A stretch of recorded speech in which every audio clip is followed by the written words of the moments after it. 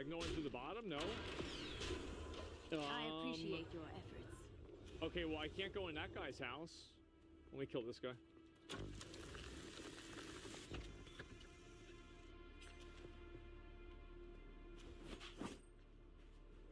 Oh, oh! The fuck?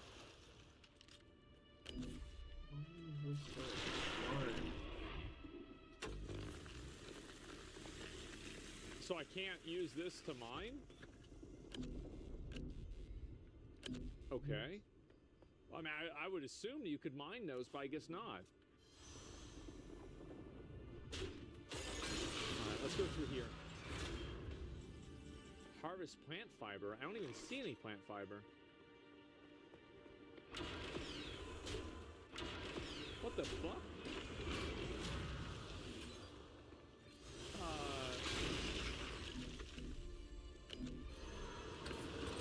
Okay, now I can. Oh, I can't have to go up there, right?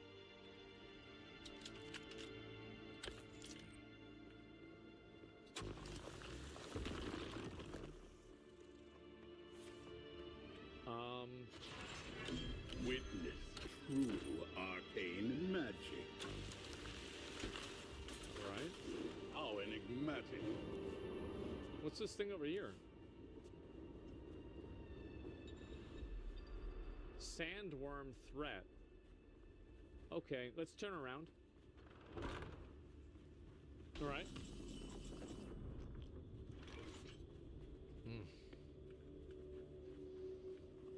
So there's a sun mechanic for this too. Let me go to this area first. It's a scavenger camp. What? Oh.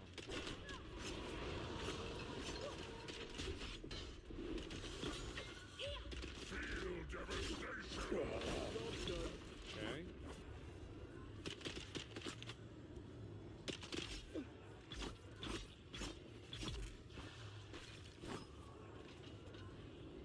Okay.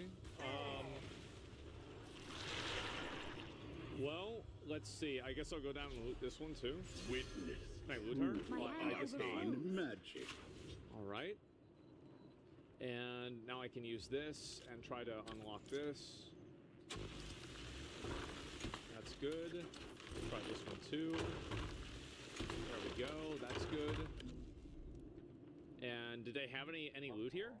Yeah, they do. Okay, so we still don't have any plant fiber. I don't know where the fuck the plant fibers are.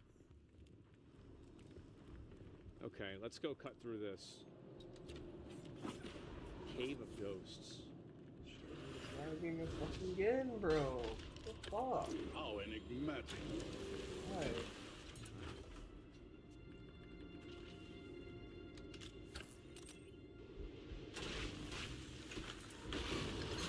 That's decent. Small buddies? So I'm not really sure how this works. Like, I never played the beta for this game or anything at all, so like this is my first time really experiencing it. I still don't know where any of the plant fiber is.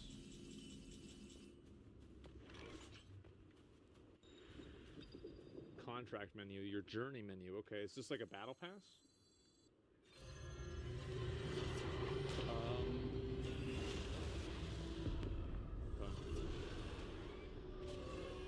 Oh, there's some right there. I see him. Yeah, there's 3. Okay, that was like in my tutorial. True first experience. Yep, this is my first. Yep, never played it before. Okay, so craft makeshift clothing. All right. Well, let's go ahead and do that. Wait, B, right? There's B for crafting. Okay, and power pack, schematics. What the fuck, dude? Research. Okay, so makeshift clothing. All right, let's go ahead and do that. You'll gain all this knowledge. Okay, got it. So it's like I remember Pow World had the same type of crafting too. Okay, so we have to craft all this here. Okay, well then we go. Seems pretty simple.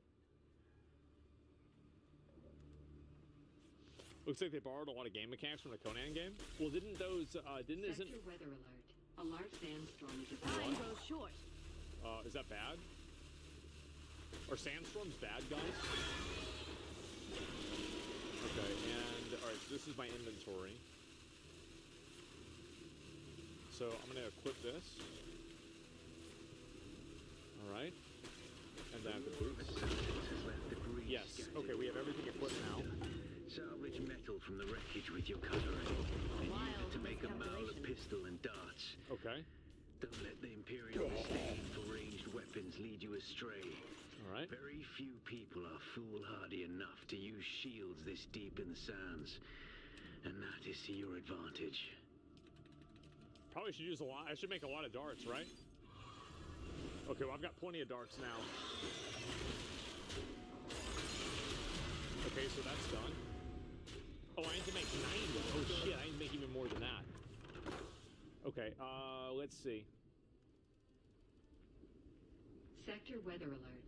A large sandstorm. Oh, I made enough. Okay. Everything is a melting point. Who's this guy?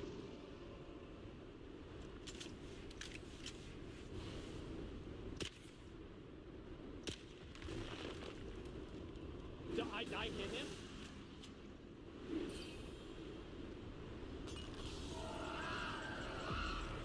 Oh, okay.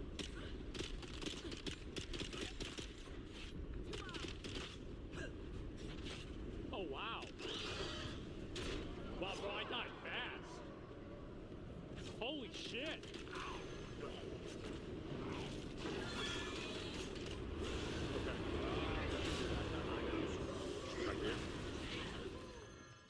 Your BB gun sucks? Yeah, bro, like, that was bad. Okay. Let's run back. I grow impatient.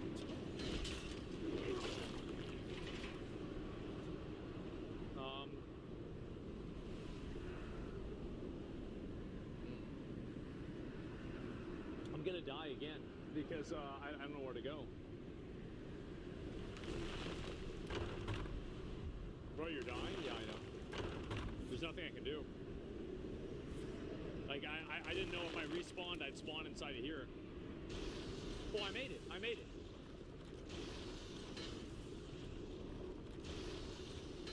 Okay. Alright, I'm back. That was rough. Okay, let's wait inside here. Craft bandages? Well, I can't, because didn't I lose all my inventory? I guess maybe I didn't. Heal kit, maybe? I can only craft one. Yeah, I only have one heal kit that I can make. Time grows short. I'm still half health. That's really not that good. Let's go here. I'm running out of cards.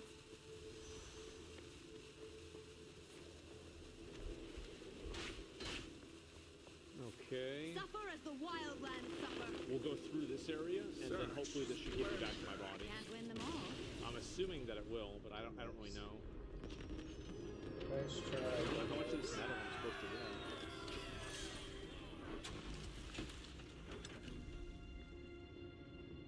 Okay.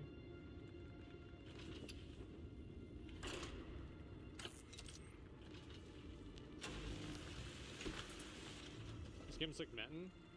I never played that. That's like a fucking, like a Turkish game or something, right? Okay, it doesn't let me. Alright, so now I should be able to get to my body. Illidan versus Yeah. the Lich King. Darkness comes. I feel like fall damage in this game is like really punishing, so... Oh, maybe it was just that one part. Feel the hatred of 10,000 Okay. years.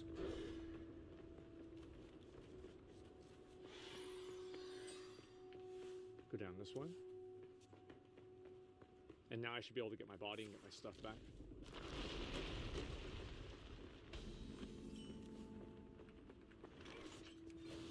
I grow impatient.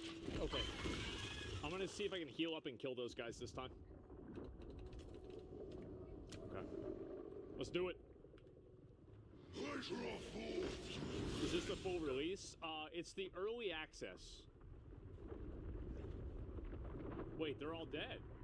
Where'd they go? Okay, well, whatever. It's fine with me.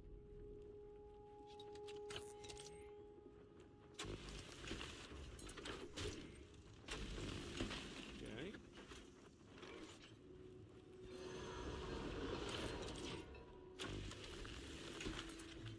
Oh, I have to research this thing. Let me go do that. I forgot about that.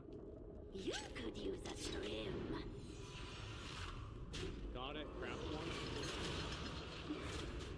Okay, and research beacon. Let's go ahead and craft that now. Debuffs. Okay, got that. Pick up a fuel cell. Okay, craft it. Now I have to place the respawn beacon, and we're gonna put it right. We'll put it right here. This used to be Fremen territory. Okay, good. But the War of Assassins and the Sardaukar pogrom put an end to that. Now the sector is crawling with scavengers, fighting over the scraps of Imperium technology left in the wake of this so-called noble war. But that's the binoculars as well. Wilder. All right. Allow them to do the hard work of gathering the salvage. And take it from them. You could use Don't a hesitate to kill trim. them. They would do the same to you. Okay, so I can look around and go to the scavenger camp and then kill the scavenger. All right, where's the scavenger camp?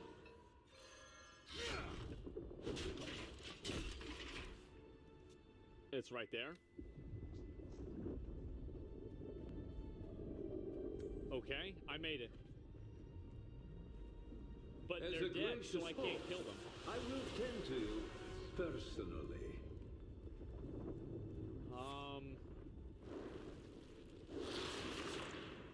Well, How entertaining.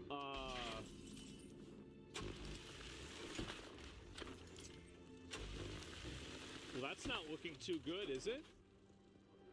Am I soft locked? I don't know. Do I have to wait for them to respawn? I think I have to, right? That's the only thing that makes sense. Demons. Go to different camps? Okay, sure. Yeah, let me go try that. Might as well. Okay.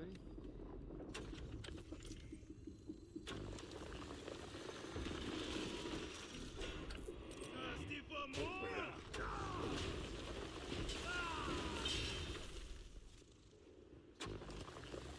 Gotcha, bitch. Eyes on the Let's go horizon. through this one. Maybe there's gonna be another scavenger camp over here, and I can just kill them instead. My dread blades crave Let's do blood. it. No, there's nobody here.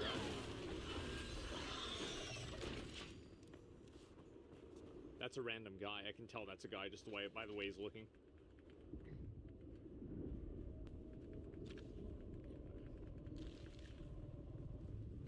Who the All right, let's get away from him. Okay, Eyes on the let's go around. horizon. And I've got to find one more camp. I don't know where these camps are, so we're just going to look around the edge here and probably find one, right? If I can climb.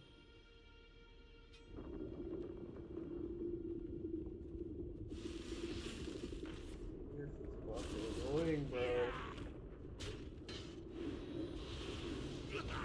I don't really see anybody around here. I guess I just have to go to another rock. I'm not really sure. Oh no, that guy's another My player. dread blades crave blood. Use binoculars? Yeah, like I can't see anything over there, and I don't know if I can go through the sand while I get back. Let's go to that. I grow Sandworms impatient. down? No, it's okay. I won't get hit by the sandworm. I'll be fine. Right? That must be fine. Surely I'll be fine. My dread blades Okay, crave stems, blood. jack. Another one, bro. Come on.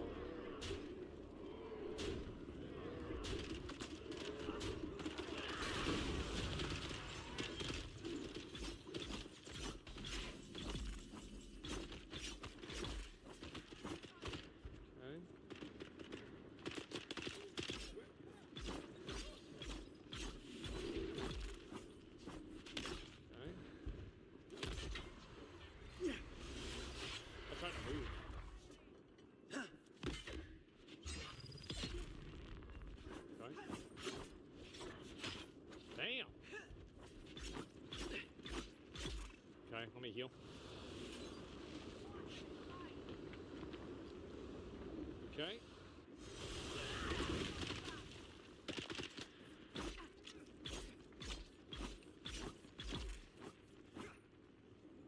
Alrighty. Well, they're dead. Use your ability, Q. Oh, right. Okay. Yeah, let me go do that. Time grows short. It's obvious you've had some training, off-worlder. I don't know about that.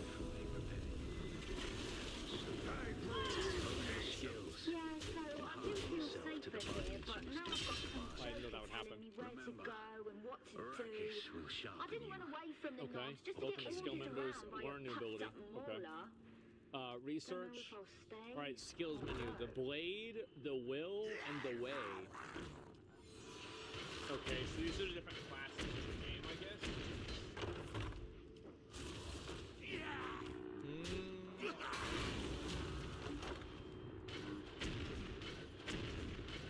Let's see.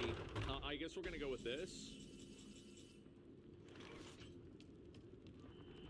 And then do I have to do this one too? I guess maybe I do. Without a still tense. Okay, I get it. Easy prey to the sandstorms that sweep across the desert. Those storms tear flesh from bone and shred metal like paper. Unless you'd like to share a cave with some scavengers, your best bet is to build your own shelter. Build a construction tool and place out a sub-thief console. You'll be claiming a portion of the planet's surface for your very own, or rather borrowing it from the Emperor. I'm a little hazy on the specifics. All right.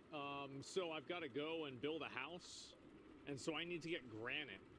Where the fuck is granite? It's probably on a rock, right?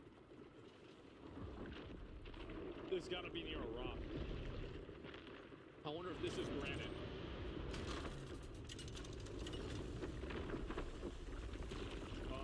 Nope. That's copper. I thought copper was green. There is always Why is it more blue? to learn. Feel the hatred In the granite of department? Okay, let me go over 10,000 there. years. I'm doing my best. Oh, we got more people over here. We're gonna go kill them. Let's go after this. What?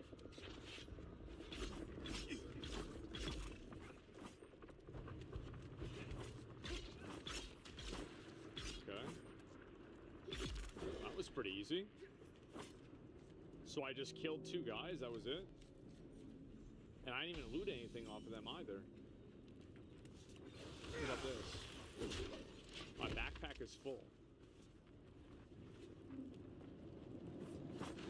Ooh. Who goes there? Okay.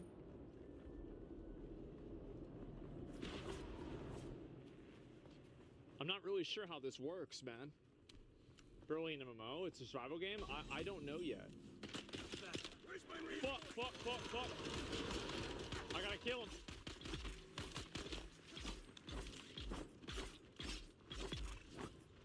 Jesus Christ. Okay. And let's see, what do I have to do here? Crafting and a basic construction kit, and I can't do that. Journey, J for journey. Okay, talk to Xantara and escape. Okay, I have to mine stone. Okay, well, where the fuck is stone? And also, my inventory is full. So what the hell do I do with my inventory? Do I just get rid of stuff? Like, I don't know. I guess I can just get rid of these, right? I'm not really using these.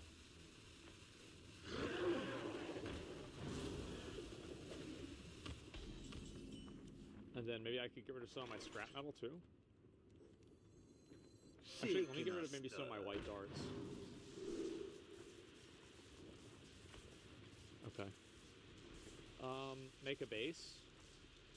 I can't because I don't have a construction set. You need a construction set in order to build a base.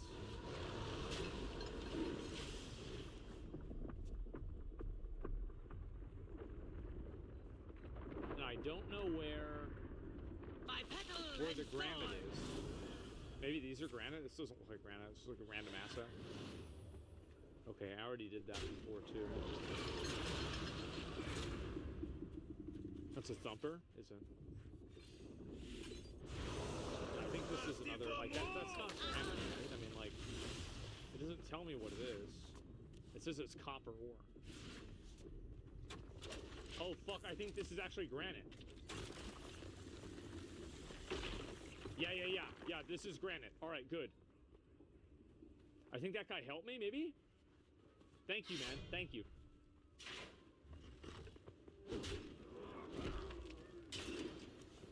Okay.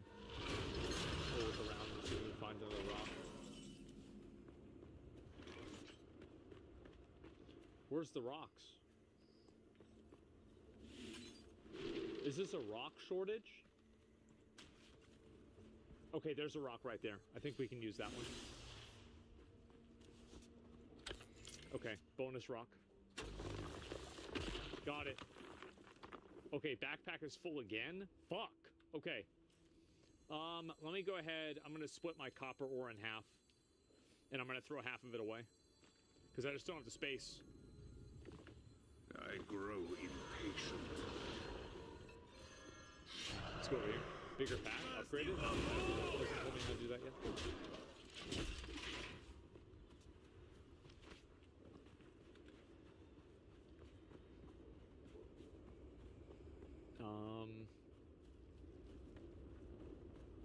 Where's the granite? Follow the I'm fluttery. parched. Okay, I found one.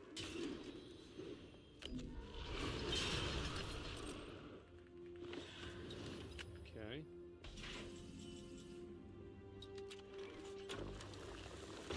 Easy.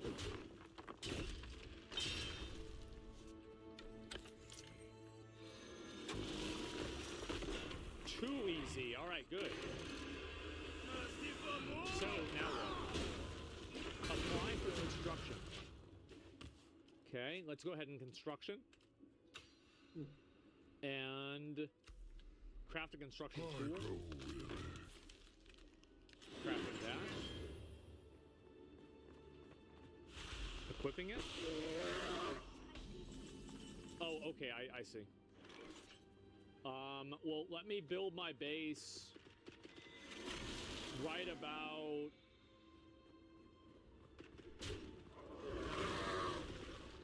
should I build it, like, right here? I feel like if I feel like there's a reason why these bases are built next to... Yeah, because it's like there's, like, sandbirds or something like that, right? Yeah, you get to eat by a worm, exactly. Like, yeah, let's not do that. We're gonna go to the other side. And let's go and put our base right about... Yeah, it's gonna go right here. Yep, putting the base right here. This is gonna be perfect. This is the best base of my life. Got it. Congratulations. You are now the proud owner of an Imperial sub-fief. Okay. More of a sub-fief. But it's enough for now. Get your construction tool out and get cracking. It's not a shelter without walls and a roof.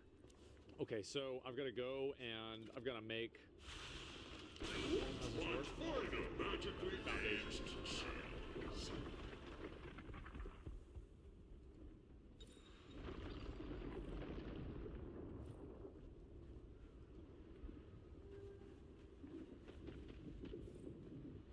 Okay. Time is running out.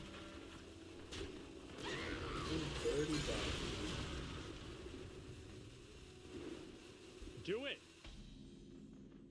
Do the thing! Change set? Okay,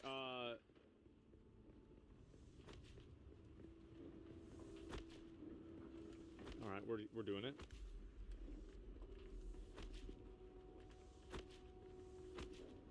Okay.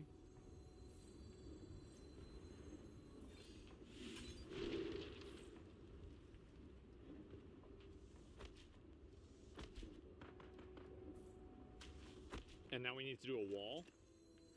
They will never catch me. Interface. Job done. Okay. I have too many cards. I have to build a wall. I am.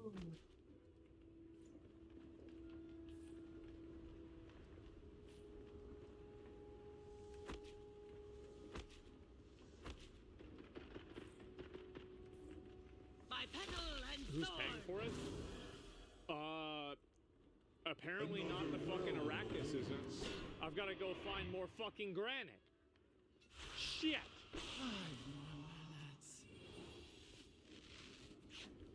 Okay, I've got to construct a door. Okay, let's do, let's get more granite.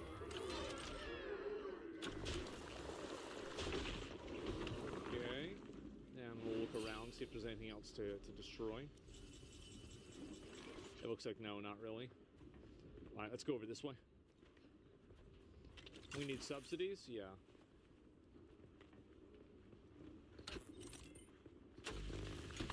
Hello?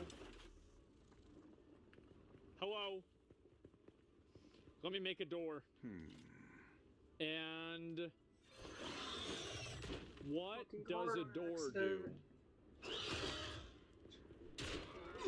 Okay.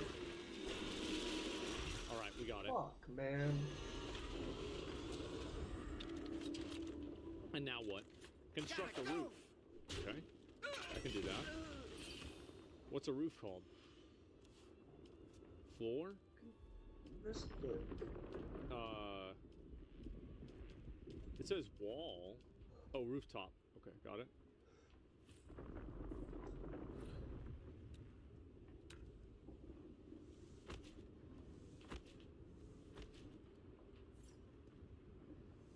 It's weird how you have to click it twice.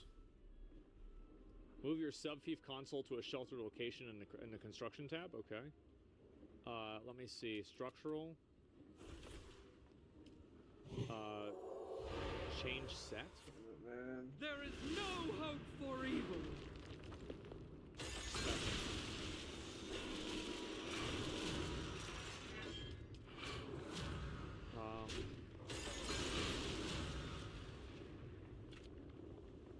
Time is running out. Water? Yeah, I don't know where the water is. Is this water? Can I drink this?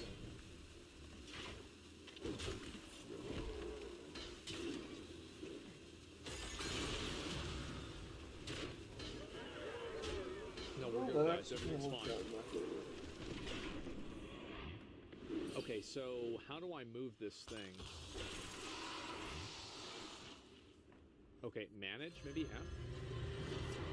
Enable associate storage subfief console. I fucked up again, Okay, it bro. doesn't even let me. F, is it just like move? Use? No. I don't get it. I mean, like if I click on it, if I click on it with a tool, change set.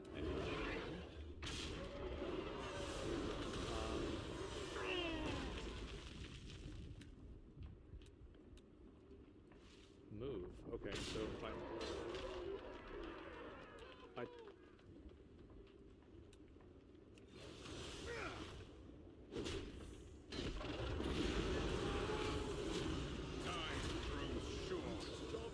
now I can't put it anywhere.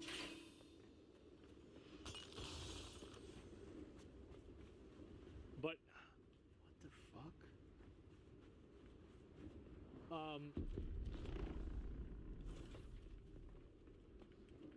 Help us. Okay. So okay, it says move. Pick up buildable. Got it. Okay.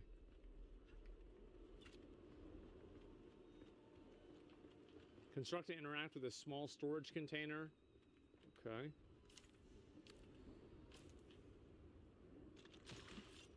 The light dims, but we Let's see. How do I do that? The fuck is it? 20 minutes for that? I'm not a fast learner. Time is running out. Okay, so we're gonna go ahead and make this here.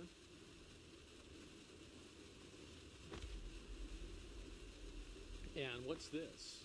A fuel-powered generator. Okay, let's loot this too. There is no hope There we for go. evil. All right. Deposit fuel cells in the generator to power the shield. The day is Okay, quick yours. deposit. The sub-thief console Nice. comes with an automatic shield system. Nice.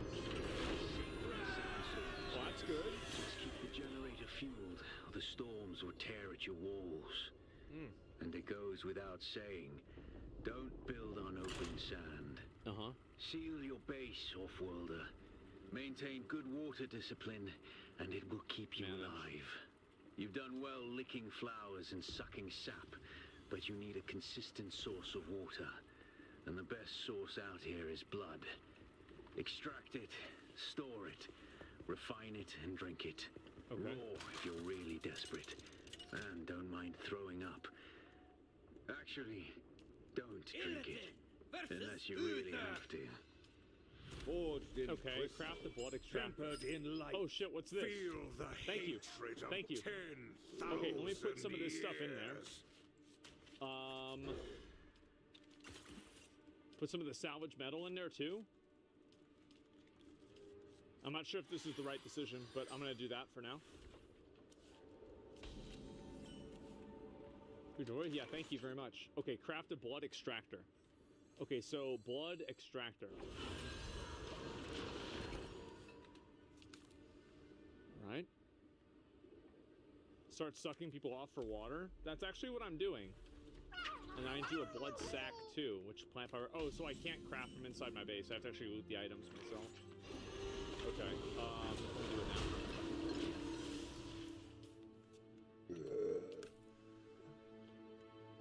So blood here in the blood extraction too, okay. Craft a small blood sack, alright. So then I have to go to a scavenger camp and kill somebody and get the stuff. Locate and kill scavengers. Alright, well let's go over there, we're gonna do that. We gotta find some people to kill them. My first impression so far with the game is that, it's really not great, honestly. I'm just gonna be on, I'm really that great. Like, I just, yeah. I'm gonna try and put in a little bit more time though.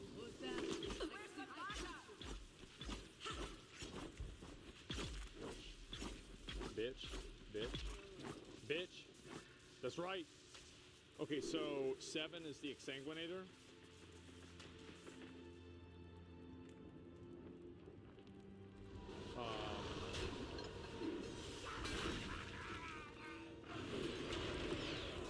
So I equip this item, but it doesn't do anything.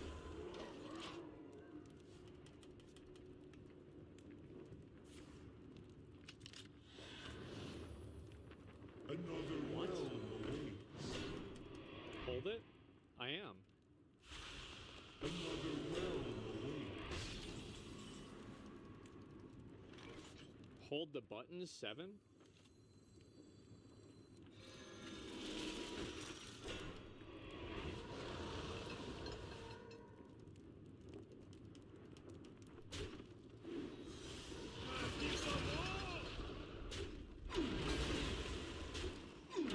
Right click? Okay.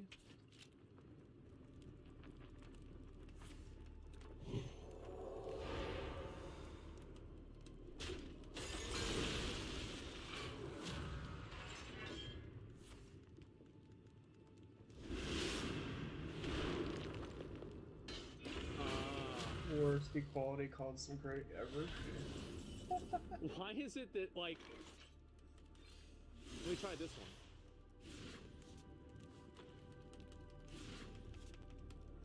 Bags in your inventory? No, it's number 8 on my slot.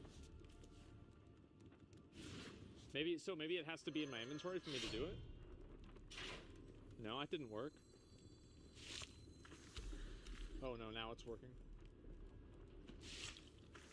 Okay. Research blood purifier.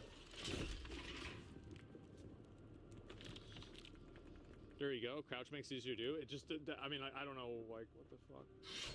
Okay, so, and there's no, like, indicator that, like... Said no, fuck Okay, your crystal. whatever, it doesn't matter. Alright, so, Fuck research your purifier. battery. Okay, He's tired of let's that try shit. that. Researching the purifier. This, there you go. And interact with the blood purifier in your base. Okay, let's go back to the base. Let's do it. There is an indicator? Oh, it wasn't clear to me. Yeah, I mean, I'm a pretty big idiot, but I still like this is confusing to me. Clear as mud, yeah. It's not clear enough. Yeah, I mean, like, I feel like if you use something that doesn't work, they should tell you why. But all right, so let's see what I need to do now. Okay, so I need a blood purifier. So probably refinery. Okay, and then use processing Mistakes of capacity. the past. You're probably feeling it by now, Wolfwilder. Spice. It's everywhere on Arrakis. The air, the sand, the blood. It prolongs life, expands consciousness, and triggers some very vivid dreams.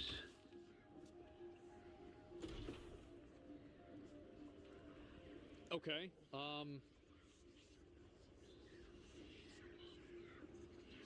Rise, and let balance be restored. Oh, what's this?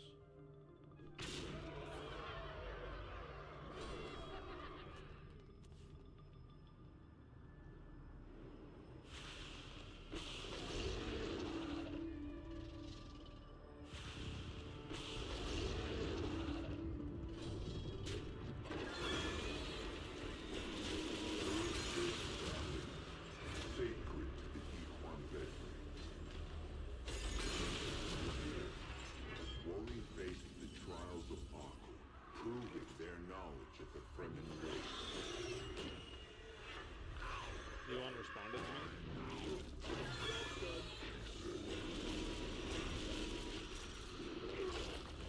If three rights make a left, 7 tests. Maybe 7 steps. Set your feet. Uncertain path.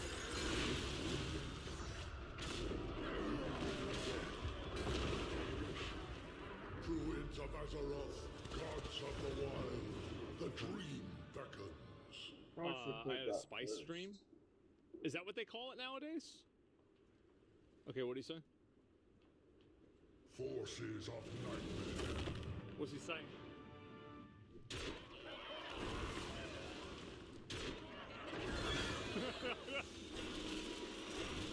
This seems like a problem.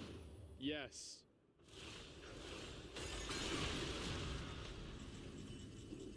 Yeah. Yeah, true. Yeah, real true. Yeah, yes. I agree, for sure. What do I do here? Okay, follow your inner sight to the first trial. Okay. Let's go back and we'll look at... I should probably try to build the other, not that. Okay, E. Let's try and build another roof, right? Yeah.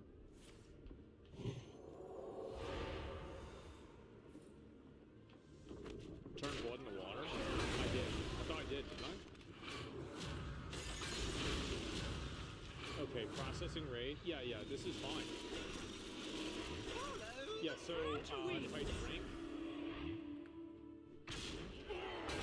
Okay, I can't drink anymore. Quick deposit. Alright, we'll put in fuel cells as well. Follow my vision. Okay, I'm gonna go over that way. Let's go over there. This is gonna take a while to get over there. So, in general, like, how do I'll talk a little bit about the game after, like, this is how big the map is. pretty big world. Actually, yeah, pretty big map, pretty big world. Yeah, I mean, I don't know how much like difference there is, but yeah. So can other players loot your house if it doesn't have 4 walls? Probably not.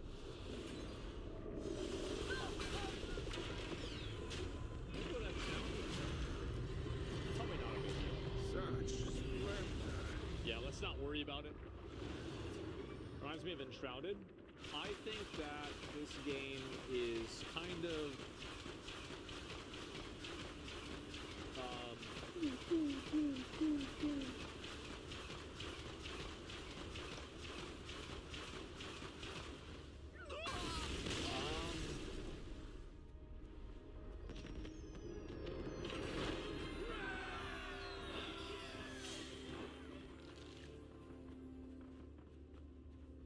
it's sandy. Yeah, it's sandy. There's a lot of sand.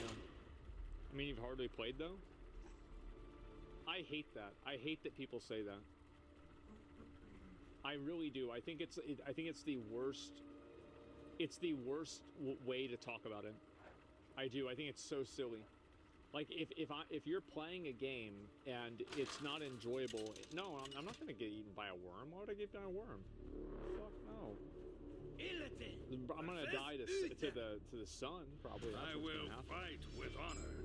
Feel the hatred of 10,000 I don't know. years. You haven't played it for 20 hours yet. Yeah, I mean, I'll tell you this.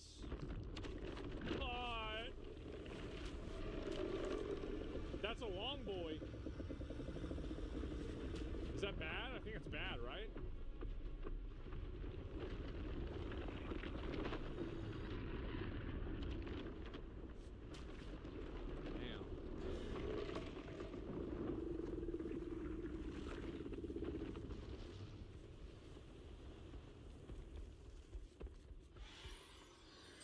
Shit. The light dims, but we fight. Okay, let's go over here. Yeah, but we'll try the first trial. We'll see how that is. Because that's what's gonna be like a. Is this a bad guy? Interloper, where is everybody? By petal and sword.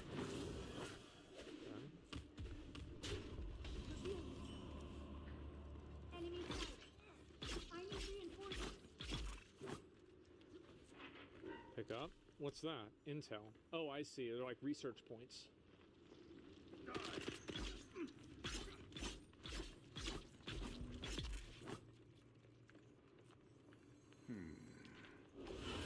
Yeah, there's a lot of things.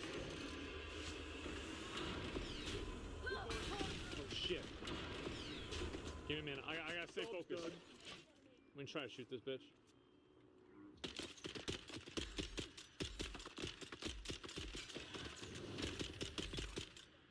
Jesus.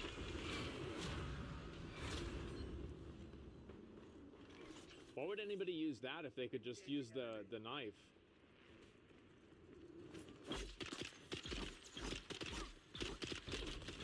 Heal.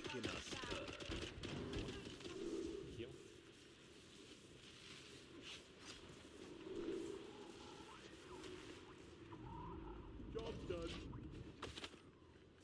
Up there at the top. I'm gonna go get him.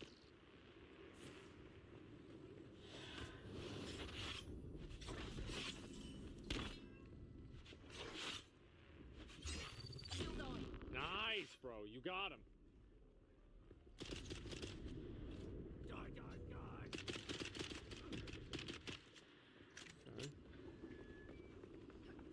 JD Vance, new tweet. Let's see what happens. Shaking us stir.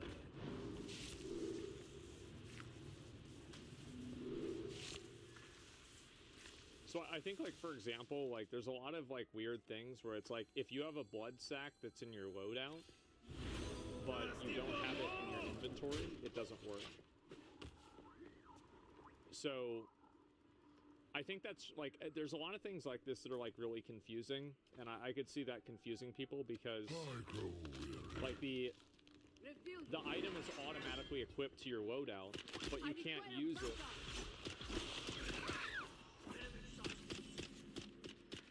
Okay, fresh journal? No, I need to go in through here. Where's this guy? Oh, he's dead.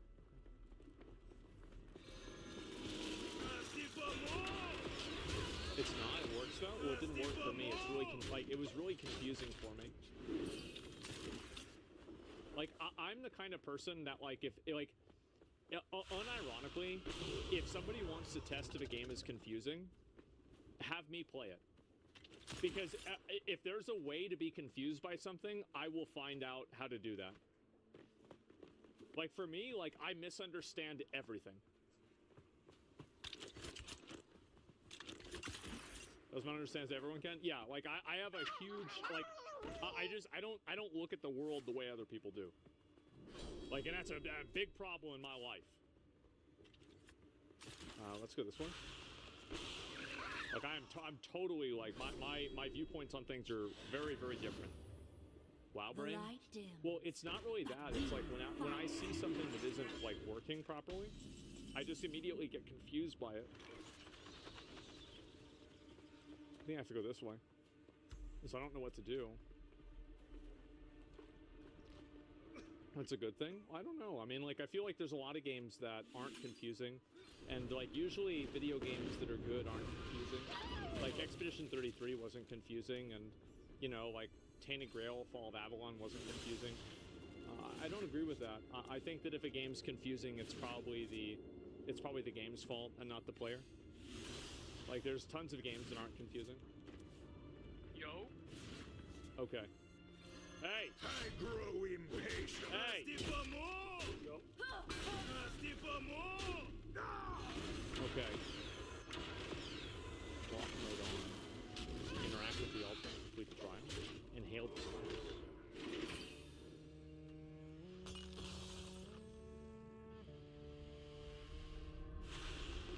Starting the operation.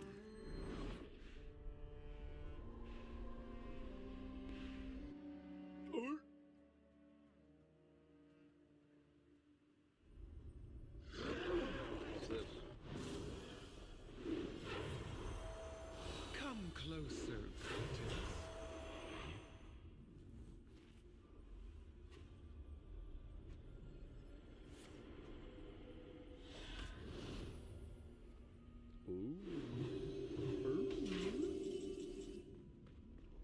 Okay. Like, for example, like Neo 3 yesterday wasn't confusing at all. Even timer. Waiting kindly God is a fearful thing. Do you understand? Wall.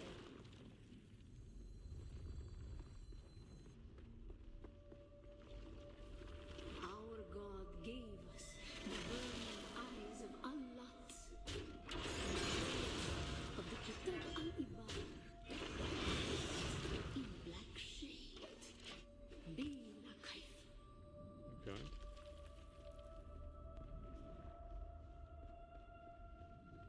To be fair, you were confused by Tainted Grail until you played off stream. No. Okay, got it. Pretty simple.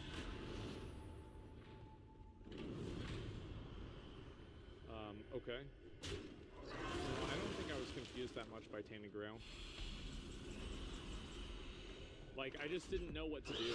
And after I leveled up a little bit more on stream, I was okay. Off stream, I mean.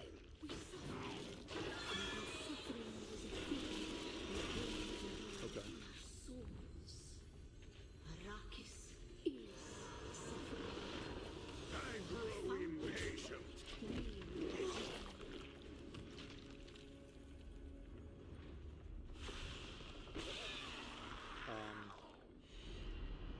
Oh, it's right there. Okay, got it. I have to watch out for Saruman's eye. In Harmonhead, we were made to suffer. Slaves. Never to forgive. Never to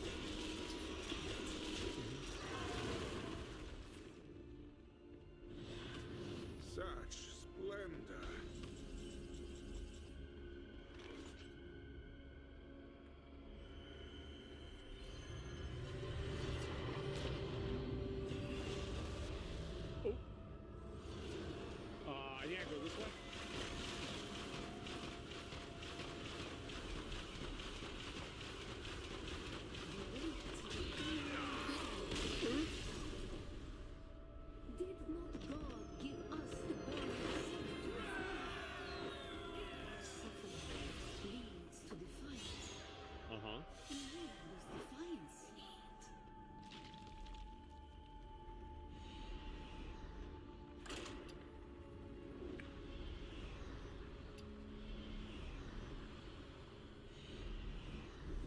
Okay, so it does work that way. All right, I was kind of curious what would happen if I actually just like didn't pay attention, but now I know. I just have to wait for it to close the eye.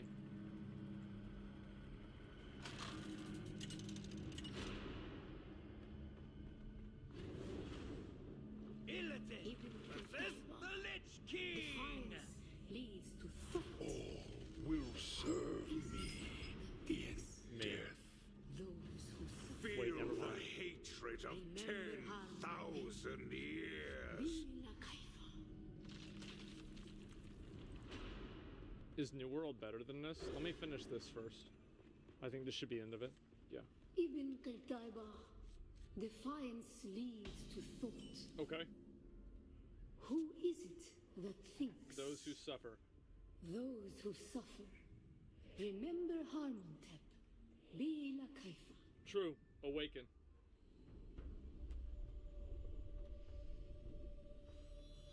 Time grows short. I grow impatient. Oh shit.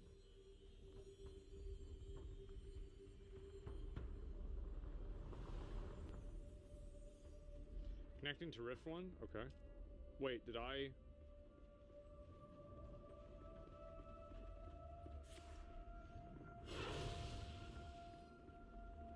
I draw forth to rend.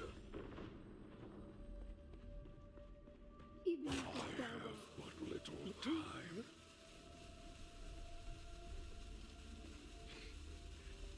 Anytime there's this a button in the middle, I just click it I just do that, right?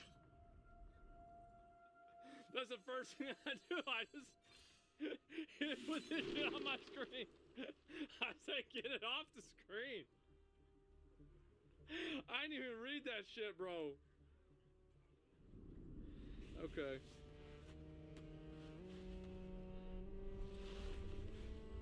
Would that be an option? I don't know.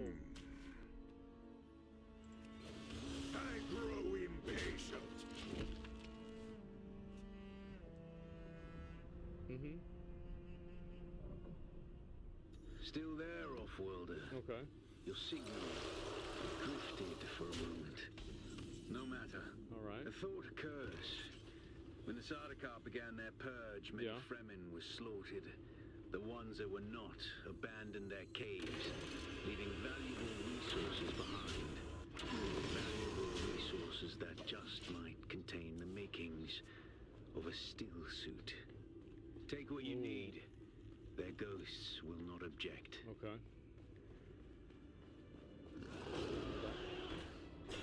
What do you think so far? I'll talk about it when I get back. I'll get my first impressions.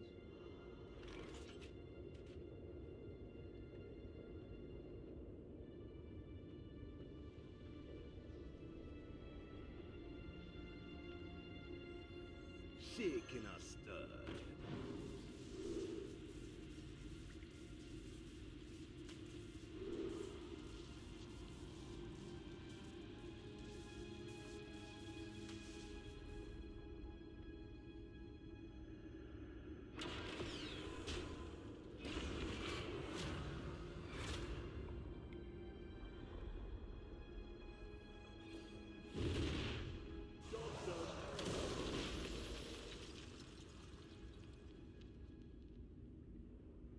Nothing gets past my house.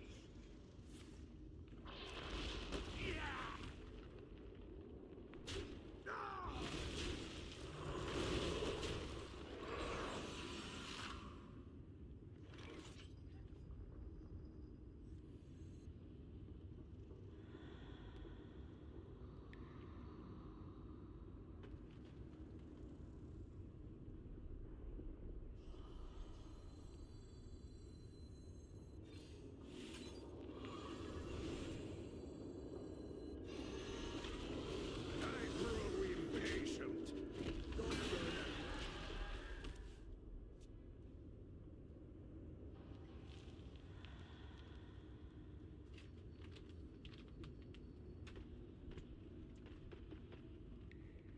Not bad.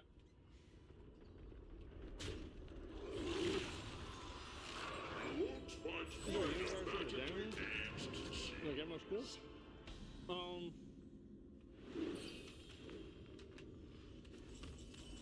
What, jerky? I did.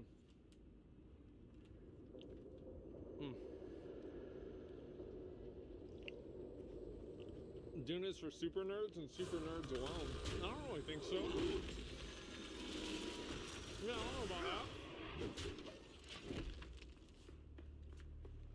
Well, maybe I'm a super nerd, but I always liked Dune. I thought Dune was really cool. So,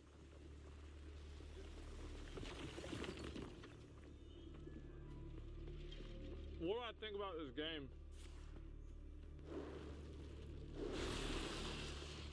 How honest do you guys want me to be on a scale of 1 to 10?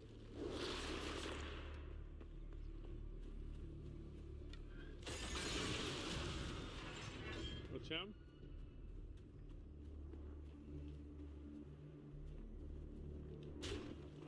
I think the combat sucks. If I compare my experience playing this the first time with my experience playing New World, Dreadblades crave blood. it was not even in the same universe.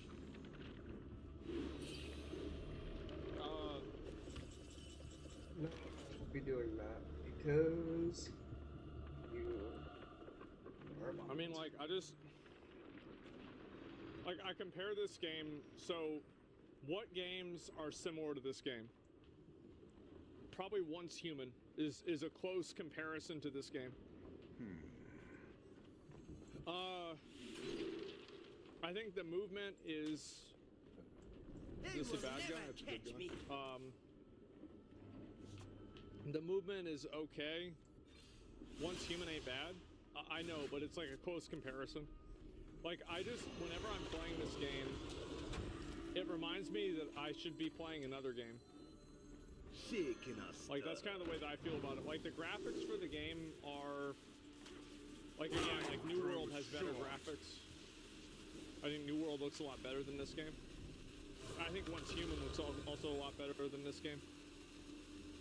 And... Would you say the combat in Once Human is better? I like it more. I mean, I don't know if it's better. I feel like combat in both games is kind of mediocre, but at least the gunplay is more focused. Like the combat... Someone's here. Someone here. I mean...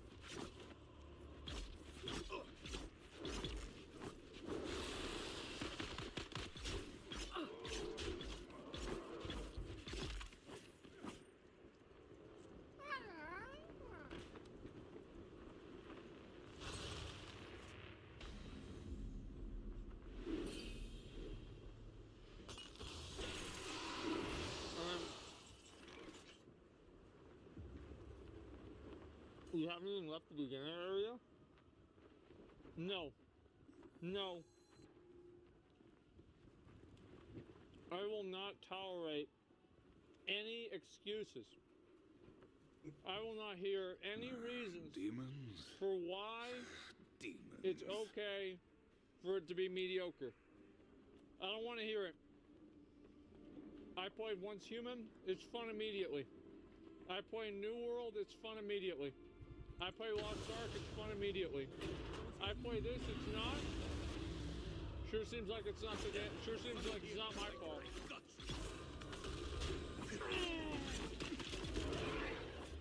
You a sock? Time throws short. Okay. I guess that's it.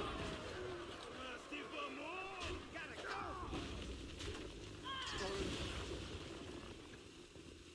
It's not gonna make me like the game. I mean, I don't give a shit. I grow impatient. Yeah, that's just really the way I feel about it. I mean, I'm not gonna like. Someone wants to say it's my fault. Where's my base? It's over there. It's over there. It's a survival game?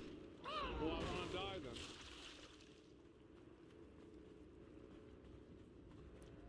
Yeah. I mean, I'm gonna ask you something. Why is it a survival game?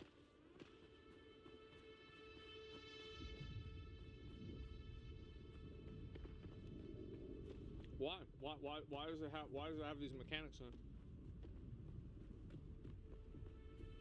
And so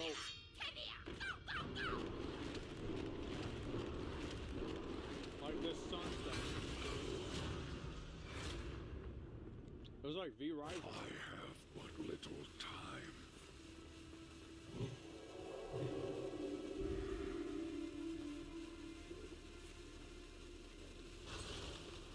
For immersion? Can I get in this? No. Are you fucking kidding me? I think I can get back to base. Isn't the whole point of, isn't survival the whole point of Dune? I mean, honestly, that's not even really, like, I don't care about the water and shit like that. Like, I don't care about that. Like, the sun meter and the water meter, okay, right? I mean, like, I don't think they really improved the game. I want to see if a sandworm's gonna eat me. I don't really see them, like, making the game better. It's just, like, kind of there. Oh no, I'm getting burned alive. Uh-oh. Uh-oh. There's water over there. If I just click on this thing, I get the water. The least interesting thing about the Dune universe is the weather. Yeah, I mean, like, I'm dehydration. That's bad. That's really bad. Maybe I can... And also, like, that's not really... I don't know, like, I just see, like, this game's just another one of the same, like, survival-type games that I've played a bunch. And I don't really see it being, like, super exciting or interesting at all. Like, the combat is, like, kind of shitty, and so it's, like, generic. Yeah, it's just, like, super generic, and, like, the story, the way they tell the story, I think is, like, kind of stupid. And, like, I don't have, like, a lot of, I mean, this is just, like, my first impressions of the game. So, like, I don't have this, like, this isn't really manicured. I haven't really thought about this at all. You're just literally, like, asking me, like, what do I think about the game, like, as I've been playing it for, like, the past, like, hour. If I wasn't on stream, I would have already quit. The menagerie is for guests only. As soon as, like, I couldn't figure out, like, how to move that thing around, I'm just like, okay, this is stupid. Like, the UI, I think, sucks. Stupid's that bad? I mean, it's not really for me. It's hella boring. Yeah, and I don't know. I mean, like, maybe I'm being an asshole a bit, and that's probably true, but I also could be right and also be an asshole at the same time, which is possible. And so, tutorials must be obvious and flawless. Well, it's also, like... I don't know, I mean, it's just...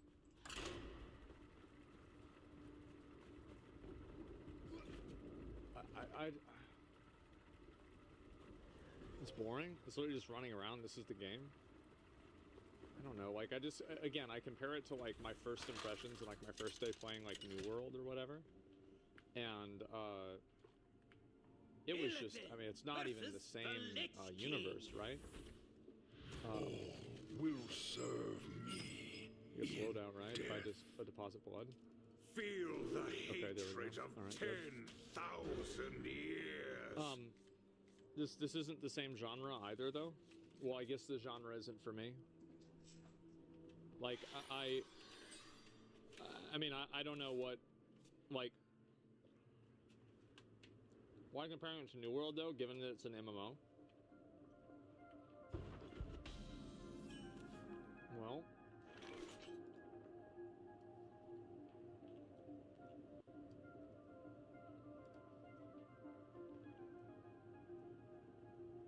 Was I called an MMO?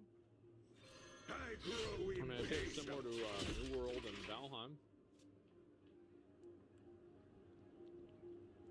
No, I mean, I remember seeing him call it an MMO. They removed the MMO tag.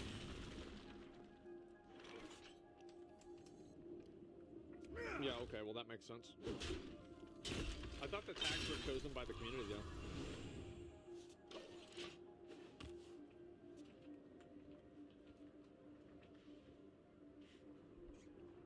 The citadel stands strong. Walking around the desert's so boring. Yeah, maybe. The in-game content is what people hype the game for. Imagine playing for 1 hour a WoW, never experiencing the in-game content. This isn't even a MMO, it's like a 100-hour game to in-game. Well, if you want me to play it more than an hour, you should have made the first hour good.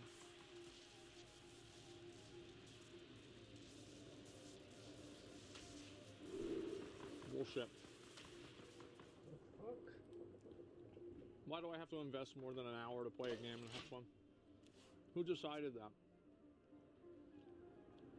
What a ridiculous concept. No, it was fun almost immediately. Yeah, Power World was fun almost immediately.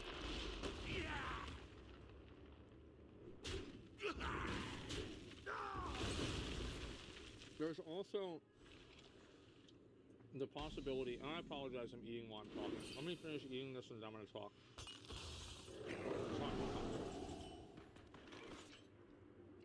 I feel like the gamers have these crazy quote comments like, just wait for the 20th hour, you'll love it. Probably because they're having fun and they're disappointed that I'm not having fun playing the game that they enjoy. And I understand that, I get it, but I'm just giving my thoughts and my opinions on it and how I feel about it.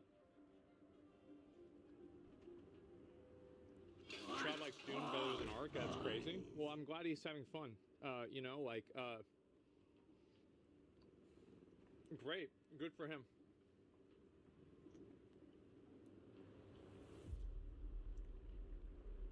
So, Once Human's way better too. Yeah. I feel like, why would I want to invest in playing this game whenever Once Human came out and it was better?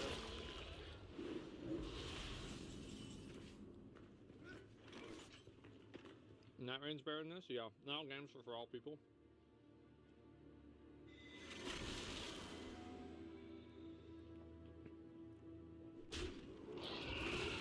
Because I said so? Wow, yeah. You like easy story mode games like basic millennials? If that was true, then I'd like this game. All you do is sit in front of something and hit it until it dies. There's been no difficulty and challenge in this game at all. Like, the hardest thing for me to do is avoid an eye, and I just have to wait for the eye to close, and I just walk by it. Like, if I liked easy games, I'd be having a fucking blast right now. I'd be loving it. Eyes on the horizon! Get out of our nest! Is this your type of game? You prefer action games? I mean, isn't this an action game? You have action combat.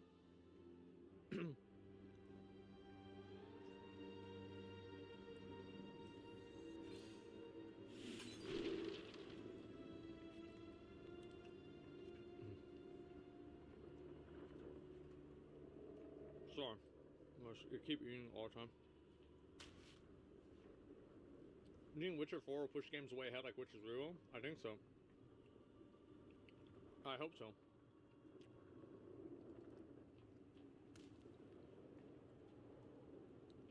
I think also, like, are you able to see numbers in the game? Like, because they're turned off as far as I know, display.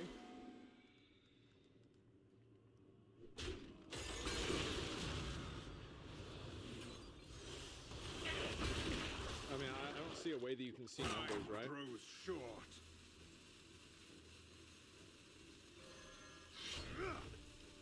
Never seen it? Yeah.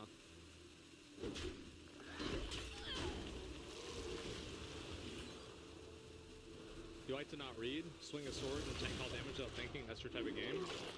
I mean, wouldn't I be happy about this game then?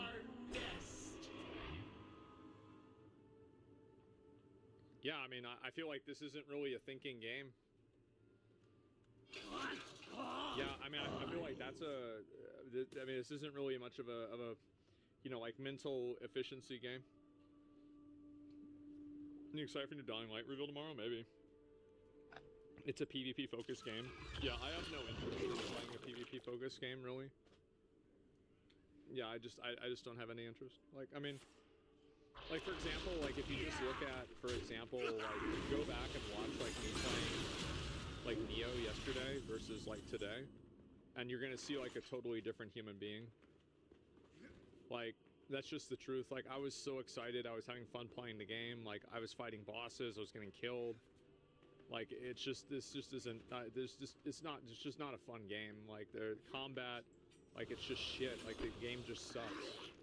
I mean, the graphics suck, the story is weird, the dialogue is weak, the, like, the fucking... I don't... It's just not for me, man. Yeah. It's just not... Yeah. It's not like game. It's not engaging. No, it's just not engaging. Like, sorry. Sorry, I just... I gotta say what I think, and that's what I think, man. Let's just turn this off. I don't want to even look at the game. Like, I mean, I have, if you look at it here, I mean, I have how many hours in Valheim? Where is it?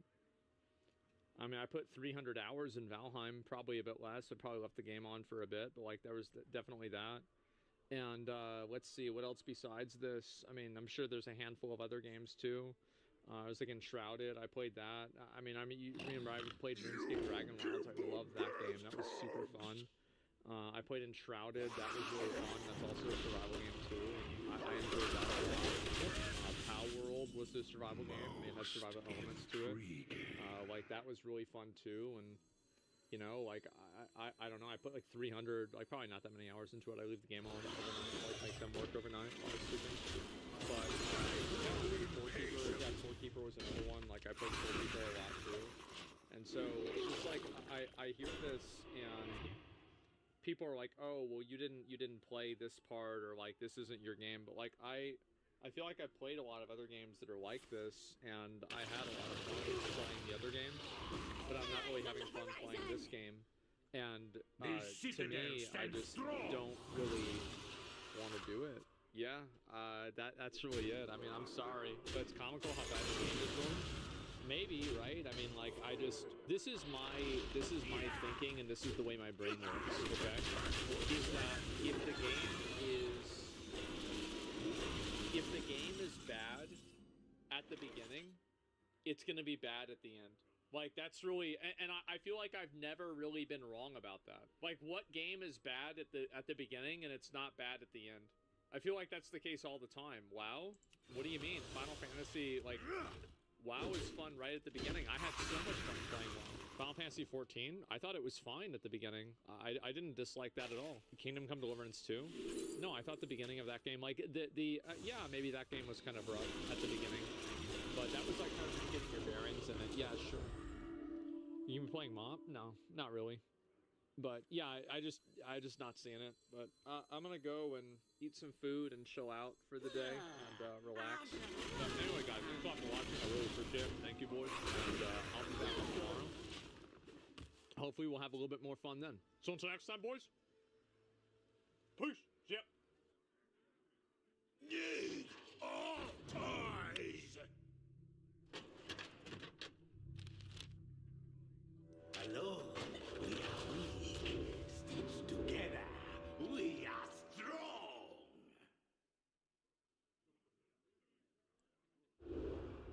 Donald Trump once described Elon Musk as his first buddy. So why has the billionaire made unsubstantiated claims that the US president appears in files relating to pedophile Jeffrey Epstein? There's been a lot going on in the past hour, and we've approached the White House for comment. Let's just try to start from the beginning. This is what Donald Trump said in the Oval Office this afternoon. He knew every aspect of this book. He knew it better than almost anybody. And he never had a problem until right after he left. As you saw the tape that he made about me, which I'm sure you can get very easily, it's very fresh on tape. He said the most beautiful things about me. And he hasn't said bad about me personally, but I'm sure that'll be next. But I'm very disappointed in Elon. I've helped Elon a lot. That was Donald Trump this afternoon. Let's bring in our US correspondent, Mark Stone. I mean, Mark, these statements, these tweets, or, on Truth Social and X, have just been quite something in the last hour or so. Yeah, this is utterly extraordinary. The wheels have firmly come off this relationship. We've all been wondering when it would happen, but I don't think anyone expected it to spiral quite so quickly. I actually, like, when I thought that there was going to be a Trump and Elon crash out, I never thought that they would bring up the Epstein files. Like, that is like a fucking nuclear weapon. That is crazy to say. Try and break it down for you. So it was last week on Friday that the two appeared with a very fond farewell, so it seemed, in the Oval Office. Elon Musk had come to the end of his 130 days serving in the White House, and he was saying goodbye. It all looked pretty good. But as soon as he left office, he started to complain about Donald Trump's so-called Big Beautiful Bill. This is a spending bill that Donald Trump is trying to push through Congress. It would, says Elon Musk, raise the government and the country's debt massively. And so he started spouting off about that bill on social media. The first opportunity we got to question Donald Trump on his views of what his old pal Elon Musk was now saying about his spending bill was today when Trump was in the Oval Office with the German Chancellor. You heard there what Trump said about Elon Musk. To which Elon Musk first replied online on Twitter, of course. He said, whatever, keep the EV solar incentive cuts in the bill, even though no oil and gas... Somebody says Trump hid the Epstein files at Mar-a-Lago. That's why he refused to give the files back, because they incriminate him personally. Elon will expose this further very soon. Okay. Then I want to see it. That sounds great. That's a great guess.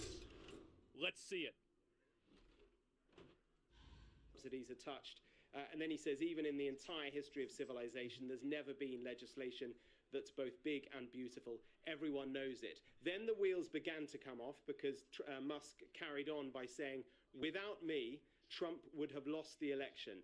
Dems would control the House and the Republicans would be 51-49 in the Senate. So it was looking like the wheels were coming off. Yeah, I mean, that really, like, that's like saying something like that, that's definitely an aggro dialogue, 100% it is.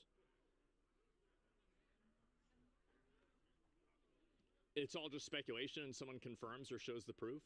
Well, like, I mean, there is clearly not enough definitive proof to be absolutely certain that Trump was involved with Jeffrey Epstein to a degree that he should be charged as being a pedo or anything like that. Like, I'm aware of the public evidence, but Elon is suggesting that the Epstein files that are not released create more evidence for that. So when I hear people giving me more public information about this, that's nice, but that's not what he's talking about. Gratitude. We don't know yet. Yeah, we don't know. Said Elon Musk. Trump then replied with something that Musk clearly took as quite incendiary. Trump said the easiest way to save money in our budget, billions and billions of dollars, is to terminate Elon's governmental subsidies and contracts. I was always surprised that Biden did not do it. And then Musk, first of all, put something on X, effectively musing over whether it was time to start a new political party that represents the 80% in the middle. Elon thought he was owed something? Yeah, I mean, I think doing somebody a favor and then expecting them to do something back for you, that almost always creates problems. Then the kicker, that extraordinary allegation from Elon Musk, where he says, time to drop the really big bomb. Real Donald Trump is in the Epstein files. That is the real reason they have not been made public.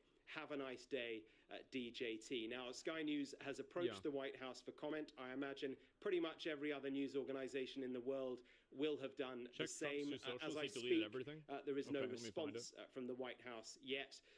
Jeffrey Epstein, of course, died in prison in 2019. He was serving time for sexual assault and the trafficking of minors. We know that Donald Trump and Elon Musk knew each other. They were socially acquainted in the 1990s, in the 2000s as well, as indeed many people were with Jeffrey Epstein. He was a socialite. I think he meant to say that Donald Trump and Jeffrey Epstein knew each other. York, for many, many years. But I mean, this is extraordinary. You may ask, Yalda, why does it matter? Well, we have the America's most consequential president now up against the world's richest man. These two people working together hold massive, massive political and financial clout, and we have seen how that political and financial clout married has upended American politics through the election campaign into this second term. But working separately, working apart, working against each other, it could be equally consequential. We await with some amazement to see how Donald Trump responds to these extraordinary allegations that Elon Musk is now making. Yeah, absolutely. I mean, I can't imagine Donald Trump won't be responding. He doesn't like to be personally attacked in this way. Mark, thank you so much. Yeah, it's like, what are the odds that he's not going to say anything? People said that he deleted all of his tweets. There's no way he deleted all of his tweets. No, he didn't. What are you talking about? Why are people saying that? Absolutely not. Yeah, dude, for a minute there, you got me. No, I don't think so. People hate on Elon for this, but anyone he backs will be the next president. I don't know about that. I mean, like, here's what I think. I think that, honestly, like, Elon Musk did help Trump get elected. Now, without Elon Musk, would Trump have been elected? I think that probably, I mean, if... I don't know, actually. But I wouldn't say for sure. I wouldn't be, like, 100% certain one way or another. So, let me look at this here. And would Kamala have won if he backed her instead? I'm just not sure. I mean, I feel like, again, him buying Twitter was what really made things happen and not anything else besides that. But let me see if there's any more information about this or anything else. But I feel like this has been pretty much it, right? And MAGA's collapsing. Yeah, there it is. And 1992 Trump party with Jeffrey Epstein. I'm just going to leave this here. Yeah, this is going to be nuts, man. Holy fucking shit. Yeah, it's a multiplier effect? Yeah, I think so, too. Do you think they're on the phone talking now? As I said, I feel like this is so bad that there's no way that either, like, one of them has to come out of this looking really bad. Either Trump comes out of this looking really bad that he's hiding the Epstein files because he's in it, or Elon Musk comes out of this really bad because he made a claim that he can't prove. Well, at least one, okay? Let me just say that, at least one. So yeah, after Epstein was found guilty, Trump banned Epstein from Mar-a-Lago. Yeah, but, like, I don't know. I mean, do you really think that Trump didn't know anything about it before then? I mean, I feel like, I don't know. I can't imagine that he didn't know a single thing about it. Does that mean that everyone who talked to Diddy is an oiler too? No, but a lot of people are. Like, for example, like, I mean, whenever, like, let's look at, think about Diddy as an example, right? You think about Diddy. What about, like, Leonardo DiCaprio? What about, like, Usher, for example? And I think that would be a better comparison because, like, it's not like Trump and Jeffrey Epstein were, like, just acquaintances. They were close friends. Jeffrey Epstein, as people said, like, Trump was, like, his best friend. So it's not like this is, like, a random person that's just an acquaintance that you took a photo with a couple of years ago, right? This is somebody that you knew very, very well. But you're avoiding facts. Trump took action, which a normal person would do the same. Yes, no, but, like, what do you mean I'm avoiding facts? You're telling me that Trump banning a guy that was, like, a convicted, like, weird sex trafficker, this is somehow, like, he's 100% right for this or 100% good for this? I don't think that's the case at all. No, like, I think that you need more than that. And also, again, like, I'm just being, I am giving, this is my opinion, okay? I'm going to give my opinion. I don't know this is true. I have no certainty whether this is true, but this is what my opinion is. I think Trump knew. I think he at least had an idea before the accusations went. Now, maybe Trump had an idea, but he didn't act on it. And so whenever he got convicted, Trump said, oh, okay, well, now I'm sure, and we're going to get rid of this guy. But I don't know that. How could you know that? Yeah, how could I possibly know that? But I'm just guessing. I'll see if there's any more information about this at all. I'm so frustrated that there's not more information. I'm actually so mad right now. Because there's so much that, like, I want to see come out about this. And, like, as I said, I'm very happy this is happening because I think this is going to get the Epstein files released, which is something I've wanted for a very, very long time. Like, I personally think that a lot of these bad actors are in the government, but I don't know really how bad or how extreme it really is. But I'll look at this maybe for like a little bit longer, but I feel like this is pretty much, I don't know if there's anything else that's really going to happen with this today, but we'll find out.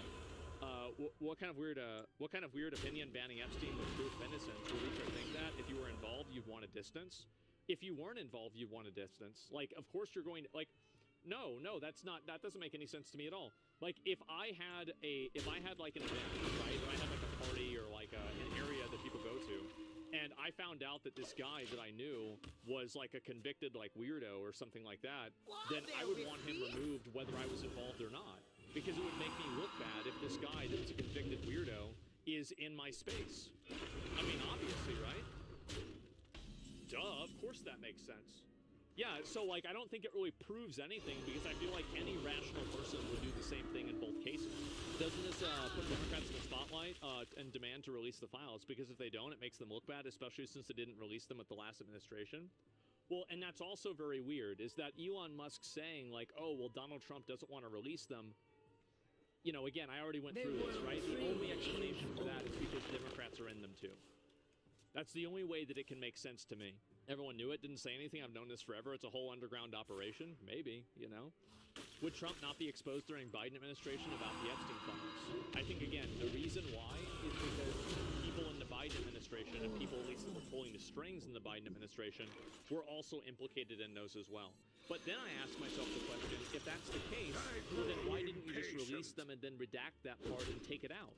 Because they're the ones, like let's say they can put this information out there however they want. And there's no way that we can cross-reference it and make sure that they're telling the truth. So why wouldn't they just cut out the part that's incriminating for themselves and then release the other part that's incriminating for the other party? So why would that not happen?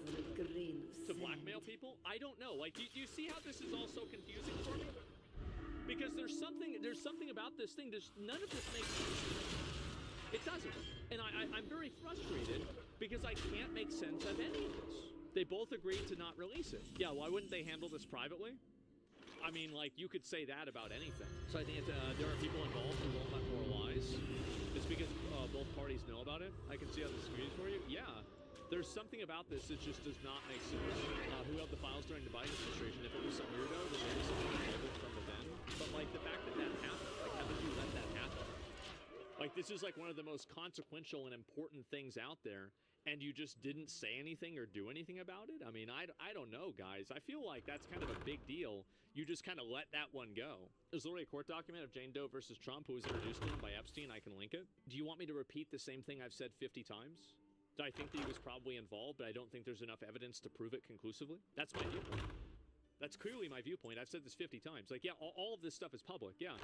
Yeah, I need the proof, right? Like, you need the proof and everything like that. Also, yeah, like, I mean, again, like, I'm looking for the actual evidence of this rather than just some bullshit, okay? Like, let's be honest. Maybe it's not Elon. He's still trying to do damage control and doesn't want to admit an attack. No, they don't release it because there's too much splash damage. I think there's maybe that too.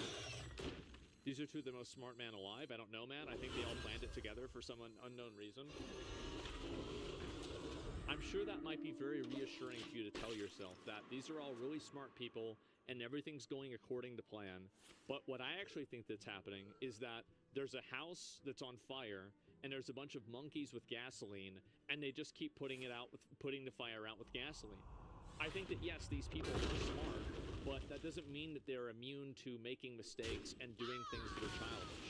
One thing that I've noticed a lot is that when a person seems like they're a smart person, that in some cases it's true, but usually intelligence is not all-encompassing. So you can have a lot of people that are really, you know, like you could say book smart, but not street smart. You know, they have like very bad social skills, but they're very good at math. So I think that it's not some elaborate ploy. There's no, you know, five-dimensional chess being played here. There's nothing. It's just simply Elon Musk leading the government, feeling like he wasn't able to do it, and that's it. Looks like MSNBC is pretty much dying, like totally dying. And it's time for Lefties Losing It. What is this? And bad news for MSNBC. Their ratings were already low, but they have plummeted even further in the crucial 25 to 54 age demographic. MSNBC. They're probably so happy about today's crash out because it means they can justify having their job for one more week. Seen its ratings plunge 41% during prime time and 34% across 41%? Oh my God. Yeah, they're cooked. the total broadcast day compared with just a year ago. Now, this is according to leaked ratings figures, and I can't imagine why.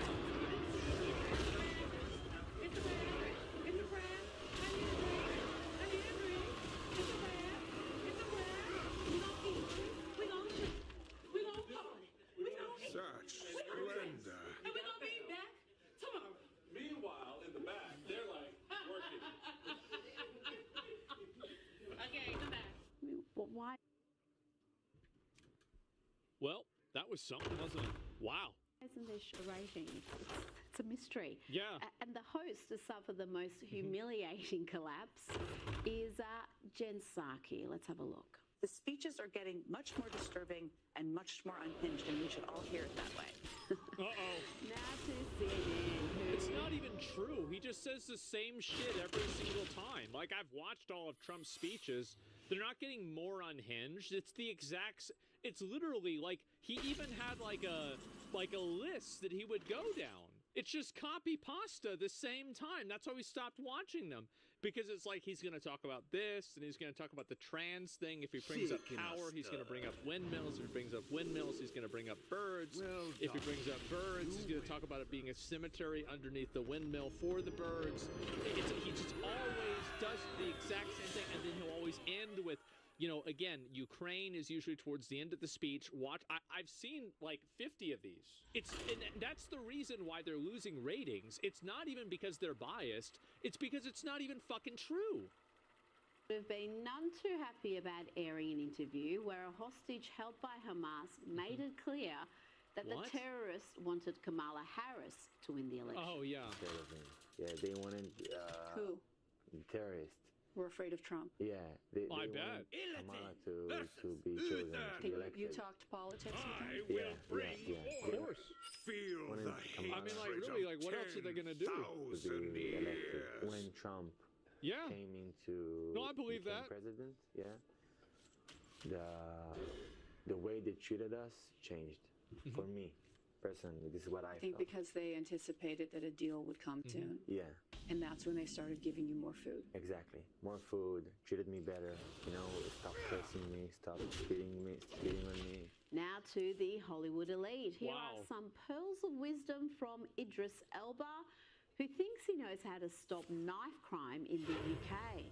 Let's ban all those pointy kitchen knives. What? The truth is that the kitchen knives are perhaps 25% of the knives used in most of the terrible crimes. That's one of the stats in the film.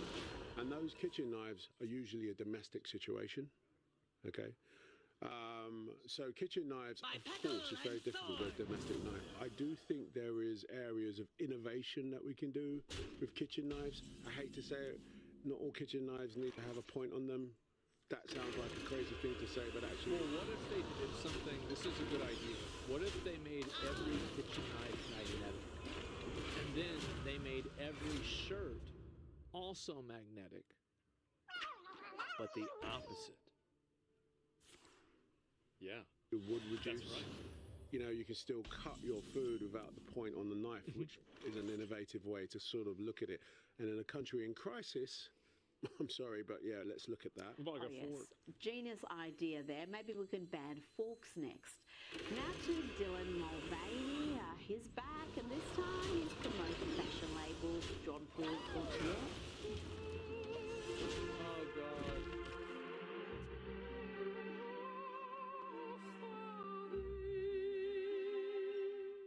Dylan taking more jobs from women. The patriarchy always wins.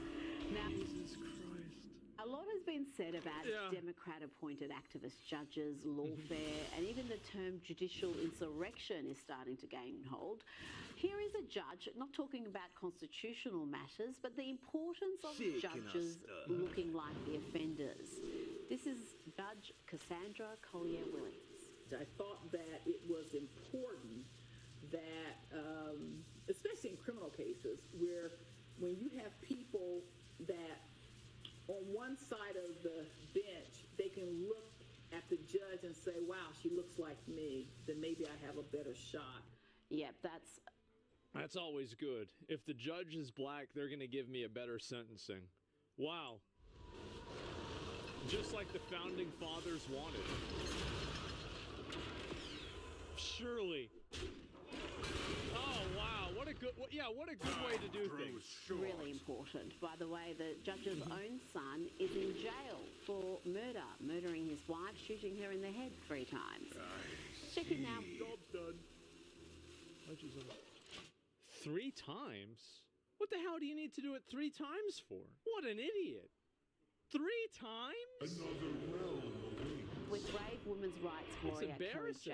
Keane. She is a great champion of women, and she's in the US to fight against the excesses of the trans movement. Oh, no. But the young woman interviewing her here insists that Kelly J. Keane call men trans women.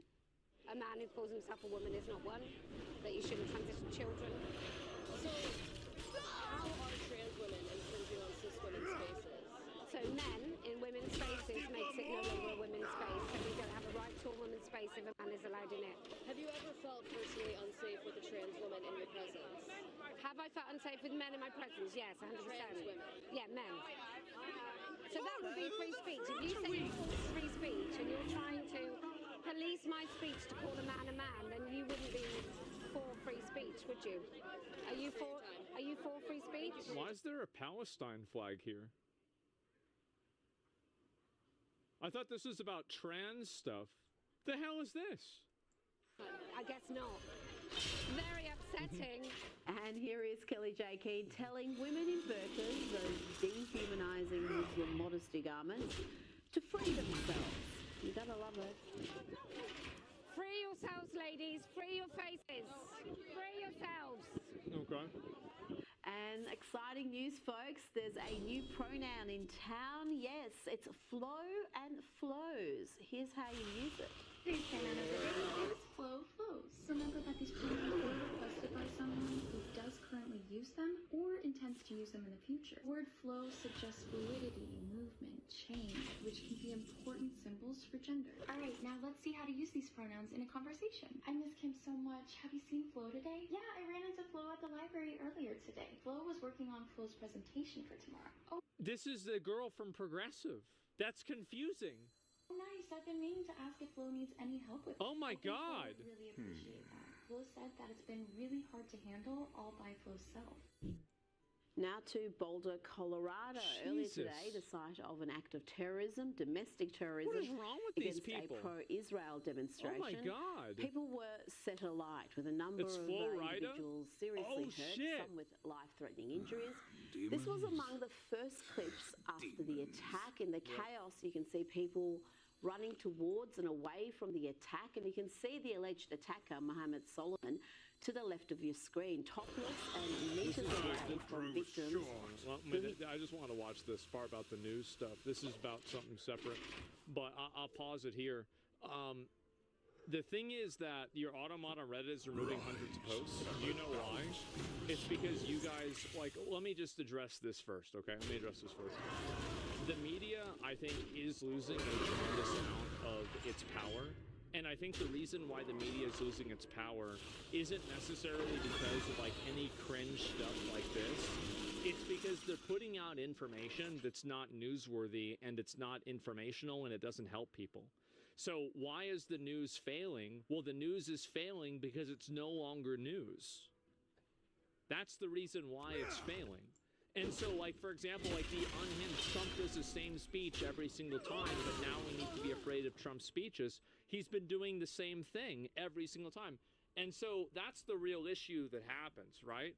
And you're correct. Yeah, 100%. Like I said, this is considered news. Well, I do think it's very newsworthy that MSNBC, 41% collapse is fucking insane. That is a crazy level of fucking collapse. It's unreal. Yeah, absolutely. You're supposed to be scared of everything. Well, the reason why they want you to be scared of everything is because if you're scared of everything, you're going to tune into the news to find out how to avoid it the next time. And that's the whole reason why it happens. And so a lot of people might not understand this. They might not get it. But that is the reason That is their goal. They want to keep you paranoid, freaked out, worried, and that way you keep tuning in to find out what happens next. So yeah, that's it. So there's 6 people watching instead of 4, instead of 10. Yeah, that's basically about it. Yeah. So for every 10 people that were watching, there's now only 6. And that's a really bad ratio, by the way. That is a crazy bad ratio. And Asmongold News Network, number 1. Well, the reason why a lot of people watch me is that I think I at least try to get things right, and I don't actively try to put a spin on things that's unfair. Like, for example, I think that there's a lot of, like, whenever Elon Musk was talking today about how, like, is there time for a new political party? I think the answer to this is yes.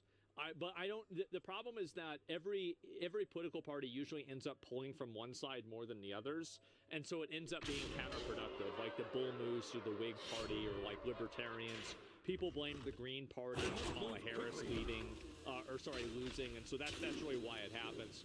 But yeah, the Gold Party, I like that. That sounds really good. Do you think people are getting bored of being afraid all the time? I think there is that too. Like, there's a degree of fatigue that people have where, like, if everything is an emergency and everything is a constitutional crisis and everything is a threat to our democracy and everything, like, every single day, like, the country is on fire. Eventually, people just get used to the fire. Yeah, that's a really great, I love that term, fear fatigue. People have fear fatigue. They're just exhausted from having everything be this constant, highly elevated, extremely emotional situation. I think they're totally out of their fucking mind dealing with that shit. And so that's really what it is. Do you think the entire world is tired of Trump? Well, I know Elon is. I'll tell you that. Welcome back to the Papa Meat channel. How you doing? Today, we are looking through the lens of the Ring doorbell camera.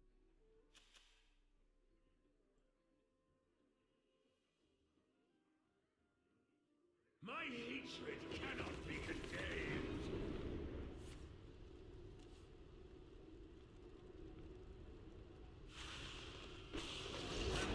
Quickly.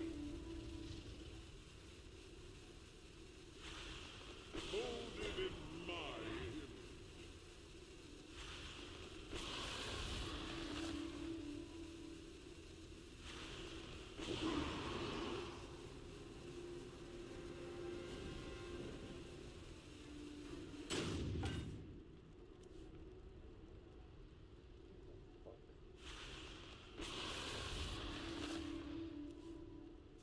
There are 2 things in this world that never work under any circumstances. The McDonald's ice cream machines and gaming boycotts. Gamers have an insatiable appetite to consume. To reject that urge goes against their very nature. Anytime something shiny comes out, you can bet your sweet bippy it will be purchased and played, no matter how vocal people are about abstaining from it and not buying it. Like, the most notable being Modern Warfare 2. There was a big hoopla and a huge movement about boycotting Modern Warfare 2, and then you went to, like, the Steam group from the big boycott organization. Almost every single person in there was currently online on launch day playing the game. And that's just kind of been the song and dance for gaming boycotts forever, really. Interrupting this broadcast real quick to give you an announcement that StarForge is doing an absolutely massive sale right now. So if you're looking to upgrade your PC, now is the perfect time to do that. You can click the link in the description. Of course, there have been some outliers and groups out there where people really did vote with their wallets and voted no. That has happened. It's just not common. And right now, there was a huge push against the Nintendo Switch 2 for a lot of bad business practices, and people were talking about how they're definitely not buying it this time around, they don't want to support it. And I'm sure you can already guess Chapter 2 of this story here, the climax. The Nintendo Switch 2 releases, and that shit has been gobbled up like a bowl of cereal by a ton of people that were very outspoken against the Switch 2, and talking about like they won't be purchasing it, which was all very easy to say before it was available. But now that it's here, they have jumped on that opportunity to own one enthusiastically and are playing it furiously and enjoying it too. I didn't expect the Switch 2 to flop. It was very predictable that everyone that was rallying against it was going to inevitably purchase it, because this is like clockwork. It happens all the time in games. It was always going to be a a super success, and I talked about that numerous times over my coverage of Nintendo and everything that's been going on recently. So I'm not surprised that I'm not angry or anything either. I just find it very silly. And unfortunately, it's putting me in a pickle where a lot of people think I'm going to cave and buy a Switch 2 any day now. Because out of cards. I'm sure a lot of you are not the biggest Nintendo enthusiast in recent years, with a lot of their behavior against the community that loves their games, as well as their litigious nature of going after things that they believe is some kind of threat, like Pow World, and really overreaching there, mind you. And their pricing, I think, being abominable and a huge blemish to this whole industry, trying to normalize the $80 first-party titles, paid services for things that are currently free, like the Discord equivalent in the Switch 2, which is just a much worse version of just using Discord. I could go on and on. I've already told you these things. I don't need to just regurgitate them, fucking, baby bird them into your mouth again. Point is, I've made it very clear that I had no plans of getting the Nintendo Switch 2. At the time, I had absolutely no desire to get the Nintendo Switch 2. And I still don't. I still didn't buy a Nintendo Switch 2, and I don't even have, like, the slightest semblance, like, not even, like, the one molecule in my being is tempted to buy the Switch 2. And that's not even because I'm someone that, like, calls for a boycott of Nintendo or anything. I really don't care. There's a lot of people that bought it, they're really enjoying it, and a lot of people are reporting that it's a great console, and I'm very happy that they're having fun with it. At the end of the day, that's the most important part. So it doesn't bother me whatsoever. I have never once tried to, shout out a rallying cry to stand up to Nintendo. If you want to buy it and you're having fun with it, all power to you. I'm just not in that camp. I've never tried to be a boycott berry here, trying to get people to not buy the Switch 2. All I've been doing is just talking about things that I personally don't agree with the way Nintendo's been doing things over the last couple of years. But if people want to get it, I think that's great, and have fun doing that. I've seen some really cool videos, too, from, like, the midnight launches. It felt very nostalgic, because I remember being a kid going to, like, midnight launches for Gears of War 2, for example. And the clips I've seen really do remind me of that. That's a very fun thing to see happen again. Like Dashi and Corey Kenshin were apparently at one of the midnight launches, and they were dancing and having fun, and everyone was having a great time for the Switch 2 launch. I'm not trying to drop trousers and plant my ass on the fun here. I am not the fun police trying to sound the alarm. I encourage it, and I'm glad so many people are enjoying it. I'm just not someone that is getting the Switch 2 for a variety of different reasons. Now, even if it wasn't like Nintendo's business practices that I had such an issue with, the launch catalog also just isn't really super appealing to me, personally. Looking at the Switch 2's drop just isn't exciting. It's mainly games I've already played before. In fact, it is almost exclusively games I've played before, except for the new Mario Kart game. So, like, I don't really need to just pay full price for games I've already experienced just to experience them again on the Switch 2. That doesn't make me salivate and want to sink my teeth into it. And I'm not so excited about the new Mario Kart that I'm going to go out there right now and buy the system to experience it. But that's just me and my size small understands here. Like, that's not going to be a one-size-fits-all for everyone else. Maybe there are people out there that didn't play these games and want to experience them on the Switch too. They want to have the handheld capabilities. That's totally fine. And you bought the system so that way you can play them for the first time, or you're a huge Mario Kart fan and this was a system seller for you. Again, all power to you. It's just, for me personally, I won't do it. Because of so many people that were outspoken now buying the Switch 2, I am getting lumped into that group for some reason about, like, any day now. Because he was trying so hard to push against Nintendo and try and get everyone else to do that with him. I wasn't. Yes, I was pushing hard against Nintendo because it's a company that produces games that are really near and dear to my owners. I fucking love so many Nintendo games. Like, if you watch the video I just made on my top 50, a good chunk of those are Nintendo property. They make bangers, games that absolutely slap. But the company itself, I think, is outright, like, brutal. Like, they are absolutely brutal. And I just wish that wasn't the case, and it makes me upset. And I don't have any desire to support that. But again, that's just me. I'm not trying to get other people to do that as well. Again, the most important thing is that you're having fun, and if this is something you really want to get and you're enjoying it, that's great. I'm having fun not getting it. So, I'm not your enemy, Nintendo Switch 2 fans. And I certainly don't think any less of anyone that did get a Switch 2. It's really not that deep. I'm not fighting a war here. It's just one personal Neanderthal's decision to not buy the Switch 2 for a variety of different reasons that maybe don't matter to you at all. They just matter to me. That's it. So I'm not getting the Switch 2. I have no plans on it anytime soon. Will I consider it in the future? Maybe.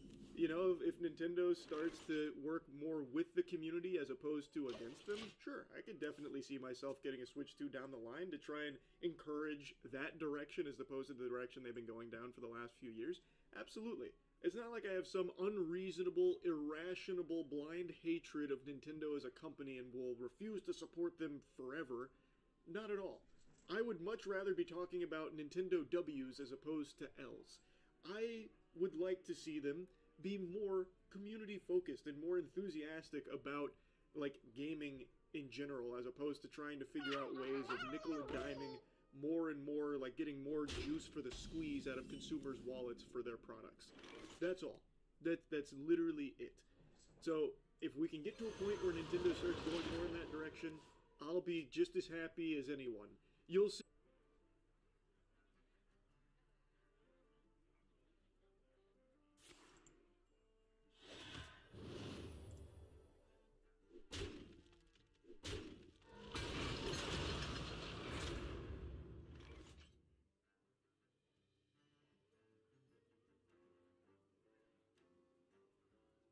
Alright, I haven't played in a hot minute. Let's just load up. It's crazy how this is a game that was made in 2017, and you could easily say that it was made this year. Easily. Yeah, no, it looks great. It's wild. Okay, so this is PvE, co-op, 4-player co-op, and I think I need to get, what was it, 4 kills? I'm sorry, 50 kills. 50 kills as officer in PvE. Alright, let's get some PvE kills.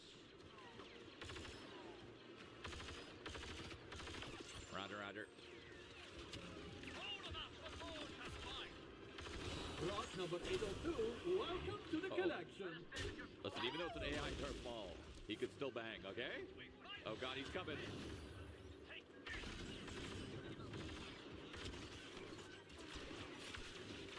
I shaken a stir. Ah! Oh god! Yoda, save me!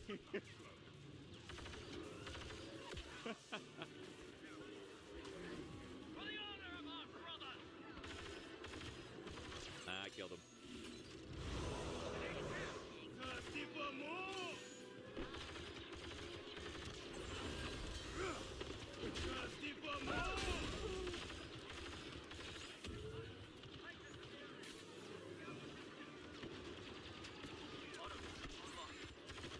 Big kills.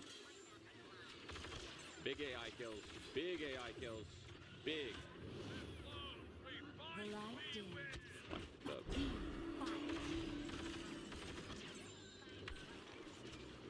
Maybe I put my turret here, and then it'll get kills. Oh, there's a lot of bad men here. Big names.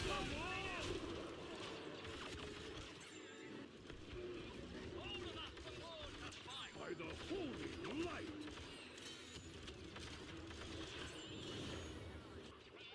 Grenade sector lost. Prepare to fall back, brothers. Damn, chill. Did I get to my milestone yet? Have I not killed 50 bots yet? Oh, I'm 49. Okay, well, we're right there. Like, they're so strong. Oh. Autoguns online.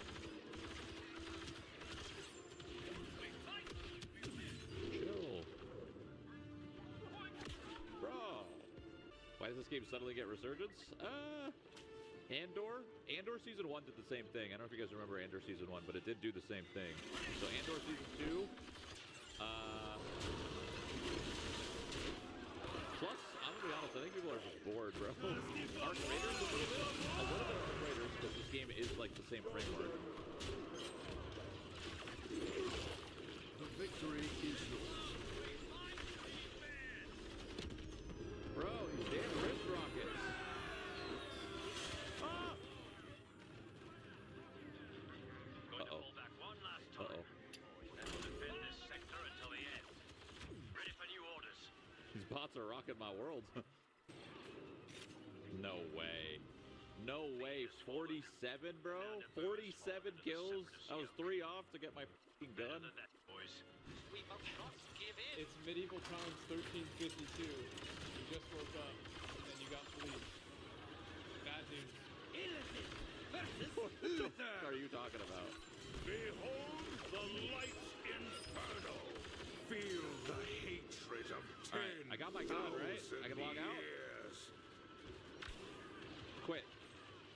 I don't even know if this gun's good. It's probably... I swear the gun that I have is the good one. Alright, play multiplayer. Yep. Alright, queued up. Bam, bam, It's so crazy how good this game looks. Yeah. Oh, he's wrong. Aye! I'm dangerously low here.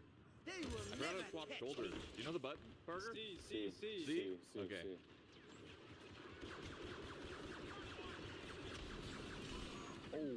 Oh, you got... Oh, wait. Yeah, you got...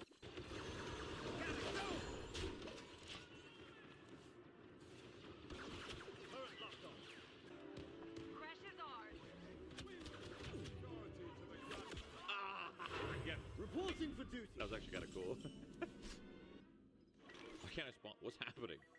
Hello? Shaking a stud. Did I just get kicked? I just got kicked. I thought my internet. Yeah, I was like, why can't I? I was like, why can't I spawn in, bro? What's happening? You want to play co-op real quick? So I don't know this gun. I don't think it's any good. The SE44C. And this game's been out for 8 years, so people already know what's good and what's not, you know? Yeah.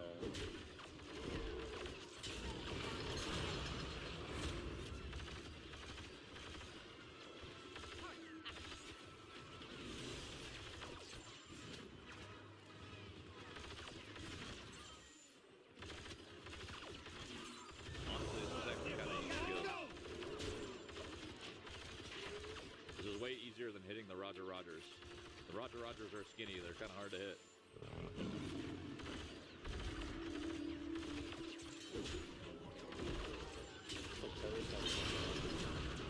R6. No, I died. Fuck, I was too far. Remember, if you hit the gold skill check, you get to shoot a lot of bullets for free.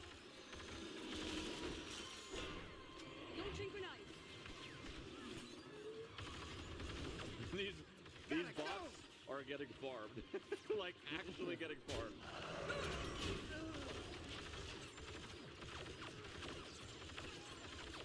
In the great dark beyond, there is still light. Ah! I got fucking rushed.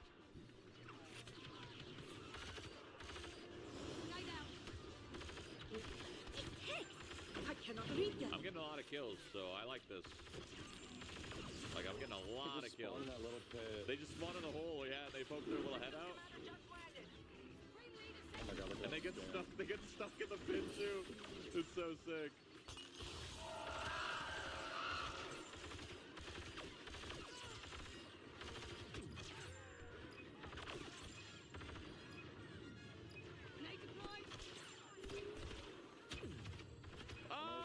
Chewbacca! Yep. How many kills did you get? 54? That's... I mean, that's not bad. 54 kills in... How many minutes was that? That was like 4 or 5 minutes. It's a large map. Huh? It's sniped. Maybe it's sniped, actually. See about this one. Ooh, a headshot one. Oh, that guy's feeling it. Yeah. Oh, God, they're so low. Ah, they're so low. Oh my god, this guy's on an alpaca. Your turn, retard. Come on.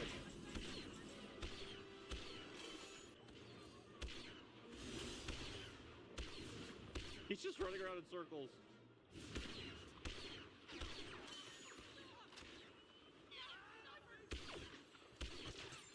Oh. Man, this guy's laying it down. They're cracked again? Oh my god. Same thing. Did you go first person? No. Yeah. Sorceress and then crash.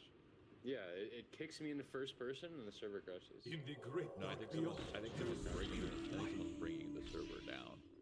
Oh, it's a hacker following you around, crashing the server. Oh, I see. This game's got fire, no? No, it's a good game, but we might not be able to play. I mean, we queue again, I guess. What map is this? Tatooine? My blood boils for war. Ooh! Damn, I go hard. I wish I was like this in real life. Grenade, line up.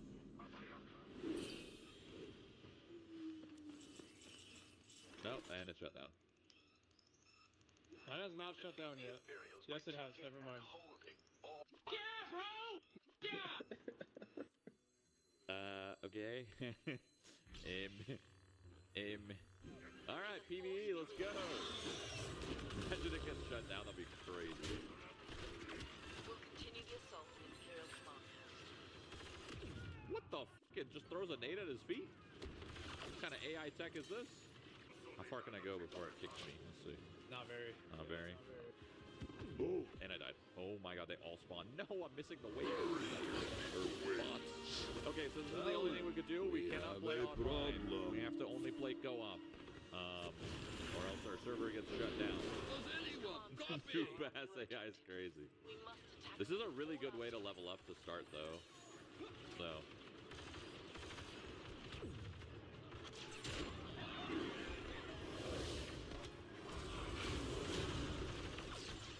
I got him on the high ground. Oh shit! He just literally slaughtered all of us in that choke, dude. Oh my god. I already leveled up again? Comes up so fast.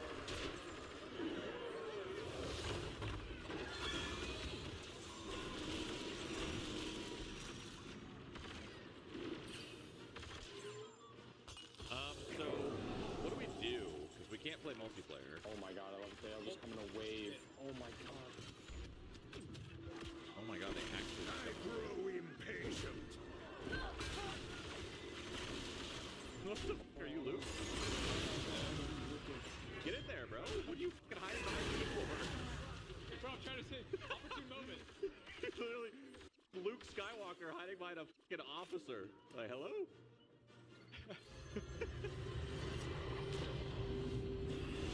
Oh my god, they're all coming. Oh, yes, they are. I naded them all. If that means anything. I'm getting up there. I can't get up there. You can't really, yeah. Time throws short. Shaking us. Oh god. Did Darth Maul fuck you up? Oh. He just fucking choked me.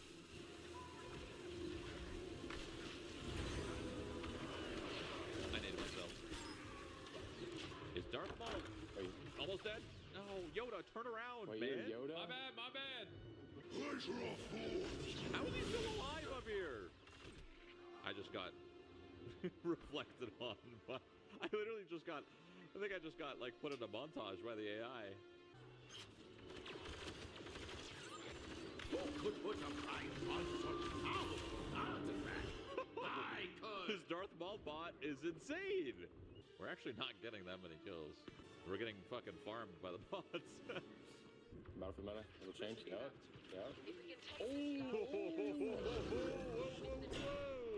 Holy shit.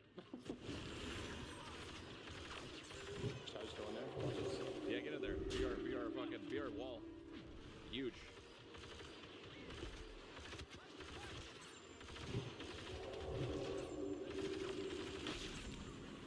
Chill.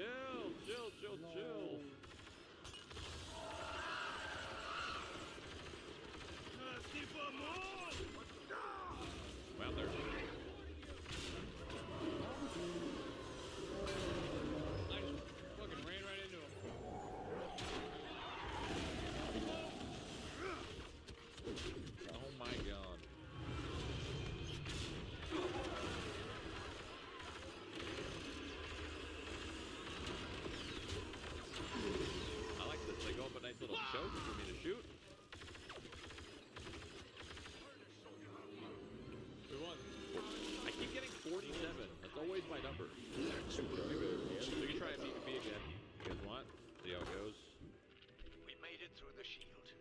The Empire will do everything in their Why am power I first to person? protect this installation. What is the So first we'll person only get button? one shot at this. Oh, It's- that's the server I being guess down. That's it's, what that is. It's what? What's the button? Oh, server, yeah. Server's down. Yeah, it's been shut down. Let's see if this one gets shut down. Where are we going, boys? We're I don't know, I'm just kind of learning what I think this we're going the wrong. does. I think we're going the wrong way. I think we're supposed to live down here. Yep. Lush wilds and clear skies. This could be our home. Okay. Oh, I'm dead too. I got gripped hard. Oh my god. Get up. Legendary. Get up. No way. Double legendary in a card pack. Doesn't exist. Just gang up. Gang up on him. I love it. No. I must move quickly.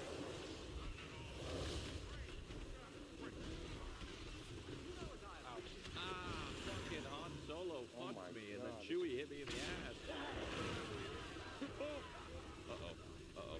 I may have made a mistake. Yep. Okay, don't go in by yourself or you're just gonna die. The victory is yours. This guy's AFK right here. Oh, yeah, He's going on your street. We got shut down. I can't even play the game, bro. I just wanted to enjoy a good day with the lads, and look at me. Get me the fuck out.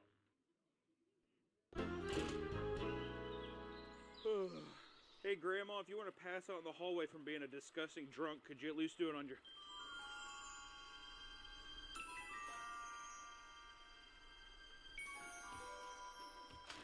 Grandma left out all of the booze from her church group. Sure, she's upstairs, she's passed out, and she looks, you know... I don't know if she's dead or not. I'm not sure, but this gives me an idea. I haven't tried a lot of these alcohols before. I wonder if I could play a game and try all of them and get really drunk this early in the morning. Last year I did a little video where I taste tested a bunch of pops and drinks, but none of them were like this. I think today I might have to make the ultimate gambit of trying to identify every piece of alcohol on this table. Let's do it! Ah!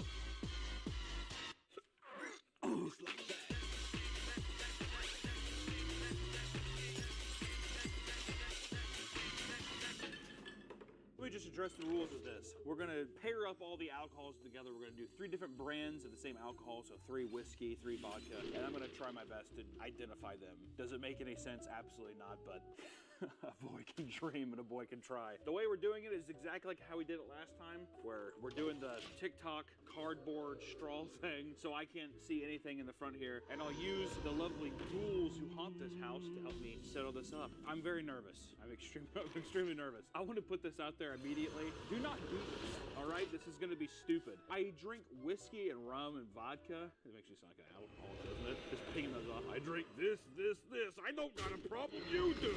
I'm going to sip, because the amount of alcohol here, by the time this is done, I do feel like I'm going to be drunk. And you might see me drink an occasional sip of this Coke Zero as a palate cleanser, or just to not throw up, because I'm not a big gin guy. I'm not a big tequila guy. I fucking hate beer and I hate wine, so it's going to be brutal. Drum roll. Let's start with something I don't like. Beer? Or wait, beer before liquor, liquor before beer, you're in the clear. Medical rules, I'm pretty sure they teach that at Harvard. Today's video is sponsored by Bad Dragon. If you know this channel, you know Bad Dragon's been a long-time sponsor and partner with this channel. We're just got to give you a little info on them, all right? If you're looking to spice up your love life, if you're looking to spice up something in the bedroom, and you're above the age of 18 or even 21, I'm going to say 24. Go over to baddragon.com and see if something is, I don't know, a good fit for you. Bad Dragon makes high-quality products. We got to go to the warehouse.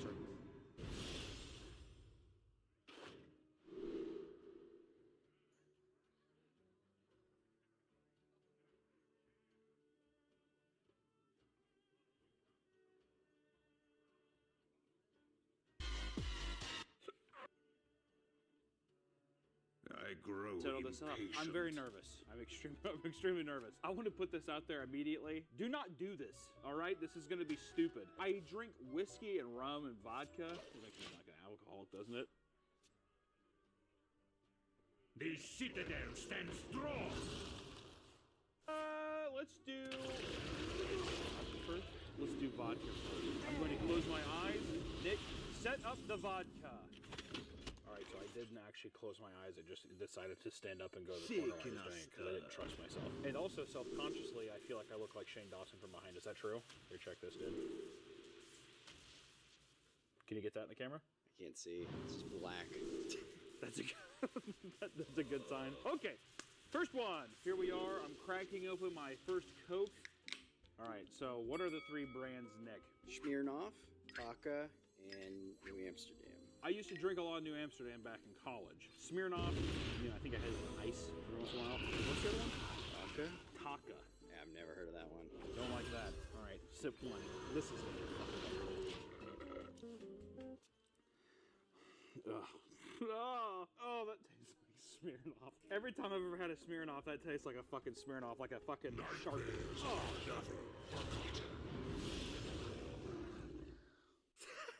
Oh.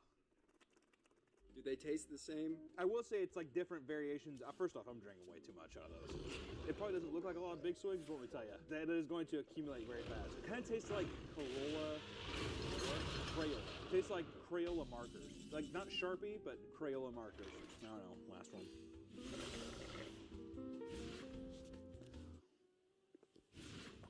That actually made me gag, dude. Oh boy. I don't know. I don't know. It's a lot easier whenever it's like a cola. You know what I mean? You can kind of be like, I don't know. Go back. I don't know if I want to man through those. What was the third one even called? Taka. Taka. Keep wanting to say topaz. I hate doing vodka shots, dude. I fucking hate. We might unironically do a bowl or something like that. Okay, this one tastes similar. This feels like actually if I had to guess. Taka, I don't know what the fuck Taka is. I don't know if it's a high brand one or not. This is the most interesting one, for sure. This one made me gag every single time, which makes me think it's Smirnoff. New Amsterdam, Taka, Smirnoff. No! What was it? It's Taka, Smirnoff, New Amsterdam. No way! Dude, I used to drink New Amsterdam all the time. New Amsterdam, that's fucked. This should be illegal. You're not so good on you. Like, honestly, it's like middle of the road. This one really wasn't too much better. Honestly, the Smirnoff out of all of them, I was like... Is there going to be any repercussions for not getting it right? No. What am I gonna do? Drink more? Rule update. Last time we did it whenever I got wrong, I had to do a shot. This time is going to be the one that I favor the least goes to a pool of wrong shots, and we do a little combine of each shot at the end, and I have to do a suicide shot. Which, let me tell you, I will throw up. I will throw up if I have to do that. Okay, so Nick, what do we have here now? We have Jim Beam, Southern Comfort. You say Jim Beam? It's Beam. B-E-A-M. We have Jim Beam. Southern Comfort. Southern Comfort. And then Chivas Regal Extra. Chivas Regal Extra. Chivas Regal. I've never heard of that before in my life. Have you ever heard of that? Chivas? I've had my fair share of whiskey. Not so much Southern Comfort. Let me see if I can smell it. Nope, nothing's coming through. That tastes like Jim Beam to me. That tastes like Jim Bean. First one I'm thinking Jim Beam. What the fuck is that? That feels like a Chivas Regal or whatever the fuck it was called, dude. God, that was like fucking like cherry cough syrup.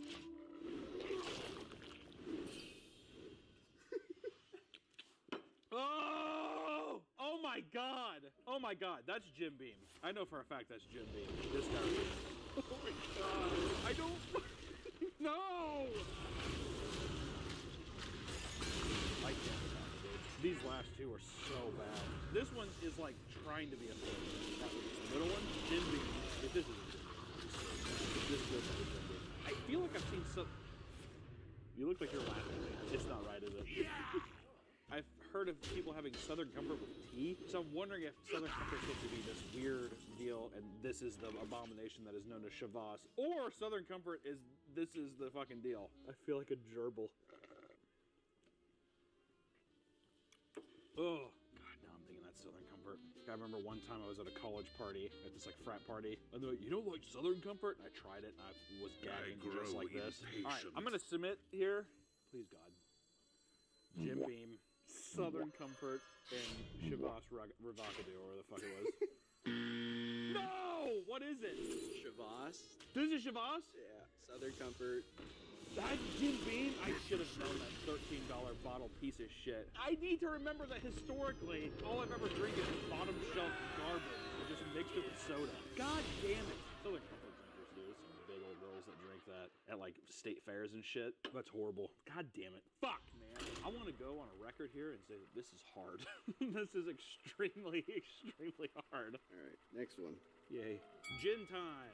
We have Seagrams, Tanqueray, and Cambridge. Seagram's, Tanqueray, and Cambridge. I think Cambridge is a green bottle. I feel like I've seen that before. Seagram's, I know they're whiskey. Seagram's 7.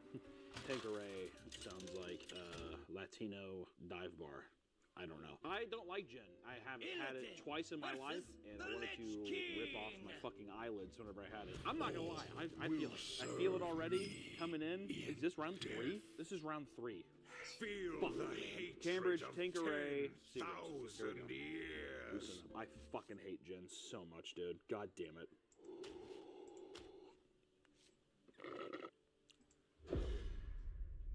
I have no words. Kind of tastes like an orange. Is Tanqueray an orange? Tanqueray sounds like a town in Florida. Tampa Bay, Tanqueray. I don't fucking know, right? Sounds foreign to me. Like Florida. We're not in Florida, so it's technically foreign. It doesn't matter. My mind says Tanqueray right here, maybe. I don't know. Give me a bucket, dude. Thank you. Halloween bucket. That was horrible. I don't think I'm going to be able to do a second sip on these. That was foul, man.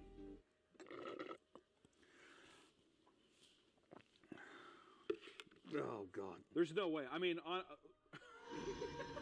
for a contest where I'm supposed to pick things out, I don't know any of these. I'm going to go on a limb. And I'm going to say Tanqueray, Seagram's, Cambridge.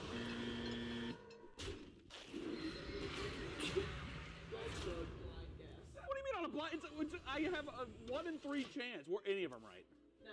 I got all of them wrong. Yeah, it goes Seagrams, Cambridge, Tanqueray. Seagram's is a trash brand, or it's like a really cheap brand. That's the best tasting one. Out of all of them, I would drink this one. If someone was like, I'm gonna kill you and I'm gonna have my way with you unless you do this, I'd drink Seagram's. This, I'm drunk. It's coming. I want to kill myself. I have a feeling I will be using this by the end of this. Nick, what do we have? Hey, Nick, which one am I gonna conquer now? Mixed colas. Mixed colas, whiskey and colas. That is my primary drink. I feel confident. What are the brands in front of me now? We have Jameson, Crown Royal, and Jack Daniels. Jack Daniels, Crown Royal, and Jameson. My least favorite out of all of those is Jameson. The fancier the whiskey, it doesn't mix with cola. So I think that the Jameson one is going to taste the worst out of all of them. I think the Jack Daniels is going to taste the best. Let's see. Nothing is my house. Oh, I like that. Oh, I like that a lot, actually. Is that... What? I didn't get it? This is Jameson? That's Crown? That is horrible. Seriously? The last beer that I ever tasted was a Busch Light at Arrowhead Stadium when I was 9 years old. My dad took me to that game, and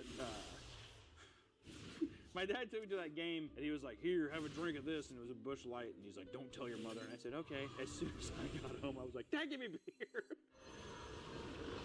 And he was like, no! He got in trouble. It's fine, okay. Oh, no. I'm gonna start in the middle. Oh, God. It's like carnival peanuts or something. That's horrible, man. I really don't know. The first run through, I felt like I had like a good mental image of like the taste and stuff or whatever. But it all tastes the exact same. I don't know about Busch Light anymore. Dude, I'm lost. I'm so fucking lost. I don't fucking know. I want to win. I want to win. Oh God, they all taste the same. Busch Light, Bud Light, Coors.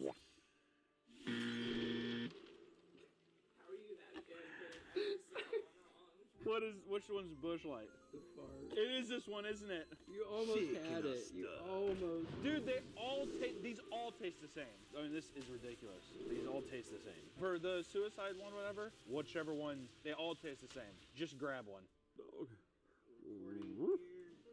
Up next is tequila. I I hate tequila. I'm finding that I hate a lot of liquors. I drink a lot too. I just like, you know, I like cocktails. People who do shots regularly, just know, listen, after your, on your 21st birthday, it doesn't get so enjoy it while you can, and I'm gonna wake up tomorrow regretting this video. What brands are there, Nick? We have Don Julio, Patron, and Swaz. Swaz? Salsa. Sauza. Patron, Don Julio, and Sauza. Yeah. Alright. Oh, God. Fuck's sakes, dude. No! Oh, my God. Oh, my God. Oh, my God. That was fucking awful. Oh, my God. I feel like I'm blind. I feel like I just ate like a roll of nickels. Oh, God. Please, God. My nose touched the straw a little bit. It smells like beer still. All these liquids are going to the same straw. This smells like Bush Light, dude. Oh. Ooh, did not like this. Oh! No! I really don't want to do this, dude.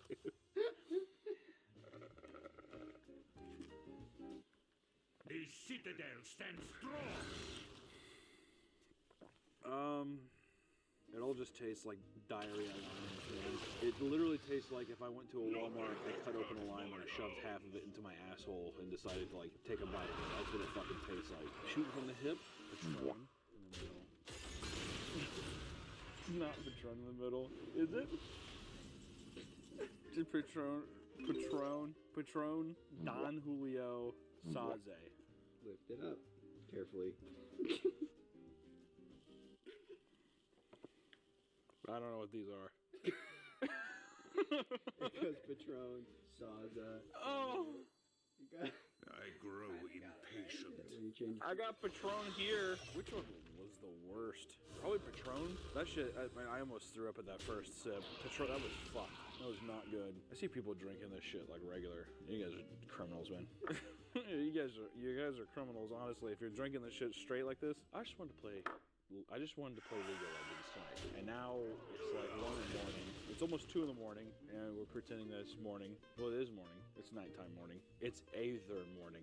It's Nega morning. It's dark-sided. It's dark-sided morning. I just wanted to play Heckram Jungle on League of Legends, and now I'm here. And now I have to put this Patron in the suicide area. You know what I would say, though? If you're going to drink, get a drink that you like a mixed cocktail or something, and sip on those until you stand up and you're dizzy, and then be like, it's time for bed. Like every other adult. Your eyes are so watery. I want to cry. I want to shit my pants like a baby and cry. All right, we have Cognac. We have Camus, Hennessy, and Martell. What? Martell, Hennessy, what? Camus.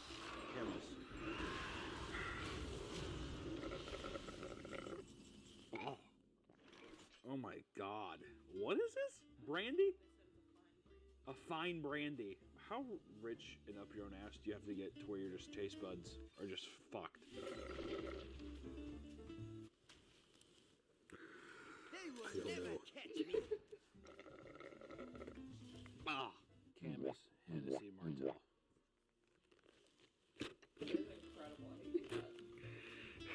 Which one was Hennessy? The first one. Man, what's the second one? Camus.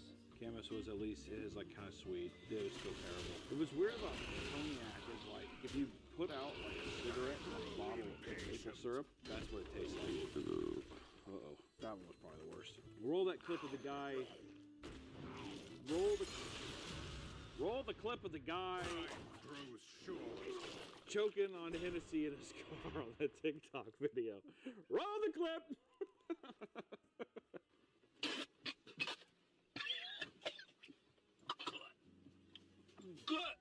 What is up next?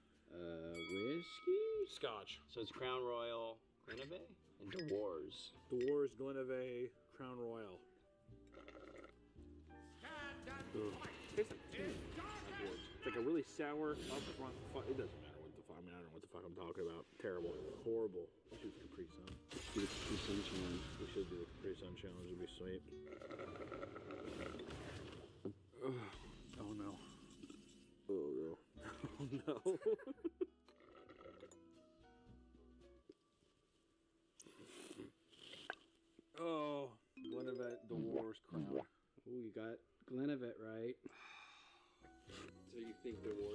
one tastes the best? The doors? Okay. I'm thinking. Sorry, I mean, I don't know. They're all bad. I don't like scotch. I don't like alcohol, really. This one I didn't gag on as much. These two are pretty bad. Crown was the worst. Such a bummer. I love Crown Apple. Crown Apple and Coke is like my jam, dude. But to be fair, it's like a fucking sugary mess already. Next up is spiced rum. What are the brands?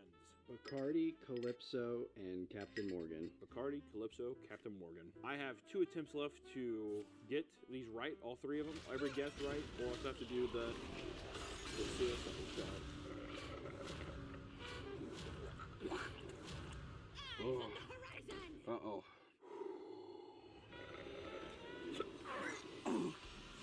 Oh. Smells like Hennessy in this bucket.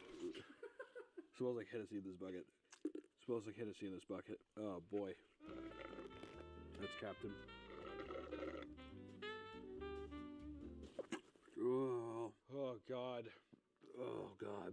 I know for sure that that's Captain. I've had enough Captain Cokes in my life to know that that's Captain Morgan. Bacardi sucks. If I only gagged on one, I'd probably say it was Bacardi, but Calypso, I know is, I don't know. I don't know. I got a lot riding on this.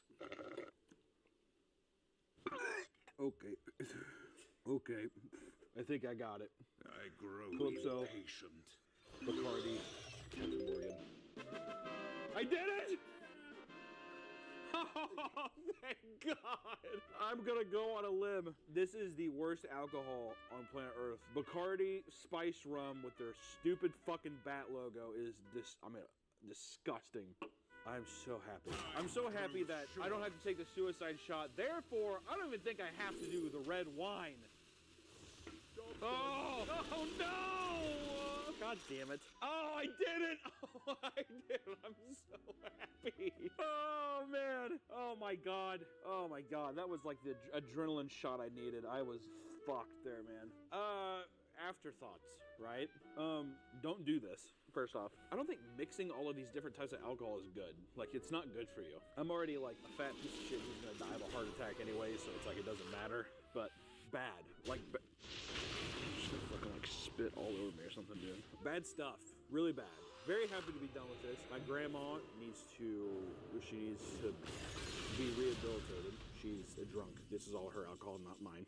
I cannot tell you how happy. If I didn't get this one, I'd have to do the red wine. I never drink wine. And if not, I'd have to pour a little bit of each one of those bottles that I messed up on and take a shot. I'm drunk. I'm very drunk.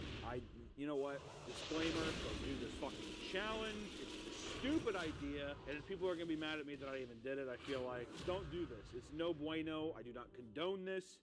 Bad. Very bad. Captain Morgan, please sponsor me. Captain Morgan was definitely the tastiest of all of the alcohols.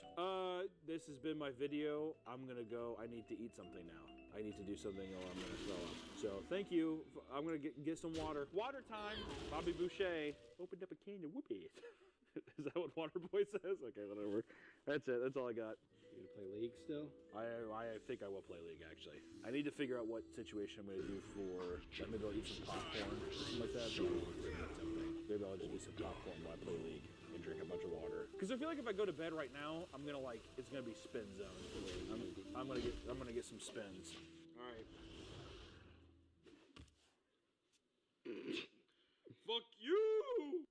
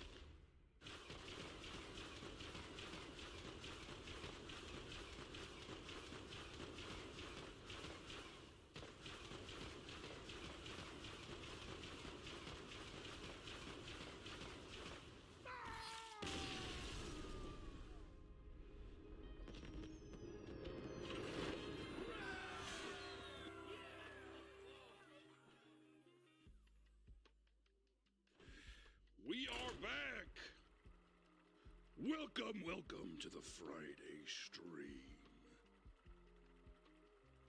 That goddamn Friday stream, I tell you what.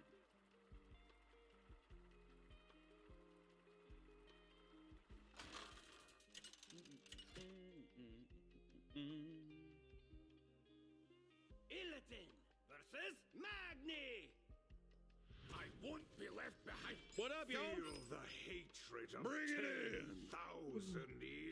Welcome back to the Friday stream. I know we've been a little, feels like, you know, a little off here and there. It's been a busy time. Busy time for the boys. What can I say? It's a goddamn busy time for the boys, I tell you what.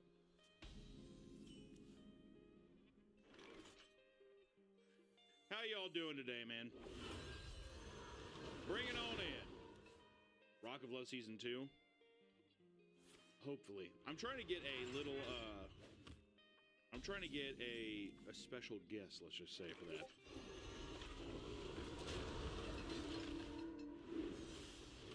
You're about to buzz? Okay. We don't need to do that. I was just rewatching the Secret Lives video to get my fix. Creepcast got too scary. Shit happens, dude.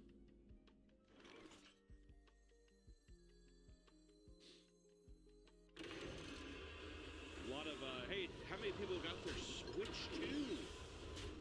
Any crazy bastards get a little Switch 2 action? Huh? Jordan Morrison can join the Meat Family, man. How you doing? Love you, Queen. Would you consider reacting to Evil Bong movie series? No. I haven't seen the Evil Bong movie series in way too long yet. Couldn't find one? Are they, I'm guessing, are they just totally sold out, probably? Switch 2 with what money? Alright, okay. Checking in from, St. Louis. Ugh. You guys doing okay with, the naders? Oh, yeah. Yeah, I heard you guys were getting some too, man. Too many tornadoes. Tornado season sucks, man. MMG Ridley, thank you for the $4.99. I appreciate you. Good morning, meaty. Say hi, Royal Pan. Hi, Royal. The stream sucks out of here. Bye-bye. If this revival is bad, there's no hope anymore. Yeah, I mean, I don't know. The King of the Hill, the trailer for the 14th season of King of the Hill was released last week, returning for the first time since 2010, guys. Which I thought that it was going to be just a completely new, a completely new thing. And there's been a lot of people saying, you know, one of my favorite comments is people saying, I hope it doesn't go woke. I love that, as if completely missing the kind of, I guess, the attitude towards the first series. The only thing that I think the thing that scares me the most so far is, like, I don't know. Is it going to be so heavy-handed on all of the internet tropes, or not tropes, but new technology or something? Like, are we going to get a Ice Spice episode, right? I don't know if I do.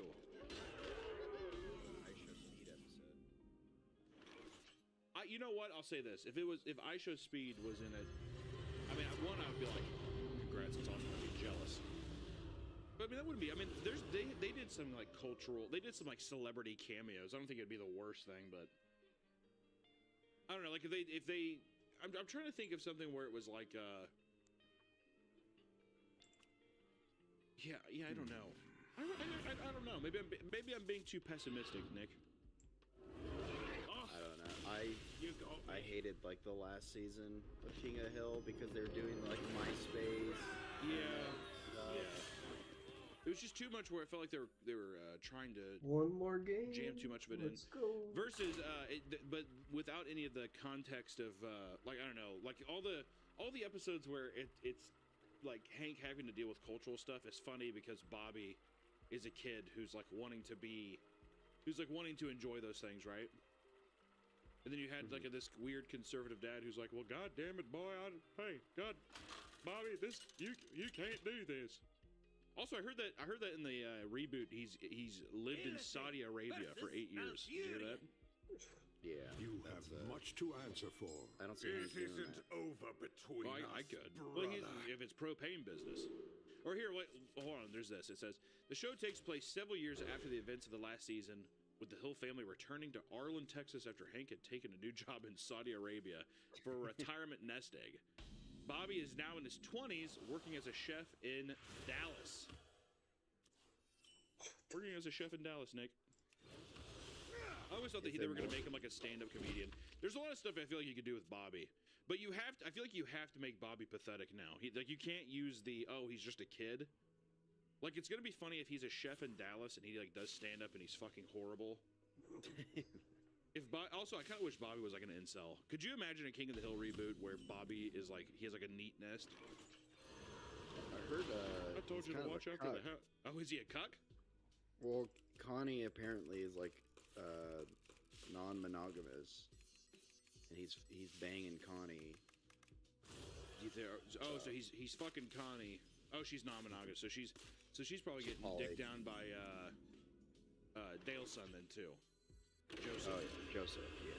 We're doing a whole Joseph, Bobby, Connie polycule is what's happening. Okay, I'm starting to like this show. If there was a polycule, then and then see it works then. If he's like, well, I'm in a polycule, Dad. And Hank's like, what the heck? Hey, what's a polycule? I thought I got you one of those for your birthday a while ago. He's like, that's a Rubik's Cube, Dad. That would be a good joke. That would be a good one. You guys can have that one on me. Do you think so? Would that episode then be like, Peggy being like, I don't know, Hank, maybe we should try it. Yes. And they get DC to come. Yeah, exactly. Well, if anything, that's when you. Oh, that would actually work so well, dude. Because Nancy's like, Peggy's like, well, I don't know, Hank. I mean, we haven't. He's like, what are you talking about, peg leg? All that kind of stuff. And then he's sitting there. She goes over and she talks to Nancy, and Nancy's like, oh yeah, me and Dale have been doing it for years, and that's how John Redcorn, like, oh yeah, we have they openly have sex with John Redcorn now. Whatever. And she's like, that's the best way. He's like, yeah, but my Nancy, we're just trying to get the fruit of our loom, that kind of thing. Would that not be perfect? Yeah. And then Bill's like, well, I don't know, Hank. I wouldn't mind joining your polycule because he wants to dick down Peggy really bad.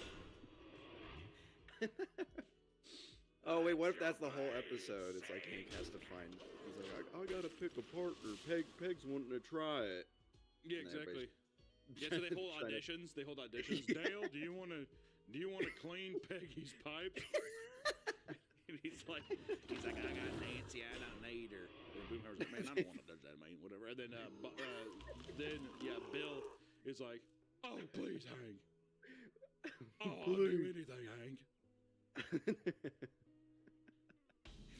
I feel like that'd be great, man. Well, you should be a writer for the show, man. I think, yeah, exactly. Vampire gets it. Peggy. Oh, that's her new nickname. I want to wear this in bed, Hank. Peggy, what are you talking about? Yeah, she learned all kinds of things in Saudi Arabia.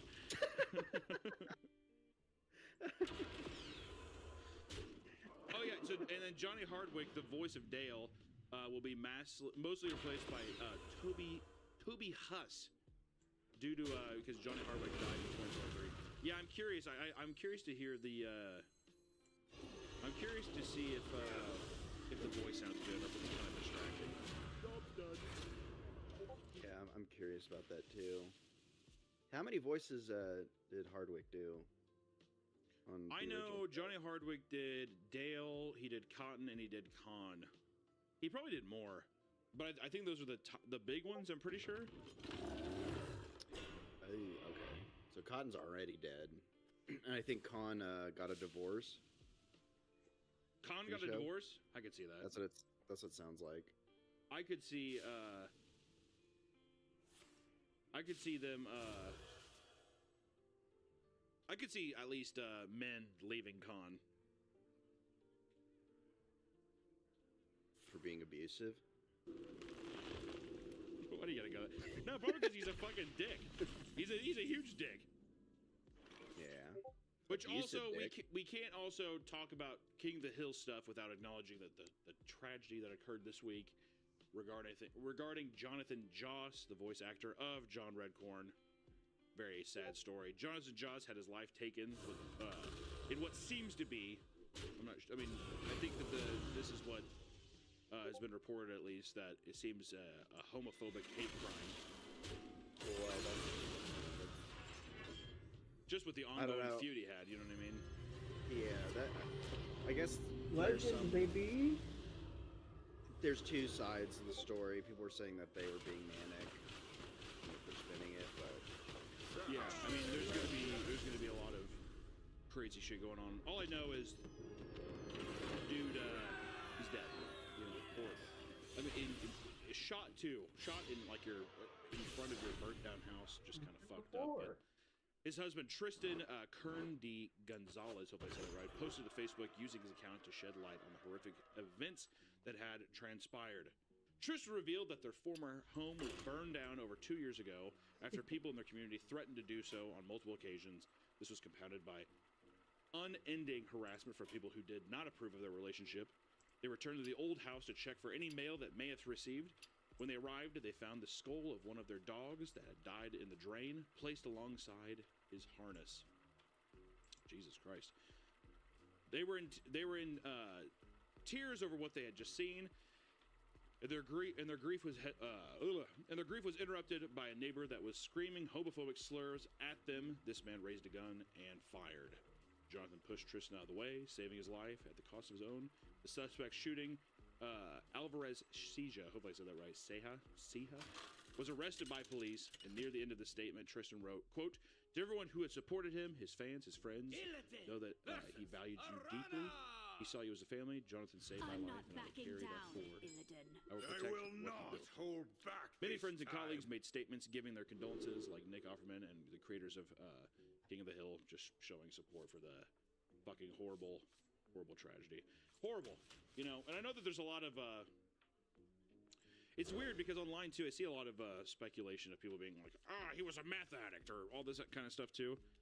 At the end of the day, the guy got shot. And what the fuck am I supposed to do? You know, it's fucking horrible. So sad. Very, very sad. Extremely sad. And you know, regardless of what other personal stuff going on, I don't think anybody should be shot in the fucking chest or whatever right outside their house. So horrible. Yeah, he was going through some shit too, because like I think just a couple days before they had the what is it, like screening at LA or something, or Texas, and he wasn't invited, and then he crashed the screening. God, had to get escorted out. Yeah. Just a fucking all around, just I don't know. Yeah, horrible thing. And also, it just feels weird trying to talk about it because, you know, we missed a couple weeks of streaming, I believe, and we wanted to talk about the King of the Hill reboot and stuff, but it feels like super weird not to bring that up now.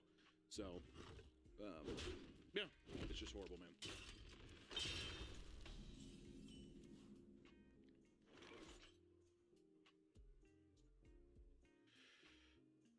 We've been gone a whole month?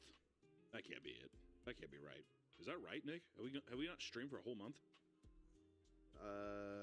Have we not done our Friday beautiful streams with our beautiful little angels in a whole month? I thought we did it like 2 weeks ago. We did it a little bit, right? Yeah, I think. When's the We've last been one, on and dude? off. I'm looking. It's been a while. It's been a while since I could hold May my 16th. head up high. What do you say? May 16th. So about 3 weeks. 3 weeks, not a month. Come on. Banger song. You know what's one of my favorite things from Stained and Aaron Lewis is when he forgot the national anthem. That's like one of my favorite videos of all time. I forgot the national anthem. Love that clip. That's why if I ever saw him live, I'd be like, you need to sing the national anthem every time you play. All right. Also, there's a bunch of donations here. What's your favorite King of the Hill episode? I like, you know, first off, it's my favorite show of all time. I love all of them. I love the Texas Skill Saw Massacre episode where Hank accidentally cuts off Dale's finger. I love that one. Also, the one where Dale thinks the one where Dale thinks he has rabies. That one's great too. There's just too many good ones though, man. I mean, really, King of the Hill from like seasons 1 through I'd say like 7.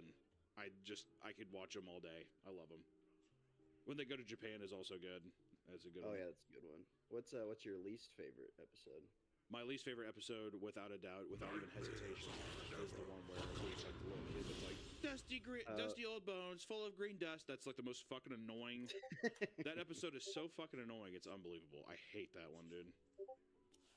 Yeah, that one sucks. I'm trying to think of another one. Dale created QAnon. Not Jackson gave us $10. Says, "Hey Papa, can you tell my friend tell my friend Yusef to get Wingstop with me and insult him a bit." Hey Yusef, your annoying bitchy friend's trying to get you to Wingstop. I wouldn't do it. I'd go get pussy and I'd get tons of money instead. Maybe call this guy and tell him, hey, stop fucking telling others to harass me, dude. Just kidding, Yusef. You suck, dude. Get Wingstop. There you go. That was good. Collared Grub with $10. Just wanted to say that the last parts of Baraska 5 felt like it could have had What I've Done by Linkin Park come in at any time. Yeah, I like and that. It would have felt right. Yeah, the dad sitting there just being like, I'm an alpha, Sam. And then, what I've done, I pissed myself. Crash out what I become. I don't hear the new Linkin Park singer. The chick. I don't think I've heard her. Yeah, the broad. What you mean? The toots? No, I don't know. I actually have not heard any of the live performances. I know people bitch about it, and I was like, well, there's no winning. Like, you're gonna have fans of Chester, you know? Mm-hmm. I think it's better. I think it's better now. Okay. All right. Well, I know you're rage baiting a little bit. You're rage baiting just a little bit. All right. Chester's 1 in a million. All right. Nah. All right. My boy Grumar says Cheeto. Get him out of here. It's not Chester Cheeto. Give me your best Chester Cheeto impression. That's a really fun voice to do. Hey man, it's me, Chester Cheeto. It's pretty good, actually. That was good, man. I actually like that. I like that quite a bit. Hey, man, it's Chester Cheeto. Hey, man, come and Cheeto with me. You basically just have to do that. Who's that guy who did the song? It was like Funky Cold Medina, whatever that song, whatever it is. You know what I mean? I have no idea what you're talking about. What song am I talking about? It's like literally that it's literally it's that guy. What the fuck is it? Tone Loc, exactly. It's literally Tone Loc. I'm just a cheetah. Is Tone Loc the voice of Chester Cheeto? It has to be. How does the song go? I'm just thinking tequila. Okay. No, it's like no. Tone Loc is not the voice of Chester Cheeto. Okay. Job done. Yeah, Funky Cold Medina. That's literally that's Chester Cheeto to a T, dude. He also sings Wild Thing. Oh yeah, Wild Thing. My God. Are you thinking of Lowrider? Yeah. Oh my friends. I love the oh my God. I kind of look like Garfield. What the fuck is that supposed to mean? Do I look like a cat, dude? Do I look like a little pussy? Meow. You could get pussy. That's my Garfield impression. Or here, wait, Nick, I'm gonna do this. No, Chad. Job's done. Do I look like a pussy? Because I certainly don't think so. My favorite thing is the hand curl lately. I love the hand curl.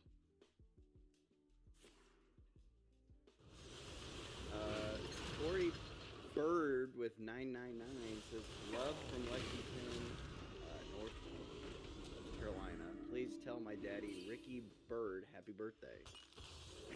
Happy birthday, Ricky Bird. Wait, hold on. Dude, I'll give him something good here. Hold on. 1 second, dude. Give me a countdown, Nick. 3, 2, 1, go. Happy birthday to you. Also, a picture of Skylar from that one episode of Breaking Bad. Happy birthday to you. Happy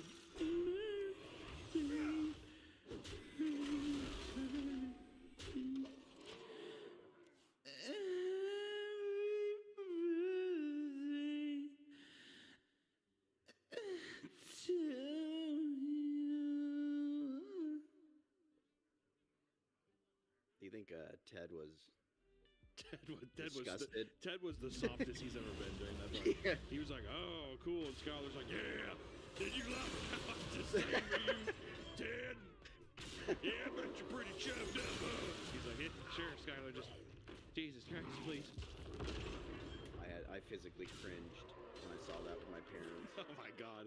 I remember I binge watched that show in college on Netflix, and I had to fucking turn it off. My roommate came in the room, and I quickly grabbed the mouse and turned it. It's so uncomfortable. It's too fucking uncomfortable. I hate it. It was bad. Isaiah just crashed our stream. All right, ban his him. ass.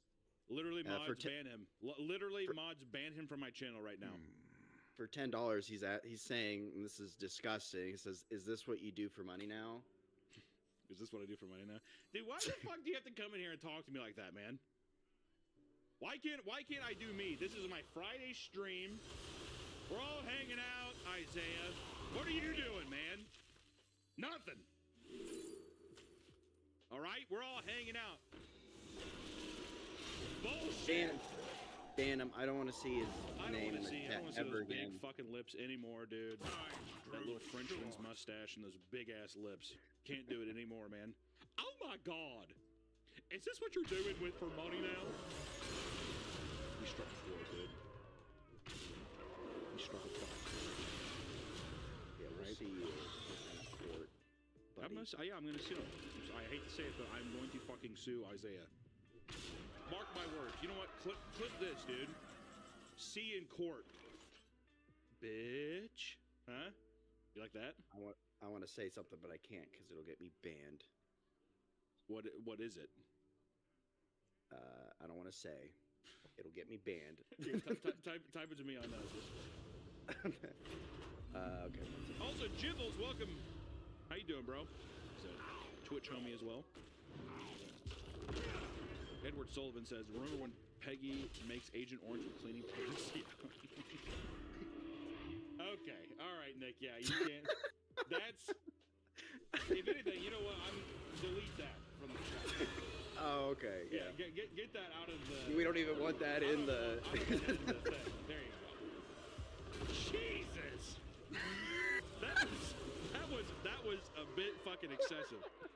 If I have to say so myself. That's just the first thing that popped up in my mind. Good Lord. Punky says, "Can you channel David fucking King for a second? Also, when will you and Isaiah finish Marble Hornets?" I'll answer the second part. Never. Okay, well, Nick, you're not on the show, so. David fucking King. For now. That's the David King voice, right? The David King. You know, I'm kind of a badass. What can I say? I love that character.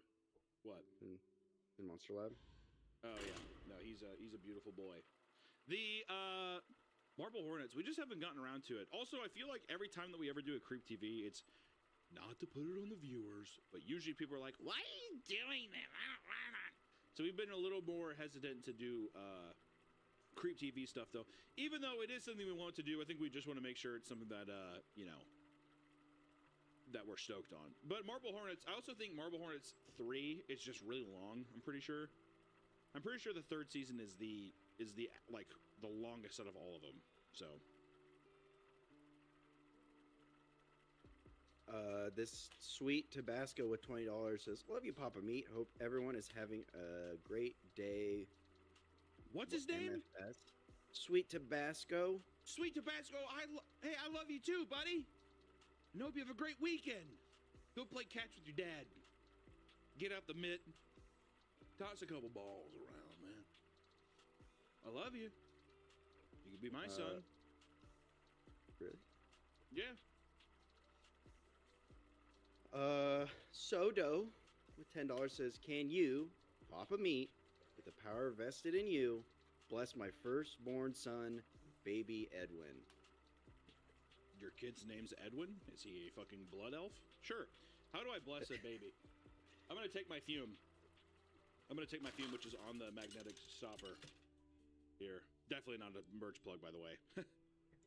Yeah, you should definitely not go to the website. You should definitely not go to the website and have your Asperger's stemmed by this. And use our promo code to get Fume's new mango flavor. But no, seriously, not a plug. But could you actually read through all the new flavors real quick? We have mango. We have pina colada. Spearmint. We have spearmint mint. We have matcha green tea. Yeah. And for the summer, margarita. Yes. We also have churro. We also have horchata. We have all the good stuff there. So I'm going to bless baby Edwin now. I'm going to say,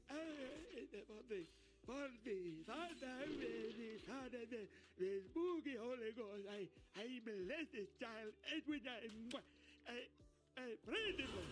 I praise the Lord. Is what I need to do, Edwin. I go bless you. I go bless you. Oh, I went over there. Swig break. And fume break. Should we read a couple more and then? Yes. Okay. Because we do have a big update that we have to report on.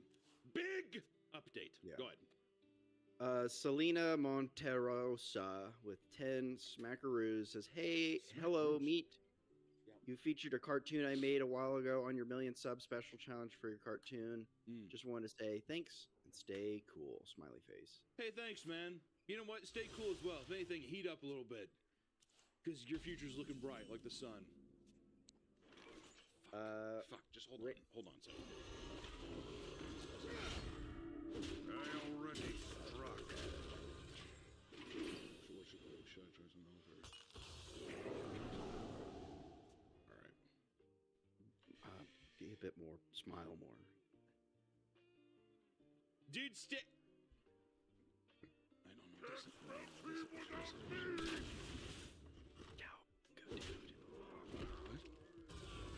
Say cowabunga. What you said? Smile more.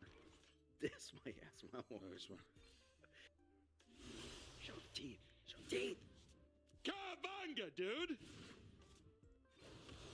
Was that better? Okay. Oh, much better. Okay. All right, cool. Yeah, we do have actually, I do want to touch on something here, guys. Well, I don't want to say touch on something because we're talking about Diddy. that was actually probably that's a bit of a gross transition there. We need to talk about a little Diddy update. Diddy. Shake your tail feather. Right? Oh my god, I thought that was Zendaya for a second. When I slightly glanced over, I was like, is that fucking Zendaya? Anyways, let's talk about one of the most absurdly villainous headlines we've seen in a long time, which is Diddy broke into Kid Cudi's home and opened his Christmas presents. We have to talk about this.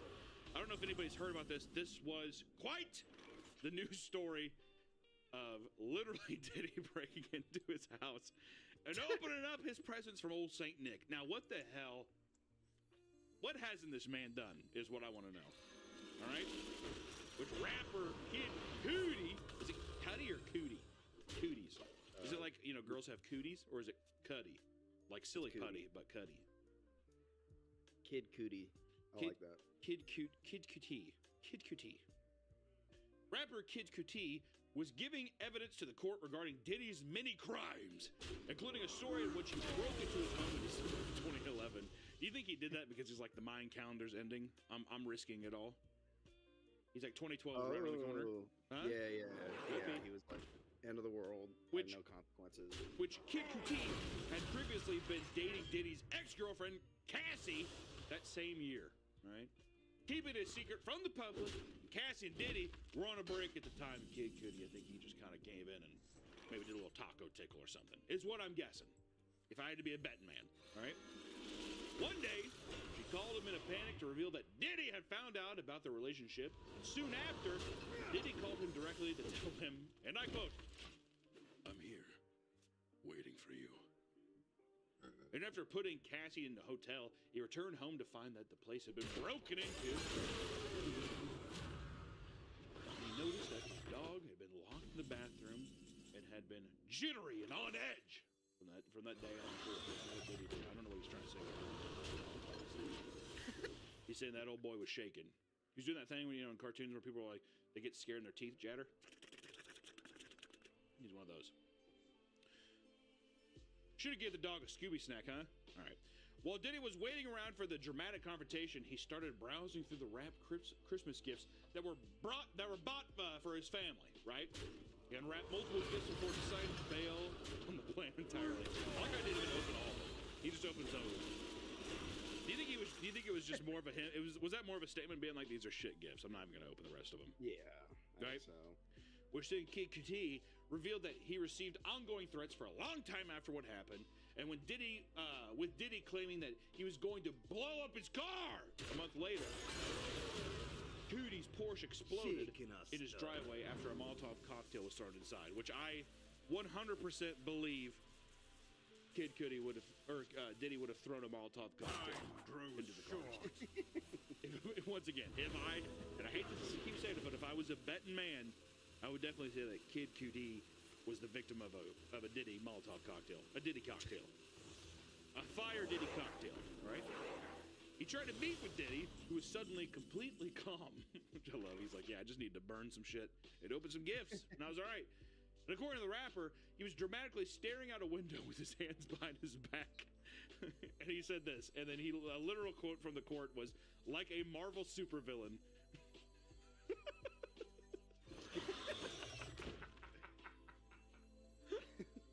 They eventually hashed things out, but Diddy refused to acknowledge the bombing of his car, which, you know, a man can only be pushed to such only to a certain extent. The idea of him standing there and someone saying he was standing around, he was standing there like a Marvel supervillain is that got me pretty good. I just want to say that tickled me in a way that I thought was pretty funny. Did you see people? Was it who was the rapper? Anyways, they were because he talked to the 5-0, dude. I would too. That's the first thing I said. It was like, let's not, put this man behind bars. We shouldn't talk. We should keep our lips sealed. I want Diddy to burn. Burn. Jeez. Yeah, no jail time, just death by fire. Or people are saying it's Young Thug is who we're talking about. Young Thug, yeah, there you go. My chat's not updating. Oh, what the fuck I'm supposed to tell you? Ashley, thanks for joining the Meat family. And Ward Industries, thank you for joining the Meat family as well. Kara's Charisma $10 says, not trying to be mean, Papa Meat, but do you look at Wendigoon's eyes or his nice full lips when y'all talk in person? Okay, first off, why would you preface not trying to be mean? What is it? What's he saying there? What are we getting at? Well, all I got to say is, no, I don't. We actually, the majority of the time when we record, actually, of all times, is we don't even have the webcams on. Right? Hell no. It's always weird. What am I going to do? Look at them through a webcam? I feel like people, whenever people are... Do people, like, if you're on a Discord call, right? Is it normal to have the webcams on? Or is it no one has the webcams on, right? What? When you're recording a podcast? No, just even when you're talking, like, a game or something, let's just say. Oh, if you were hanging around talking with your boys, let's just say, webcams aren't on, right? No. All right, someone said depends. Why? What? All right, not really. Yeah, webcams are weird. Exactly. That's what I'm saying. I just think it just feels awkward to me. Do I need to look at your face to see? I mean, we have a nice headset on. We're fine. Yeah, it's just a phone call. Also, you're playing a video game. You're focused on the game. Also, I don't understand this. Someone said movie nights we do. Wouldn't you want that to be the time that the only thing you're watching is the movie and not other people watching the movie? Or am I wrong? I could very well be wrong, but I don't know. Well, what you do is you have a separate monitor for your stream feed for all your friends watching the same movie. That way you can look over and see, like, you know, like let's say you're the guy who kind of like recommended the comedy. Oh, so you're trying to say everyone's laughing? Yeah. Yeah. So you can take credit for it. Yeah, like with that time I showed Kung Pao to you guys. You never seen it before? It was so funny, man. Or you could cringe when they're not laughing. Yeah, really? You guys don't think this shit's funny? Dude, you guys are lame. So you're saying that you use it just to instigate people? Yeah. Or you can call out people for not like being on their phone and stuff. It's just, you know, making it feel like I saw a I forgot to say, I don't know if I sent it to you. I saw like a bunch of clips today. Is Mandalorian season 2 coming out? They're on season 4. Oh shit. I thought I saw something. Someone was like, they did a trailer for Mandalorian or something, and then somebody saw an X-wing, and it was a bunch of people crying because it's supposed to be Luke. Oh, that's old. That's old. Yeah. That's. Oh, so this has already happened. Yeah, that's season 2 finale. Oh. Yeah, well, I'm just now getting those for some reason. For some reason, I'm seeing a bunch of people be like, "Oh my god! Oh my god!" Why do you think? Why does that film my heart so much hate? Because it's performative. I had the same feeling. I was watching this because if the camera was not on, yeah, you'd be like, oh, cool. Like if the reactions, well, yeah, because you need a good reaction for the clips and stuff like that. But if someone's like, oh, cool, yeah, Luke's in it, I'd be like, oh, yeah, I mean, you know, they're a fan. But people crying, and then I was looking at some of the comments, and people were like, I don't understand the crying, and then usually the responses were, you just don't get it. You just don't get it. I don't get it. I just think it's stupid. Not the crying. I feel like you get emotional if this is your thing. What would be a thing though? Like legitimately, try to give me an example of something happening. Like I guess a trailer, right? If there was a trailer that dropped, would you ever cry? Would you ever be put into a place where crying is an option? Sometimes I'm trying to think. I feel like it's the music for me. I feel like if I'm watching something like I don't think it was Star Wars, but there was something where it was like a reboot of an old franchise or a continuation, and I saw the trailer and the music kind of like hit nostalgia and my eyes got a little teary. But that's because nostalgia hit, and I'm like, oh, I like this as a kid or whatever. So I don't know. I feel like, man, I don't know. You know, really, it fucks me up. Land Before Time. That movie. The trailer of Land Before Time fucks you up? Not the trailer. Dude, I'm trying so hard not to fucking throw all this shade by what you just said. What? What shade? Dude, you sit there being like, yeah, I mean, if it's like a nostalgia thing and the music just hits, you tell me that you're going to be crying saying that? Did you cry at the Ghostbusters remake with Finn Wolfhard? No, because I don't care for Ghostbusters. Oh. But I'm saying, so you're saying, oh, so the Jurassic Park trailers are what get you. Oh, you know what? It probably was Jurassic Park when the first. Yeah, Jurassic Park I could see you like bawling at the Jurassic Park one with Chris Pratt. Because remember the part with 2 where it's like the music, whatever. Because everything now is like scenes fading into each other, but it's like really dramatic. Like it's like a slowed down version of a popular song, you know? Mm-hmm. Like they did that for the new Jurassic Park too with Scarlett Johansson. What was it's the music for me, dude? Sorry, go on. I'm trying to think about what the song is.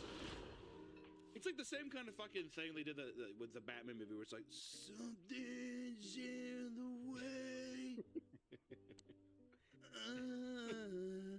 like almost just like what the fuck is what's a song that'd be? It'd be like oh yeah, come with me, and we'll be. And it's just like Chris Pratt with like raptors. In the world of your imagination. Yeah, and you're just bawling in the theater.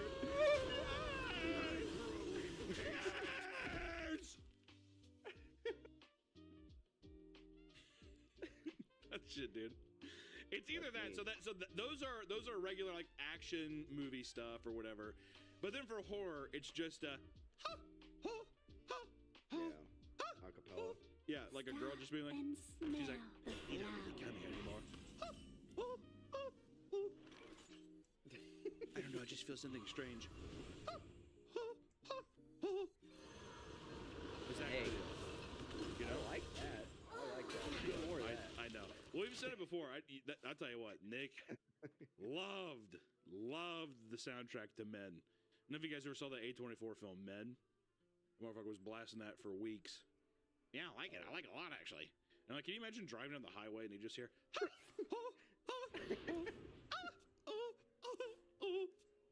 oh, I love that. It's good. I put it like I'd listen to it when I was sleeping. Patience said, Nick, I put your chicken eating sandwich sticker on my iPad of baddies. Paris Hilton, Britney Spears, Terrence.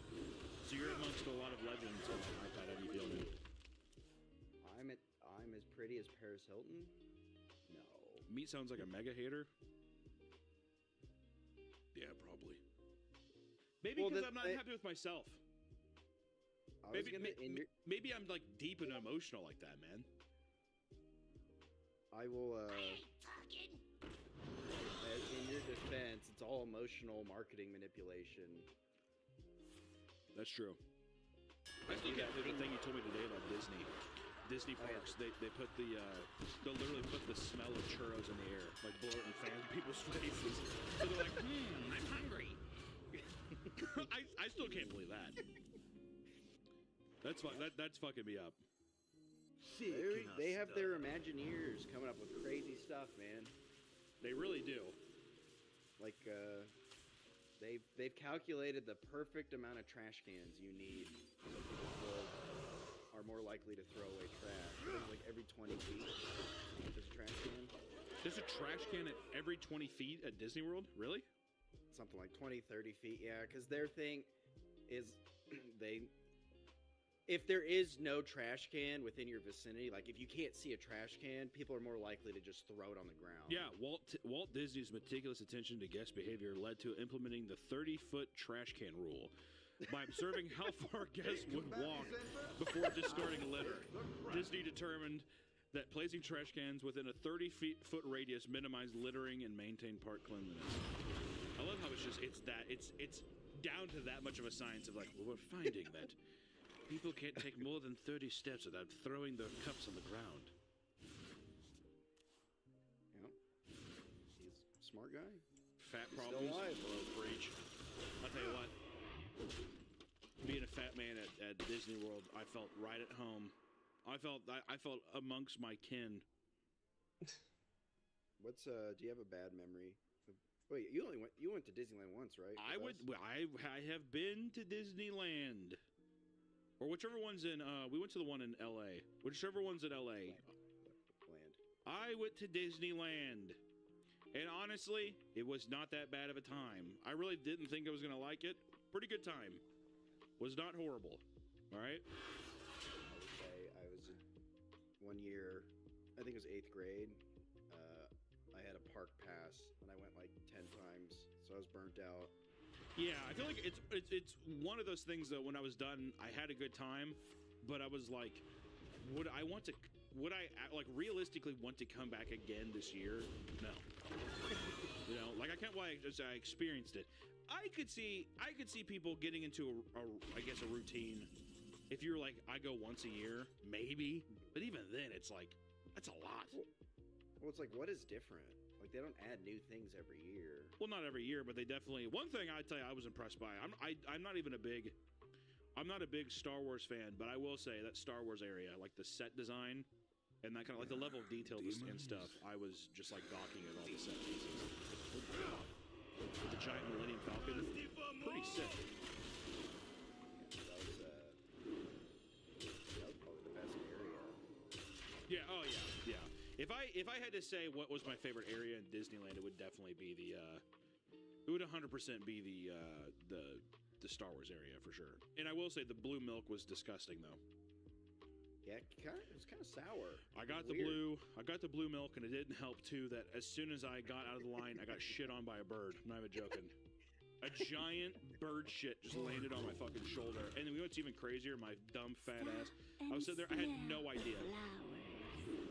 I had literally no idea that it happened. So I felt pretty fucking stupid. It happens. It's good luck if you get shit on. That's what my mom said. It's good luck to get shit on by a bird? I can see that kind of. I mean, it is such a rare thing. I grow impatient. One time when I went to 8th grade, in line at the Indiana Jones ride, hour-long wait, and the couple in front of us, the guy was putting his, basically fingering his girlfriend the entire time from behind. He just had his hand like deep down in his pants and just fingering her. Pretty good.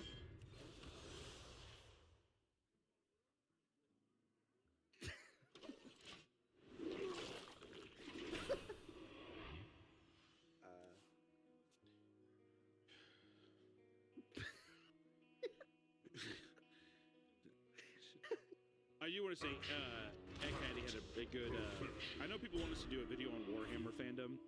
I did not know this. He said Egghead had a cool comment here. He said we can talk about the player that paints his minis, like the actual figurines, you know, for the game, Warhammer game. Apparently there's a player that paints it with his own shit. What? Apparently there's a player that takes the figurines and paints it with his own shit. That'd be kind of cool. There's got to be a lot of cool Warhammer stuff like that. We should do a little Warhammer video, man. I'm writing it down. You don't want to play with that guy? That's the only guy I want to play with. All right? If a guy's just like, welcome to my sneaky army. And they're all just like, imagine, oh, dude, you'd be disgusting. Imagine, like, the little bits of, like, corn and shit. Just, like, on the figurines. You have to say this, it gives it personality. Does it not? I was going to say. Actually, and who's going to steal your figures? Exactly. No one's going to touch those figures, dude. I already struck. Like that. That's a good strategy, man. And it's art. It is art. I will say the only problem is you'll never be. There's no resale value. That's the only thing. Because there's a lot of Warhammer people that I know that they're like, well, you know, people will sell whole collections for an insane amount. Yes, they are. Well, I got the which ones did I get? I got the. I mean, Maxidar. Don't fucking eat Maxidar. I don't think it was Nurgle. It was. I got. Let me see. Let's see if I can find it.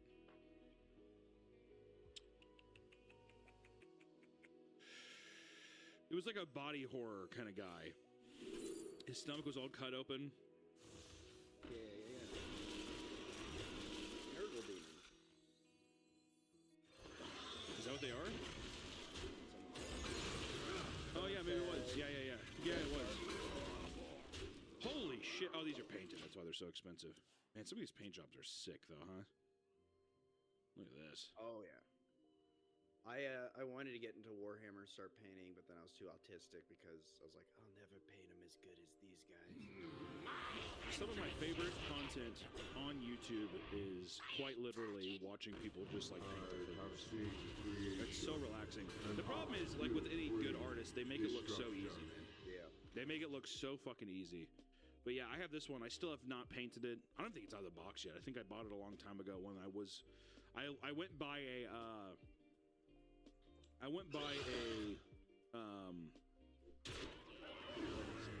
fucking Gamers Workshop, whatever. And I just saw the box and I just thought it was fucking awesome. Also, I just wanted it too. I was like, even if I don't play it, I'll just put it on my shelf. This thing fucking rules. But yeah, really, really, really fucking cool how they go about that. Some of the statues now, man, are insane. Especially if you get into like some people who have some money, like celebrities. Celebrities that are into like D&D and like Warhammer, and some of their collections are just fucking crazy. Super, super crazy. Did you, speaking of minifigs, did you see the One Piece Lego minifigs? Let me see. Live reaction. Yeah, they're pretty good. Whoa. I'm gonna get them all. Especially Buggies. Buggies look so funny. Is it this, Nick? All forms of life This will looks be awesome. Yeah. I can't see it, but it is. What is it? Can you see it? Planetary decimation. Is this actually? Yeah. Is this actually? No, it? that's it. No, that's no. Come on, dude. What? I typed in. I literally typed in One Piece Lego minifigures. I'll set it to this disgusts me, dude. This is the live action version. Come on, man. Oh, so you have a Gaki? Yeah, a Gaki. Let me see. For $330, I could get the Barati floating restaurant. The Barati floating restaurant. I will say the detail looks pretty good. That won't let me actually zoom in on the stuff, but here, let me. At least has this. I mean, I can at least show this. We start our adventure on board the Lego One Piece, the Barati floating restaurant, a set that recreates the iconic setting of many adventures of the One Piece crew. This impressive ship-shaped display set contains several rooms within its interior, including a kitchen, a dining area, and Zev's quarters, and the treasure room. Fans can create classic scenes and moments with the 10 Lego minifigures, including Luffy, Zoro, Nami, Usopp, Sanji, Zeff, Vice Admiral Garp, Helmeppo, Kobe, and Mihawk. It includes 5 of the famous wanted posters and is the perfect centerpiece for your collection. $330. That doesn't feel too bad, right? No. I've seen some of the fucking Star Wars stuff go for like a crazy amount, man. Actually, that's the one I think I might buy because I kind of like it. I like the shit. Also, look What at the fuck is this Brickheads? You're actually gonna buy this shit? No, I'm not buying it. This is fucked. You're actually gonna buy that? No, I'm buying the ship. This is unfucking believable, man. I was gonna buy. This is what Nick's. He's like, I can't wait to keep it in box. Hope it holds its value. That is fucked. I'm putting it next to my Teddy and Max sculpture, Lego sculpture. What the fuck is? So is this so wait, hold on. Relaxation. Is Legos doing their own like I mean it's Funko, right? It's like a Funko Pop. Yeah, Brickheads. Also, I just want to say this right now. You know how fucked it is? Look how tiny his hands are. Yeah. Why his fucking hands are tiny compared to his big gargantuan fucking arm. Look at that! Look how tiny his hands are! Give the man a bigger hand! Oh my god! He's cute. He's cute. Look at him. He's cute. He's gonna go great next to my buggy Brickhead. My Teddy and Max Brickheads. I really just don't know what.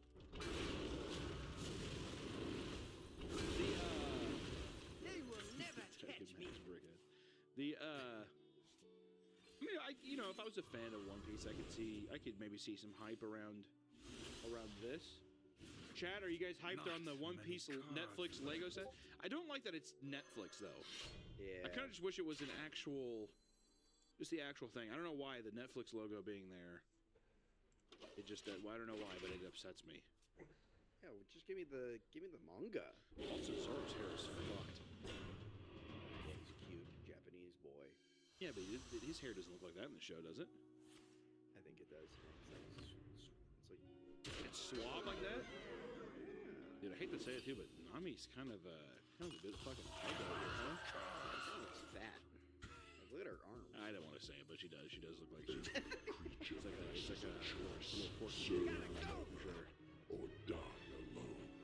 I think the only thing I think that the only thing that I really like of this though is that big old crab on Sanji's plate. My hand is full. Now, Nick, let me ask you this, because I know the pirate ship. I don't know what. I think this is that crocodile dude's palace here. Yeah. What in God's name is this fucking thing down here? That's the buggy room. That's where Buggy lives. The clown. Was that in the show? We watched the show. Oh, it's the carnival area. The carnival thing. Okay, I get it. I see. I will not. You won't be buying the buggy room? Nope. The Arlong tower thing is pretty cool though, because it like splits in half. Push up the top. Crumbles.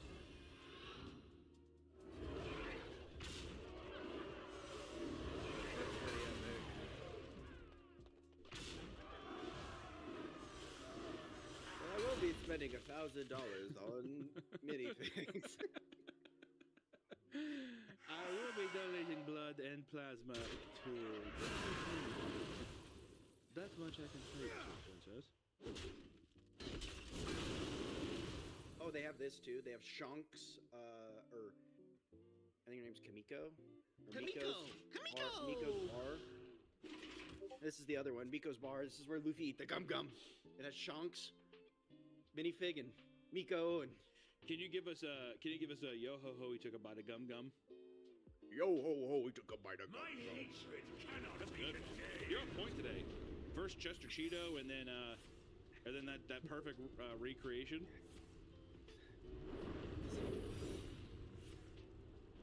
try to be a voice actor. AI just I look tired. Well rested. I think a All very right, natural ban this guy. sleepy eye. Ban Wako Jocko. He says one piece of cringe just like you. How dare you say that? Or die alone. Not about me. What the fuck is this in my eye? Look at this thing. Like a fucking blown out blood vessel or some shit, dude. Splendor. Why even fuck with that, brother? Why even? You always look tired? I look tired. I think it's just a man. Tired. Your bag's still nearly. Thank you, Matt. Thank you. Eye drops? Hell no, dude. You should get some menthol eye drops. Some Newport eye drops. You know, it feels nice. We're still the problem too. We have a new thing being built right now. We're working on like a new live set. I know I've said it a couple times. The storms have been so bad lately that things keep getting pushed. But just know, we're trying to have something nice for you coming. All right. We're gonna have we're rebranding the show. We're rebranding the show. We're rebranding the show to something more like Howard Stern, where people can call in, and we can have, physically disabled people come up, and we can do games, and we can have women with giant tits come in, and we can, do strip-offs and all that kind of stuff that Howard did back in the day when radio was good. Am I right, boys, or what? Oh, you're not wrong. You're not wrong. Rebranding the show to Naked and Afraid, well, that could be a segment, dude. We get Nick all oiled up and we have him run into the forest. All right. Live update. And I have a big brown bear chase him. All right. Like honestly, if we did a queef contest, I think that we would be crushing. partake? Can you partake so you can shoot hot air out of your pussy? Yeah. You know what though? The problem is that if you competed, I'd have you win. No matter what. Really? Yeah, definitely. 100%. 1,000,000%. Wow. You'd do that for me. What do I win? I don't know. What would if you did a queef contest? What would the victor get? I was gonna say like a douche or something, but it's not like that. It's just shooting air, you know. Unlike a fart, there's actual, I think, shit matter that's spewing out your asshole when you fart. Yeah. So I don't know what a birth control. Okay, so someone's saying a birth control, a yoni egg. What the fuck is a yoni egg? We've talked about a yoni egg, haven't we? Yeah, we put that in your vajayjay, and it helps strengthen your spiritual chakra. There you go. That's kind of nice. Also, it can ruin. I think it can damage your vajayjay. Yoni eggs can damage your vajayjay? Yeah, too tight. It kind of gives you cramps. Really? Well, I guess if you start at the largest size, yeah, you're probably gonna wreck your shit, dude. Yeah. You can't mama bird a yoni egg if you're a newbie. You know what I mean? You got to put some little pebbles in there. Go outside to your garden and just throw a couple in there, and then just work your way up, dude. You know what I mean? I think that's what you got to do. Yeah. Antidepressants. That's what someone said. Vagisil. Your supply Vagisil. I think even if you did a queef contest, you know what would be a funny one? Like a trumpet. What if we gave someone a nice trumpet? And you're like, here, now come back and be able to play some fucking Mozart on the trumpet.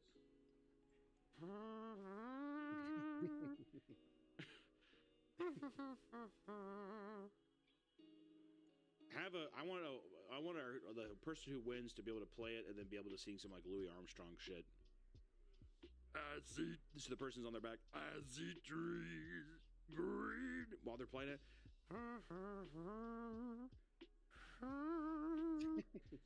Red roses too.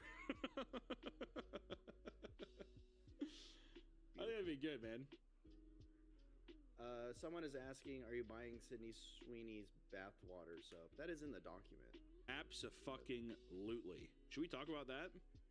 Yeah. Because also I want to say marketing genius. Also, Belle Delphine better be getting a cut of some of this shit, dude. Yep. You know what I mean? The first OG to hear it. Sydney Sweeney, guys, for people that don't know, the most beautiful little princess on earth.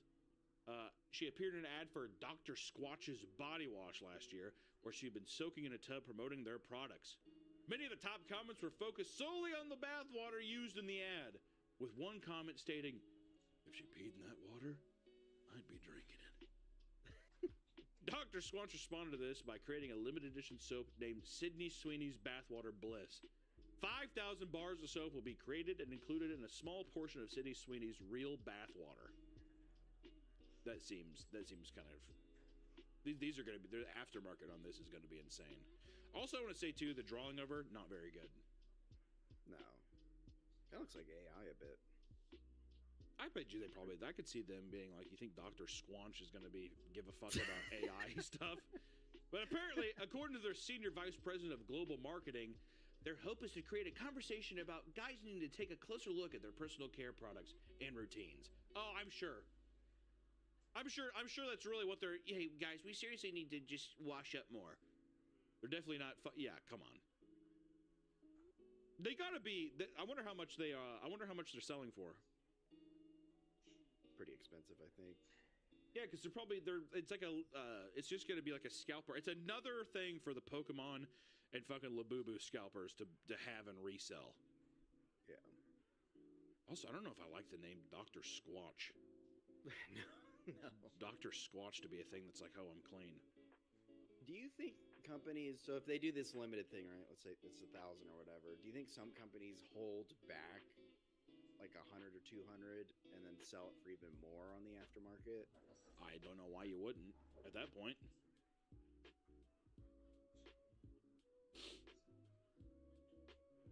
I mean, are we gonna buy it up, buy a pallet? well, there's only 5,000. We should just buy all of them. And then I say, Sydney Sweeney, I bought every single bar, princess. You have to come and see me. Take a bath with me, Sydney Sweeney.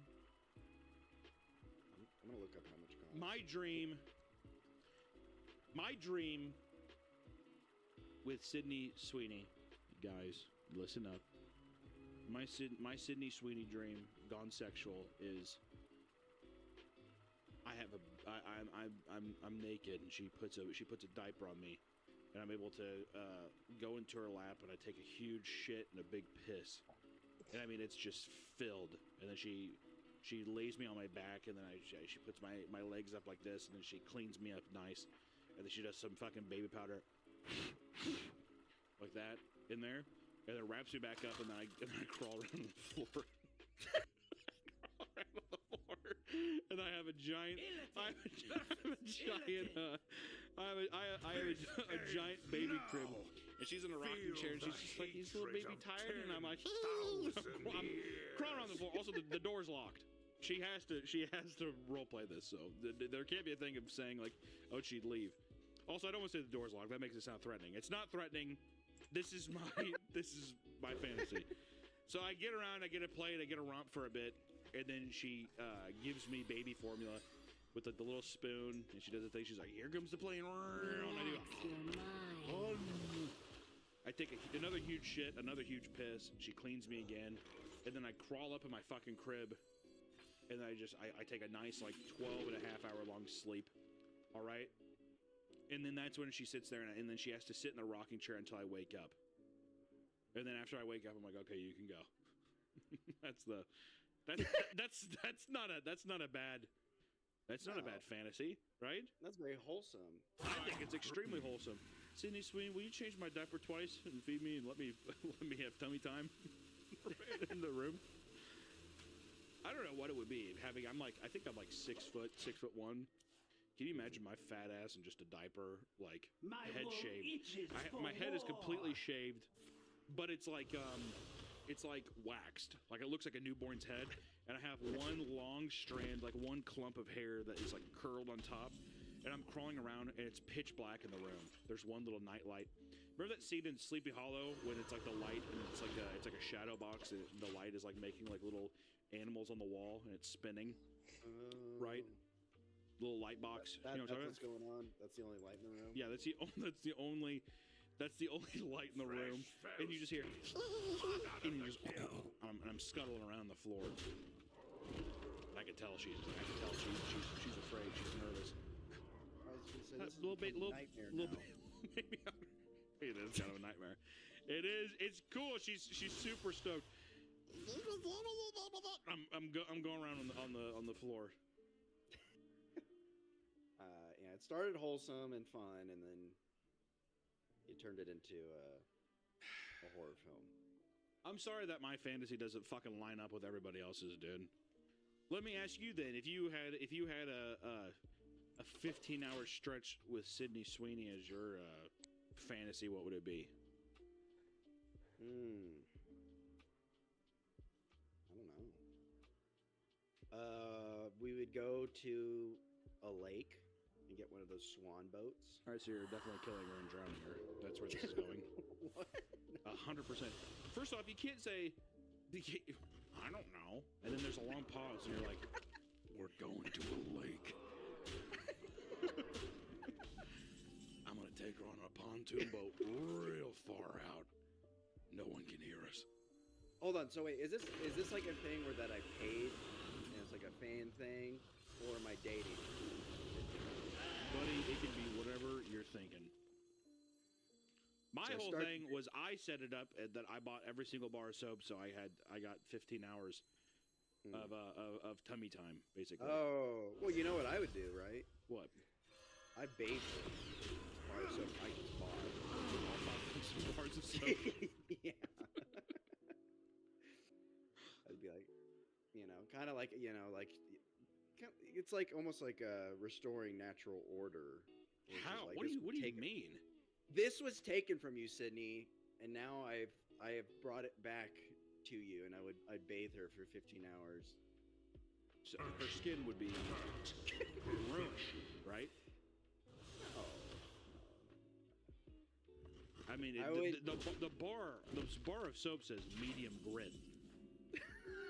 Okay, it's basically sandpaper. Can you imagine 5,000 bars of soap being used?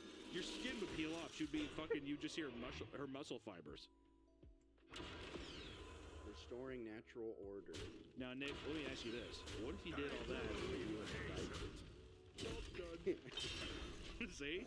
And your head was bald, and you had one little clump of hair on top that was a little curly Q on top. Huh? And I'm still giving her a bath, or she's giving me a bath? It switches. So you do 2,500 bars of soap on her, and then you get 2,500 bars of soap on you. Are you fucking kidding me? You fucking dirty bitch.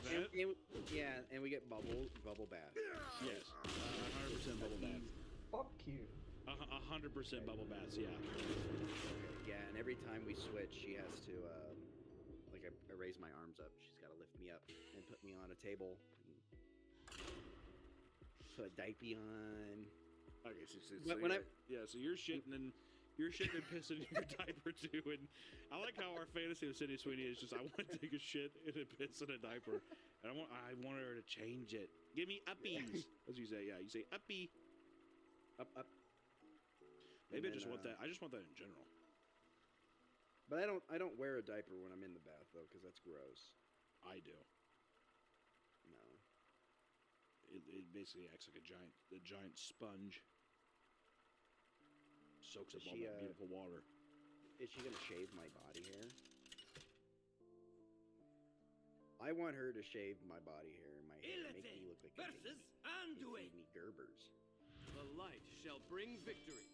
Feel the hatred of 10,000 years. Ground up turkey.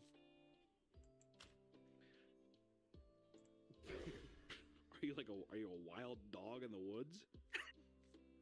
Ground up turkey. Is that a thing you give babies? it's like turkey food. Relax. Turkey food. I've heard of like squash baby. I don't think I've ever heard of a single person grinding up turkey and giving it to a child. Is that true? It's like mush. Look, right here, turkey sticks. Baby turkey sticks. Gerber's turkey sticks. Yeah, look. Okay, first off, why do you know about Gerber's turkey sticks? Let me see this. That is so fucking gross. These are like just what, Vienna sausages, whatever? Yeah. You're giving this to a baby. Yeah. Okay, hold on a second. This thumbnail. Okay, hold on a second. The guy. Okay, hold on. Hold on! Who is this? Hold on.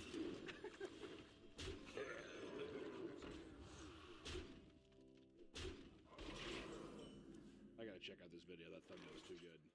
I got this comment from Andrew Jones saying I need to try taste test Gerber's chicken sticks. And I know he meant it as a joke, but it really got me thinking. So,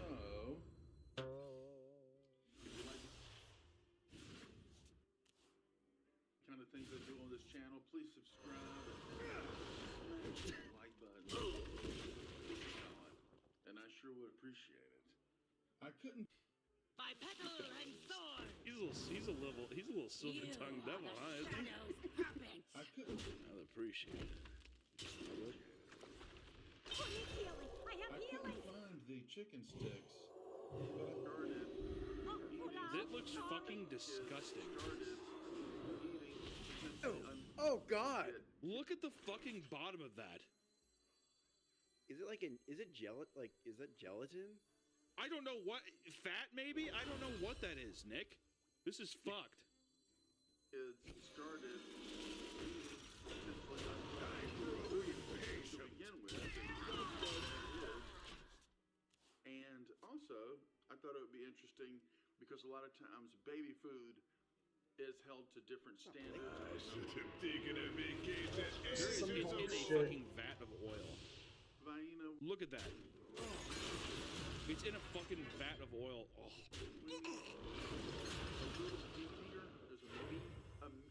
Not a little baby food mukbang. Don't keep your thoughts to yourself. That can happen sometimes. It's off camera too long. What are you doing with that, buddy? Come on now. Come on now. Yeah, zoom out, dude. Well, that's softer. What are you? What? It is a lot mushier. Ew. A lot softer than a normal Vienna. Let's do it. I grow impatient. Oh.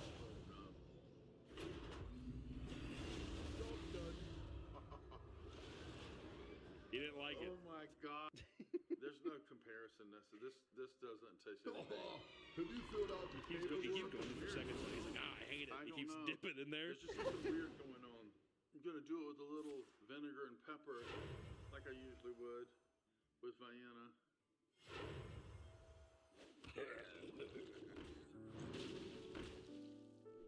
Ew, it's great.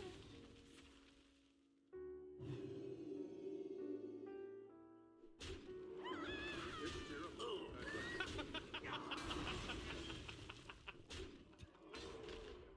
It's terrible.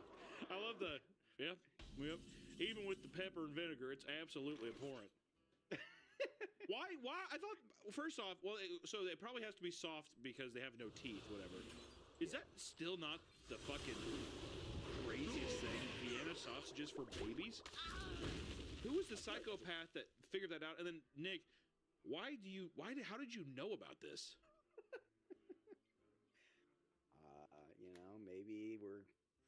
Maybe this fantasy is not really a fantasy. I mean, look at the top. There's some good thumbnails out there.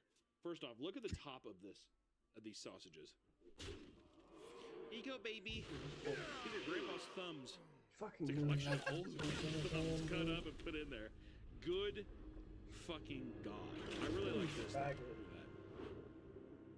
do you think of that one? Faggot deck, dude. It's not shown yet. Oh, that one? The baby? How nice. How lovely. We need to that could be a fun video, potentially. Weird baby foods.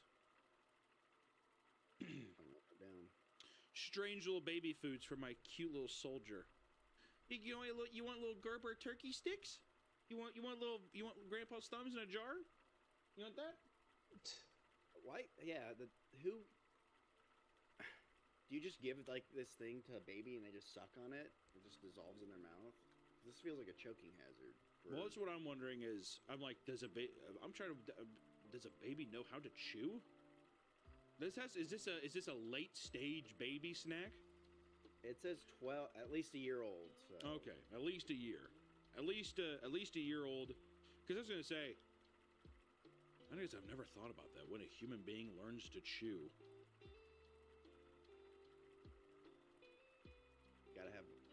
they know how to gum things. I guess that's true.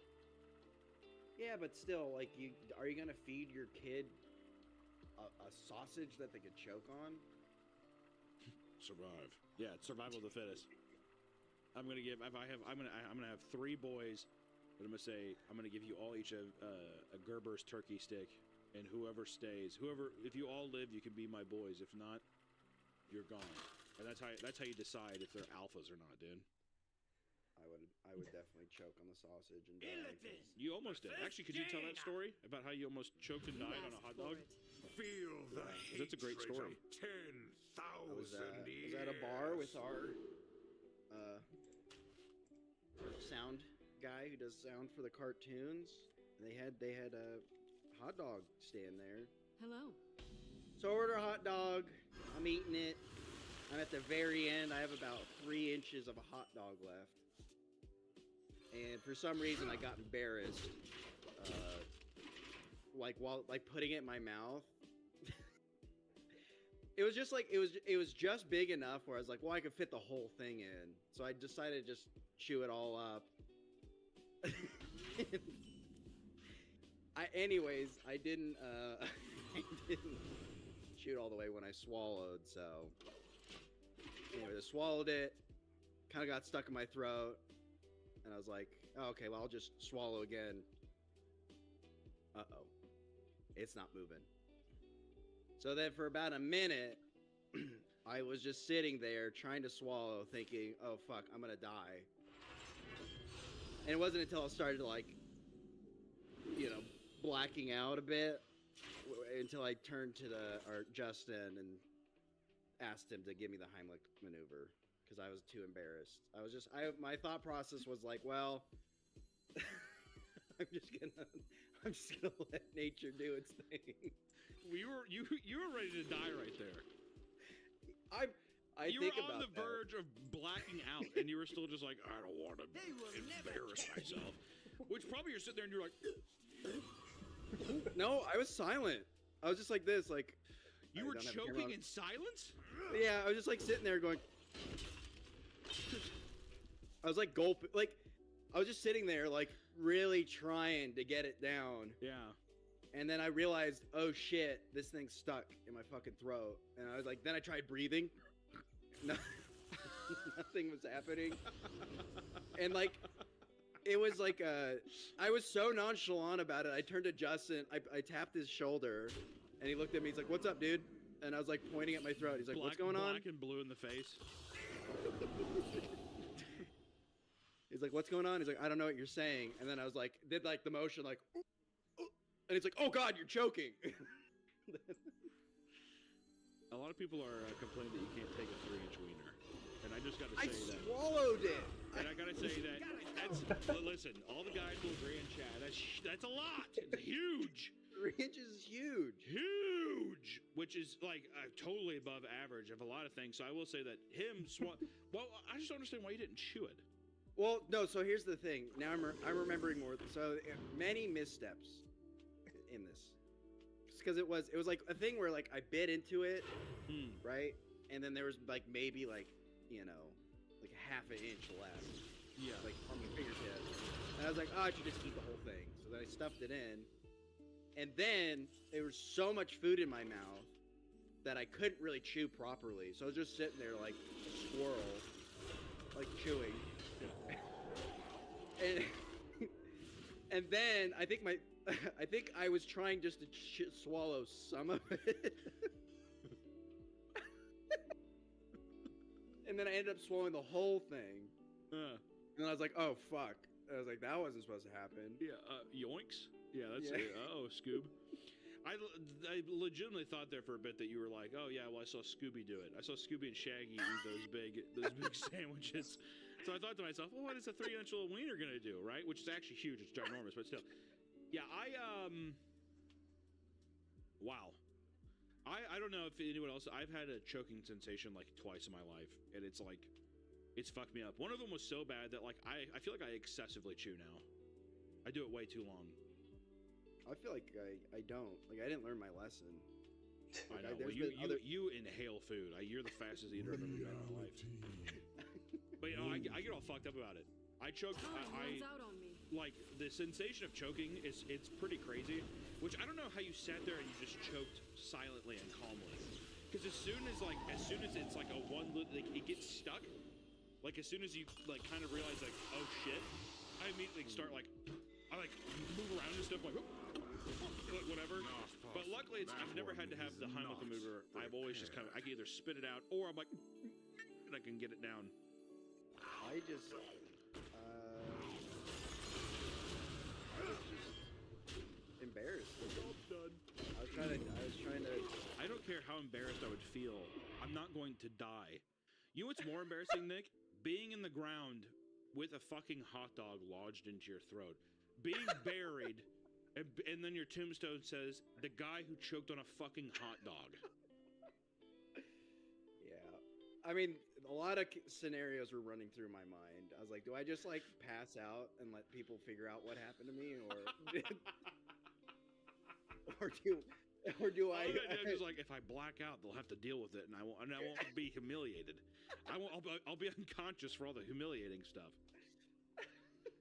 Yeah, I mean, in a weird, sadistic way, I understand where you're coming from, but at the same time, I sincerely feel like the angel of death is floating around you at all times. I feel like this is the part in Final Destination where it's like, that was meant to be your time. Oh, yeah. You know what I mean?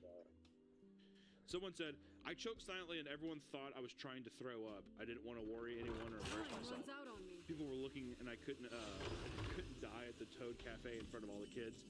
I'm at this place where I feel like if nobody was doing anything, I would start like jamming myself into a counter or something. You know what I mean? Yeah. Sick. I would do anything. I'd start punching my fucking stomach. I would do whatever I could. That's actually if you the self Heimlich. Yeah, you're supposed to like slam into a thing. I would fucking dead sprint and I would dead sprint and fuck my stuff up. I would fuck up my gutty works to make sure. I don't give a fuck if I'm sitting there and I like, you know, I have a giant black and blue bruise on my stomach for 6 weeks. I am not dying there.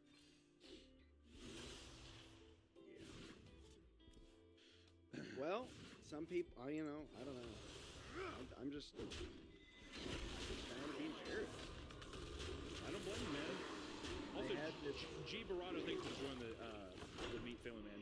The one reality show I'm surprised you didn't talk about in your reality show vid was Mystery Diners. I don't think I know Mystery Diners. Also, we got 10 gifted subs from Badu, and also Gibbles the Third with 20. You fucking mad. Dang. You mad lads. I appreciate you guys. You know I what, have a though? couple. We're coming up on the hour and a half mark. This has been I think that's a great way to end it, dude. With your nice little, your nice little choking story. I think it was very nice. We gotta do some. We need to get this the live show thing set up though, to where we can have callers call in and then talk about their choking stories. You know what I mean? Yeah. That's what we need. Bring your best choking story next time. Yeah, people can sit there and go into grave detail, admit to times maybe they. You know what I'd like to do is I would like to do. I hate callers. Okay, man, come on now. I want to hear other people talk about times where they're just like, yeah, I saw somebody choke and I didn't do a thing. Because that happened to me one time. I didn't even think about it. It happened so quickly. This guy came up and he was choking next to me at a restaurant. And I was like, runs out on me. Oh, really? I didn't know what to do. Well, I didn't even process it. You know, the guy's like, whoa, and I kind of just like looked at him. And then basically, I got mean mugged afterwards and it saved his life. And I was like, you know, I kind of like lifted my hands up like, well, I mean, okay. And I felt bad. I sat there and I kept eating. I'm like, well, my food's going down okay. What am I supposed to say? You know, I feel like this is bad to say, but I feel like I would freeze up and then thought about that. Like if something's happening, yeah, I feel like I'm the type of guy who's like, I'm not gonna help, and that makes me feel bad. Yeah. Well, I think about times too where I'm like, if somebody was like, I don't know, in grave danger, or so if I saw a woman where it's like the classic scenario is a woman has her purse stolen. Somebody stop that guy. I would not be the person to turn and run. I would not be even if I had the physical ability to catch up with this man, this fast, you know, assailant, as it were. I just don't think that's me. I don't think it's me as a person. Or if somebody was like, save the children. I don't think I would. I think I would selfishly probably get in first, like the Titanic boats. I don't think the women and children would stop me. I think I'd be like, I'm bigger than you. I'm going to push my way, and and that's horrible. We need to work on that, Nick. I'm lumping you in with me now. Oh no, I agree. I feel like I wouldn't click in my brain. Like what would happen is I'd see it, I'd be like, oh man, that sucks. And then like 10 minutes later, I'd be like, 10 minutes later, I'd be like, damn, I should have done something. Yeah, well then there would be a lie that starts happening in your head, definitely, where it's just like, oh, I mean, I couldn't. I would have if I could. It's like coming up with a good comeback. Too late. Yeah. Fuck, I should have said that. Yeah, exactly. I know what you mean. I know what you mean. All right, guys. Time runs out on me. Welcome back to the Papa Meat channel. How you doing? Come on in and sit on down because today we're talking about my trip to Japan. Konnichiwa. Sumimasen. Lucy. One Coke highball, please. Arigatou gozaimasu. Okay. But really, we're also wanting to talk about how we were cursed in Japan. Yes, my friends, I full-heartedly believe that my trip to Japan, we were cursed. The entire group. We'll get into that, but let me just, I'm just going to talk about my Japan trip because I do think that something supernatural happened to some degree. No joke, not even clickbait. # true story. It's a curse. I was fucking cursed, okay? Which, let me just say, intro to Japan, because people are going to wonder, what do you think of Japan? I've gotten that a little bit on social media. The pros. Beautiful. Beautiful city. Clean, right? Infrastructure. Amazing. People. Friendly. Well, we'll see. I would say the food was good, but I'm also going to count the food as a negative. negative. The food, everywhere I went, the food is good. I feel like in America, you can go into a place and you just know you're going to get sick. Like I've been to many of those places, indulged in many of those places, and I paid the price. In Japan, it was like the pro and negative, I guess I'll just get out of the way, is that like it's all kind of the same. It's like they have a very tight dish of things that they do, and some places just specialize in little things, which you could say the same thing about America with like burgers and all the other bullshit, but you at least have some different varieties. What was kind of crazy is like when I was in Japan, I was like, man, I would kill for an enchilada. You know what I mean? I'd kill for an enchilada. And I went to McDonald's just because I was like, I gotta switch this shit up, dude. McDonald's in Japan.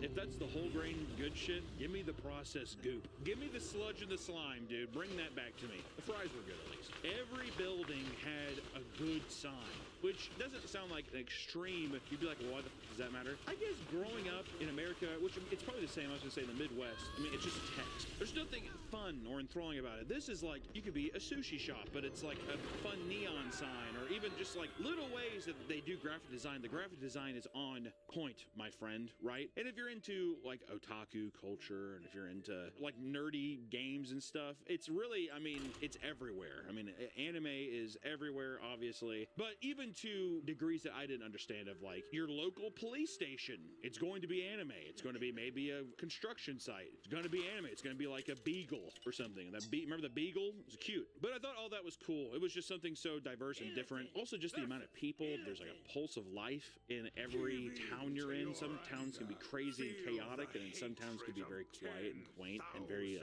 relaxing. It's nice. But in some way, it always feels like it's hope in some kind of weird way. A lot of Midwestern towns I've been to, it is the opposite. It is, this is the end. This is death. This is my forever. You know, that's exactly how I feel, which I've gone and done different things and come back to appreciate it more. But it's dreams go to die. That is just you're born and do not dream, just get a job and die. That's what it feels like. And one more thing, I guess, too, is I feel like everybody just takes like a lot of pride in their work, you know? Like even people working at like a McDonald's, it felt like every job felt like it had a purpose, which I guess here in America, it's like maybe just more entitled feeling. I would say my favorite thing by far is the rich religious culture of like shrines and temples was beautiful. Beautiful, beautiful, beautiful. The architecture, the appreciation, coming from also a place like America, the oldest thing we have is from the late 1700s, realistically, of like the American history and stuff like that. So going to things that are like hundreds and hundreds, if not thousands of years old is awesome. And to see people still going there, paying respects and being a part of that tradition and culture is just cool. The Osaka trip was our second stop. We started in Tokyo, Shinjuku. The red light district. The red light district, where Nigerians and women come up and solicit prostitution almost on the dot at 11 p.m. It's impossible. Walking through Shinjuku at 11 p.m. in the red light district area, or at least by Golden Guy, you're going, like someone is going to offer you sex. And it's not even going to be subtle. They might say massage. Sometimes they're like massage, but then some people are like, you want to The Nigerian guys were like, do you want to You want see? You want see? You want titties in your face? You want see? Huh? And you're like, God, no. My friend. We started in Shinjuku, then we went to Osaka, and then we came back to Tokyo for our flight, but then we stayed in like Akihabara. The negatives, really, it was just in Shinjuku, it was like soliciting prostitution. Too many fucking rules was one for me. Like, if you talk on a fucking train, people are gonna get pissed. You know what I mean? Like weird where it's like societal stuff, which whatever, you know, I mean, it's not like we went ahead and did those things. I feel like we were very respectful, but it was just like very restrictive. It's a very restrictive culture, I think. I just no enchiladas. Like, what the fuck is that? You know what I mean? Like, goddamn, can I get some enchiladas somewhere? I got duped because it said taco. And I was like, oh yeah, we went to a place in Osaka called Taco King. It was awesome, but I did think it was tacos, and it was just octopus balls. They were good, and it was awesome. If you're in Osaka, you should go to Taco King. But yeah, no, that translates to like, I think it means like octopus king or something. So you know, oh, silly me. So, like I said, we started in Tokyo, and then we moved to Osaka. Osaka is like, people say it's the food capital of Tokyo, which I will say the food was just way better in Osaka. If I ever went back to Japan, I probably wouldn't even go to Tokyo. I'd probably just stay in Osaka. I had a much better time there. There was still some shopping and stuff, and you know, you're on vacation and you're just kind of walking around. It was the cast and crew of people we had with me were myself, my beautiful wife, Donkey Girl, Nick, Harry, and then our lovely Irish editor, Jono. It was our first time getting to meet him in person. He's tall. I don't know how a nation of people who survive on potatoes can be so big, but there you go. So it was us all going to Osaka, and we were kind of like enjoyed our first couple days. We got to meet with my tattoo artist, Benny, who did my tattoo. We got to just experience some of like just good eats. Like it was like a nice change of pace. It was still busy, but it's not Tokyo busy. And we decided to go out. Hey, let's just go check out some of the local shops because there is some cool stuff. And I picked up a bunch of soft vinyl figurines in Osaka specifically, if you like soft vinyl figurines, which I do. But as the night was coming to a close, things closed pretty early too. Actually, another fucking negative. Nothing opens till like 11 a.m. I kept waking up at like 7 in the morning and then just like, kind of, I guess I'll go for a walk. And walking through Shinjuku at 6 or 7 in the morning, you're going to see someone like, oh! Like throwing up. We saw this one girl like black out on the ground and her friends were like, hee hee. They picked her up like luggage and just like ran off. Well, I'm assuming it's like a subway or something. The train, Americans, not the sandwich place. The guy who slipped and slammed his head that was overrated. That was nice, yeah. It feels like looking back on it now, there was a lot of omens telling us to stay away. Like there was something negative coming towards our future. Watching a man fall down a flight of steps, like we were walking in Shinjuku, all the bar doors are just open, so it's like welcome in. But everything in Japan goes up. So the stairs aren't like you go at like a nice, I mean, you're like climbing a fucking ladder a lot of the time. So we were walking past this bar and I was like, oh, that's kind of cool. It's like a Motorhead bar. It was called like Ace of Spades, or it had like a Lemmy decal on it. I kept an eye out for it because we kept going to this place called Gods, which was like a metal bar, and I really liked it. I mean, it was fun. But yeah, I was watching the open door, and this guy, you just hear, go, go, go, go, go, go. And the man falls out, bald-ass head, right on the ground. I mean, hard. He gets like yelling, and he's like not composed. Like this, like you have a concussion, 100%. And he's like struggling to even stand up straight, and he just kind of like stumbles and runs off. Whatever. And the doorman does not bat an eye.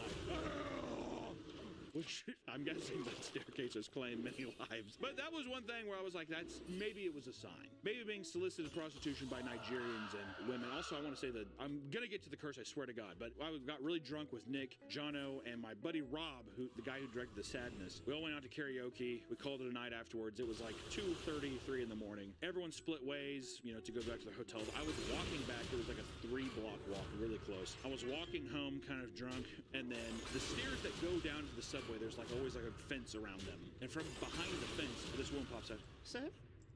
Sir? You love me? And I was like, oh no.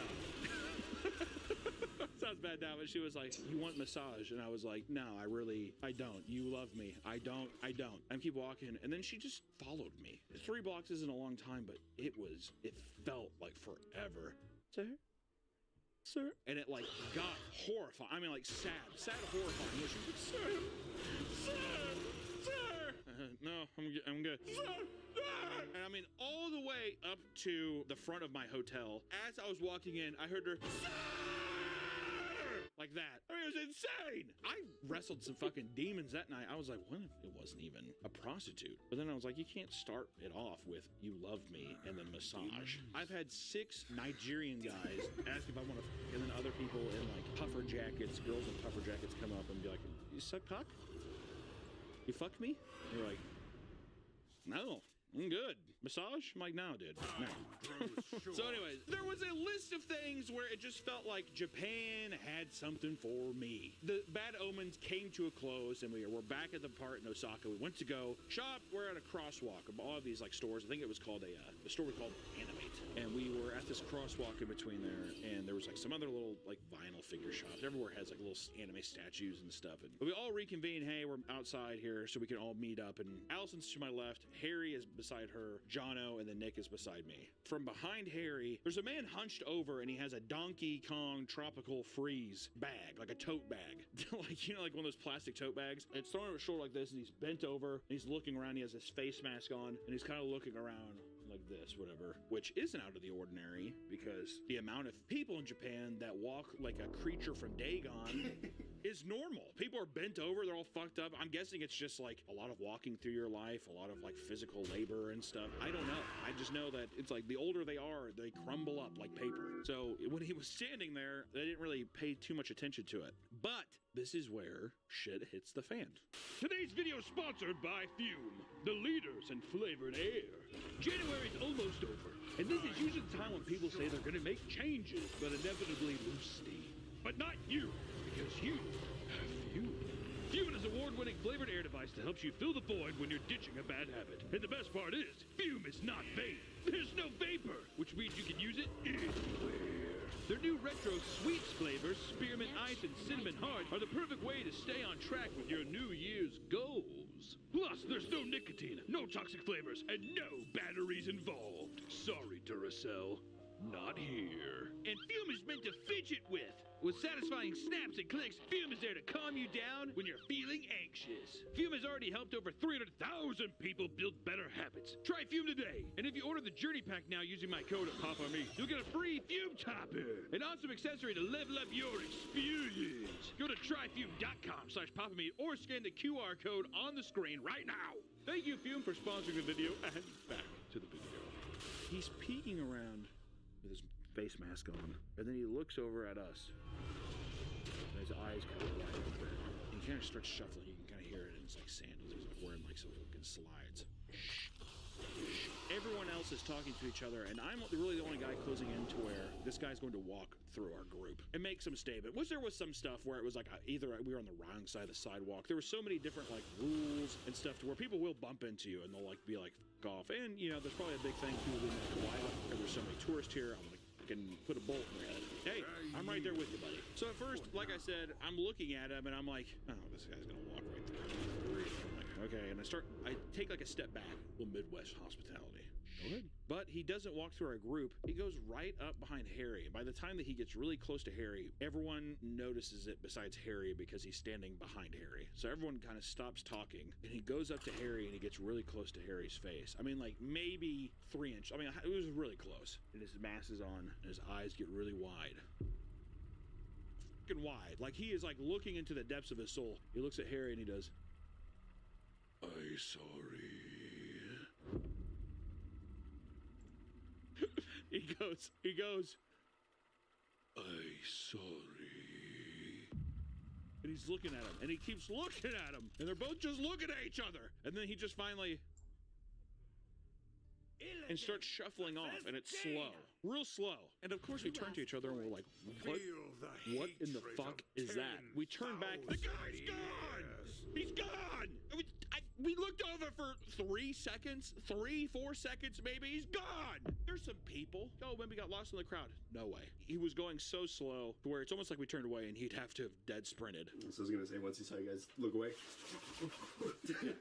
So this begins now the list of things that confirm that we were cursed. I don't know if there is something where a curse can be transmitted from like marking somebody with his eyes, like by just looking at this guy and we all looked at him, we were cursed. I don't know. It's a very superstitious culture. I'll say that. So who knows? I guess I'll say my end. That night, I immediately got very sick. So sick, in fact, that for the next 4 days in Japan, I was bedridden. I mean, I could not, I was fatigued, I got up, and I think right now there's a huge outbreak of like influenza or something in Japan or something like that, you know, record high. But it was just, that night, I immediately was just kind of like, you know, when you kind of know you're getting sick in your throat and you're like, fuck. That next morning, I'm not even joking, it felt like, I mean, I couldn't eat. Even just like choking down water was rough. I would try to get up because I'm sitting in Japan in a hotel room and I'm wasting all this vacation time. Like I planned this, we worked so hard this year to fucking come out here and do this, and now I'm just like sitting in my room. But anytime I would get up, we try to like go down to the lobby to get like a coffee or something. It was so lightheaded, I felt like I was gonna black out. Seriously, that way for 4 days. So like everybody was kind of like, are you sure you can't come out? And it was fucking horrible. Like I just kind of sat there and I felt plagued. That's how I feel like I was cursed, all right? I really did not get better until we went back to Tokyo, Akihabara. So really, I was sick the rest of the time that I was there. Mind you, the next person I'll talk about is Allison, because she was in the same room as me, obviously. So that night, I start getting sick. She's like, well, it's probably nothing, just drink water. I was like, okay. So the next morning, we kind of go through, I wake up and still feel miserable. I put on like American Dad on TV. I'm just going to go on the Japanese YouTube and watch American Dad compilations. Because everything else, all the streamers are like region blocked or whatever. Allison is taking a shower, and then she just fucking screams. This is like 7 in the morning. Screams. Blood-curdling scream. I'm like sick and frightened. She comes running out and she's like, why the fuck would you look in on me? Jump scare me like that. She thought I was like looking at her through the shower, trying to scare her. And I was like, dude, I'm looking at my fat ass, like laying on this bed. I'm like, I've been here watching American Dad. She says, and I quote, there was a man looking at me through the steamed glass, hands up on the glass, looking in on her.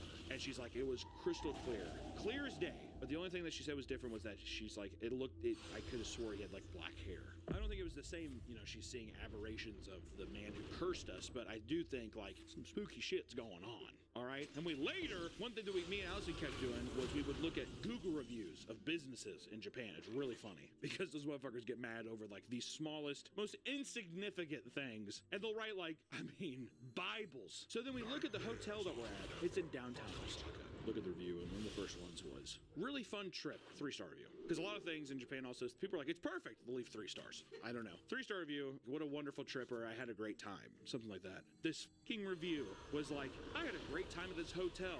The ghost tried scaring me, but I thought they were funny. I would definitely come back. And we're reading this like, what? Because at this hotel, there is a fucking temple right next door. Like, not even right next door. There is a tiny alleyway, and there is a full-fledged fucking temple. The guy in his review basically goes like, oh, it was this guy with black hair, so-and-so, which everybody in Japan has black hair. But still, it was like one of these things he talked about the ghost from the temple. We went there the next morning and fucking read the placard of the guy who was at the temple, and she was like, this looks like it. They had like a picture. This looks like it. Which I was just like, all right, dude, like... Come on, Allison. Let's try to reel it in a little bit. But still, a fucking paranormal haunting happened. It freaked her out for the rest of the trip, at least in Osaka, where it would be like, leave the door open for the bathroom. Because it was like, there's an entryway to the bathroom, you close that, there's another door to the toilet, another door to where you have your shower. So you would leave the door open to where like anybody in the room could like look in and see, it's just me. I see my wife naked sometimes, so it's not a big deal. But just one of those things where it's like leaving a night light on. I don't fucking know. That's Allison's. Whatever. Next, we go up to the culprit himself, Harry. He had insomnia every night he was in Osaka. Every night since he got cursed, he was tossing and turning. He was saying that he kept like hearing people tapping on the wall. Don't know what the fuck that's about. Very vague. Harry's a very vague man. So you'll just be like, well, was it scary? Yeah. And you're like, oh, okay. Well, what happened? There's just like tapping on the walls.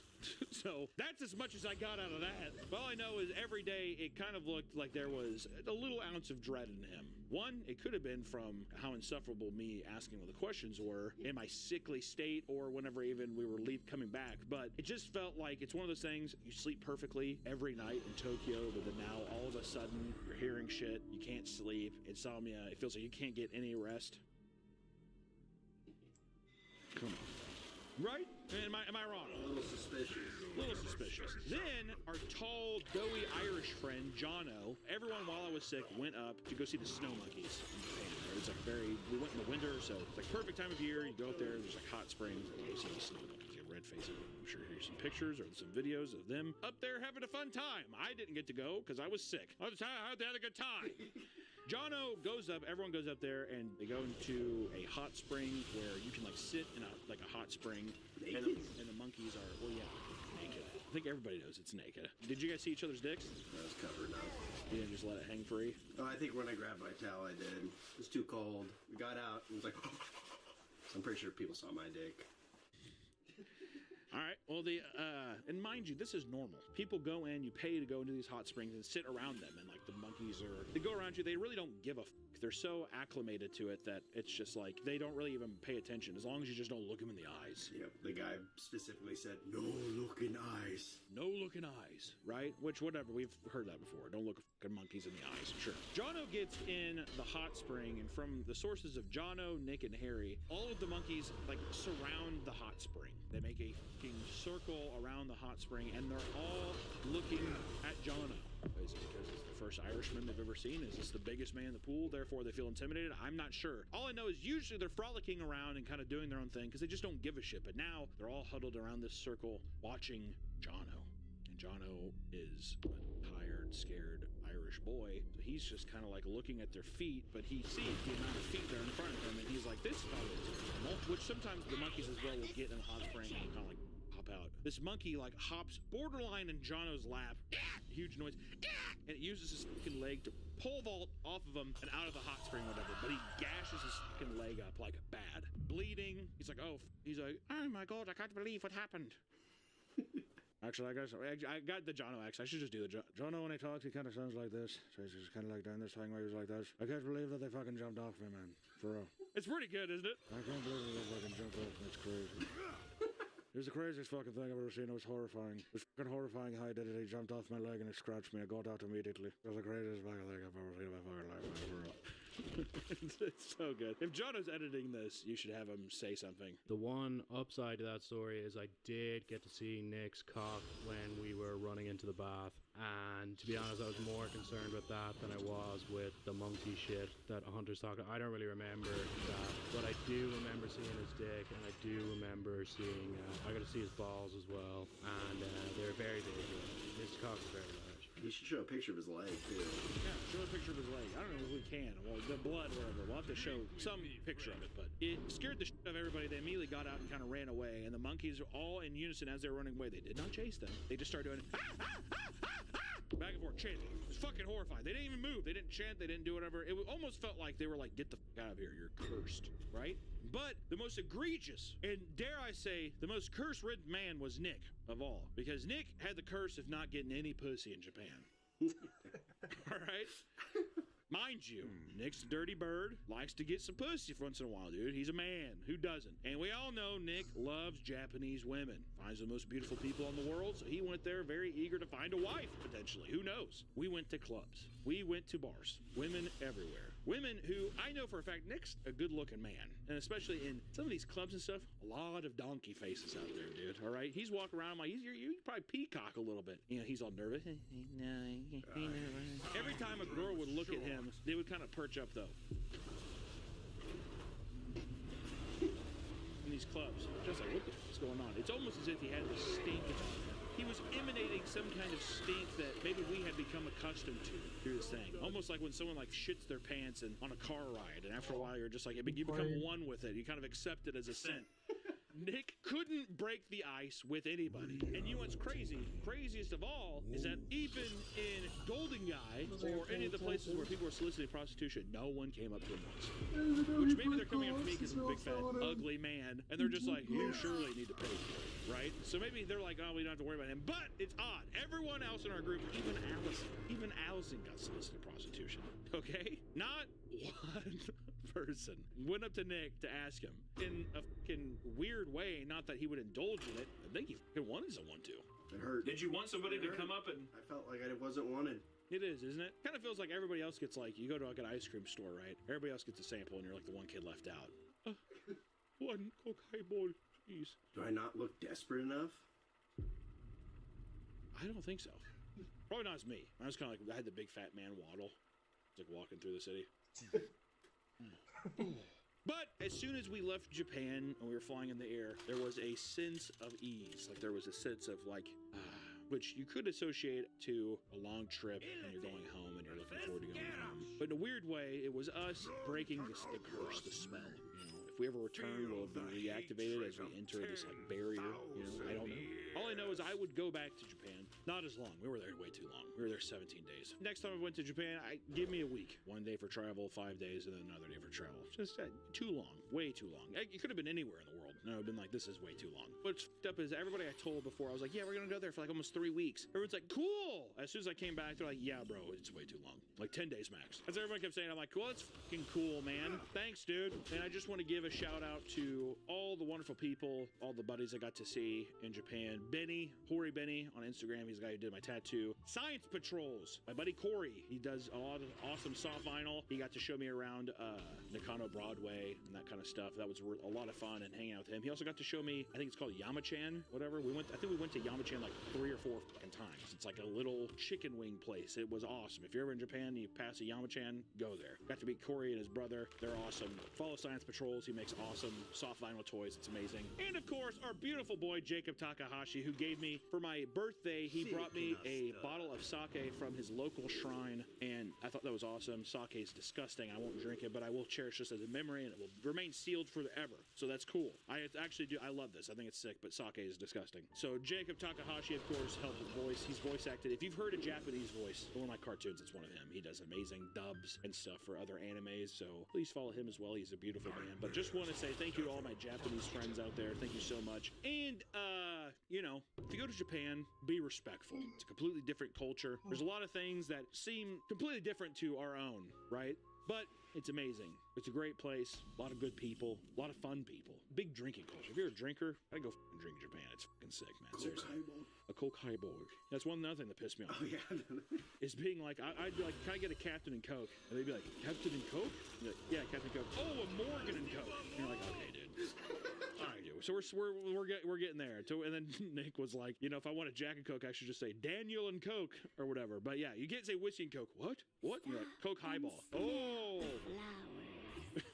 I don't know. All in all, it was a great trip. We did get cursed. It was kind of weird. We had some ups and downs, but that was my Japanese trip. Just wanted to tell you guys about it. Thought it was a lot of fun. So happy to be here making videos again. I think it's going to be a very exciting year. We got a lot of cool stuff planned. So until the meantime, everybody, I love you all so much.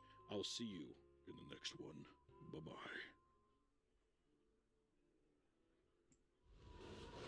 Wait, before we get into the video, we're doing a subathon right now on twitch.tv, live right now, all in order to raise money for a new production barn so we can do more sets, more puppets, bigger stuff. We're live. After you watch this, go watch. Support the Barnathon. Twitch.com/MeatCanyon. Welcome back to the Papa Meat channel. How you doing?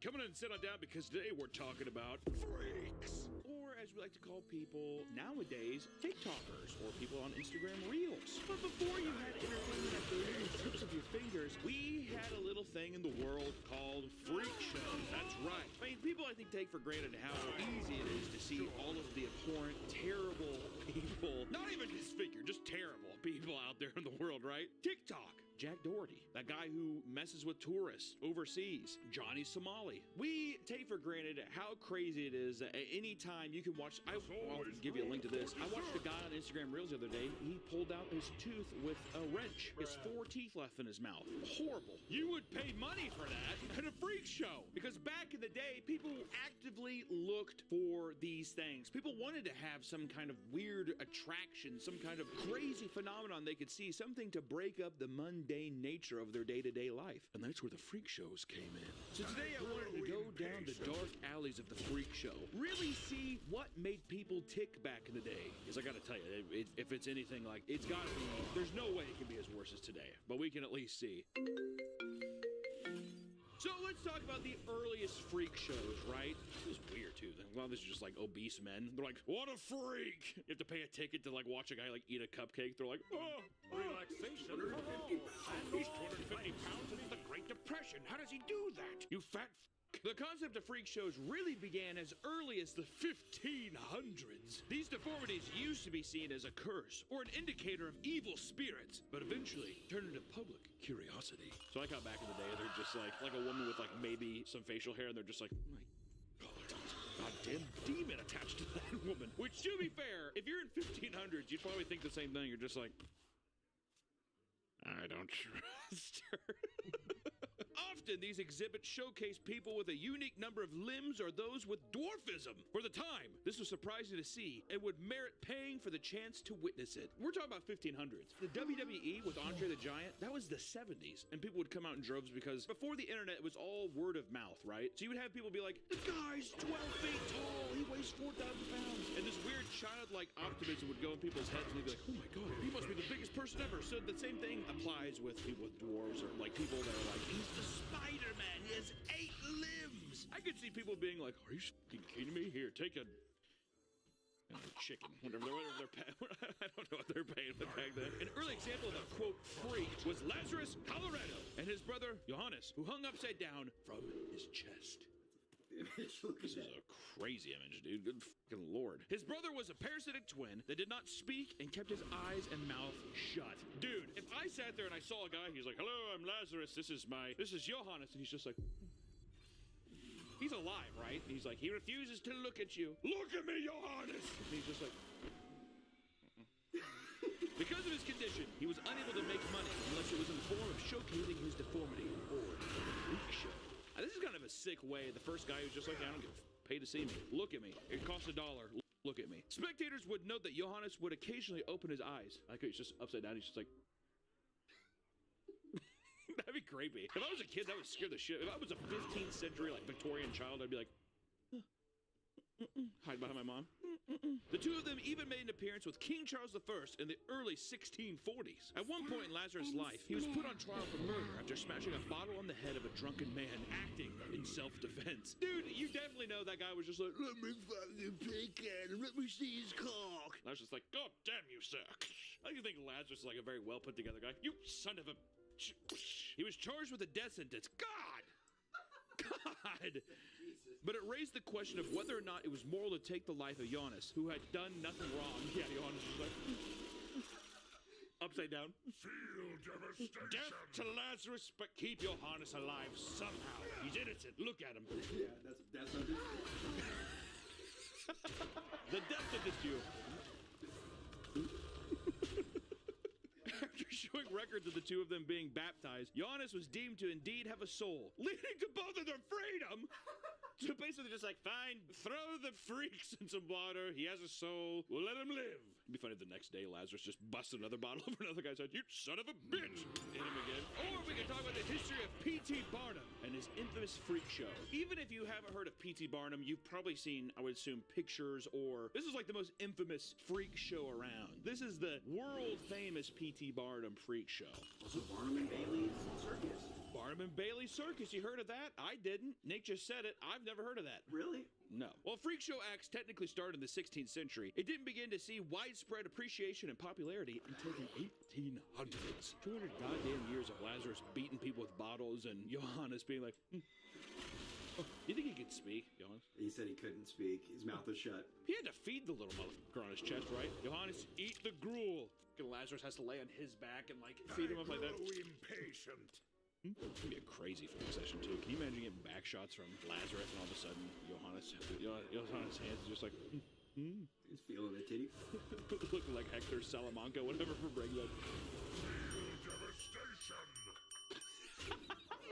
Lazarus like, look at me, actor. Look at me, actor. Okay, we got Amongst those in circus industry, P.T. Barnum was known as one of the most influential of his time. You may recognize the name for the movie The Greatest Showman with Hugh Jackman that definitely no one saw. In the movie, P.T. Barnum is portrayed as a fun-loving hero that takes in people with unfortunate abnormalities and celebrates them. But in reality, P.T. Barnum was an incredibly selfish man that took advantage of people around him from the very start of his career. Of course, the 1800s fucking freak show runner is not a good guy. I like how people are like, what? P.T. Barnum wasn't a good guy? He's like, Dolphin Boy, get in the tank! He's like, I actually don't know how to swim. Get in the fucking tank! His name was Phineas Taylor Barnum. He was born in 1810 and proved himself to be a natural entrepreneur. Before he was 21, he was publishing his own newspaper and running a general store, as well as a lottery business. How the f*** do you start that? I'll call some numbers later, maybe you'll win. It's like, yeah, I trust you. He entered the world of entertainment at 25 when he bought the rights to the exhibit of an elderly African-American singer named Joyce Heath. She claimed to be the 161-year-old nurse of George Washington.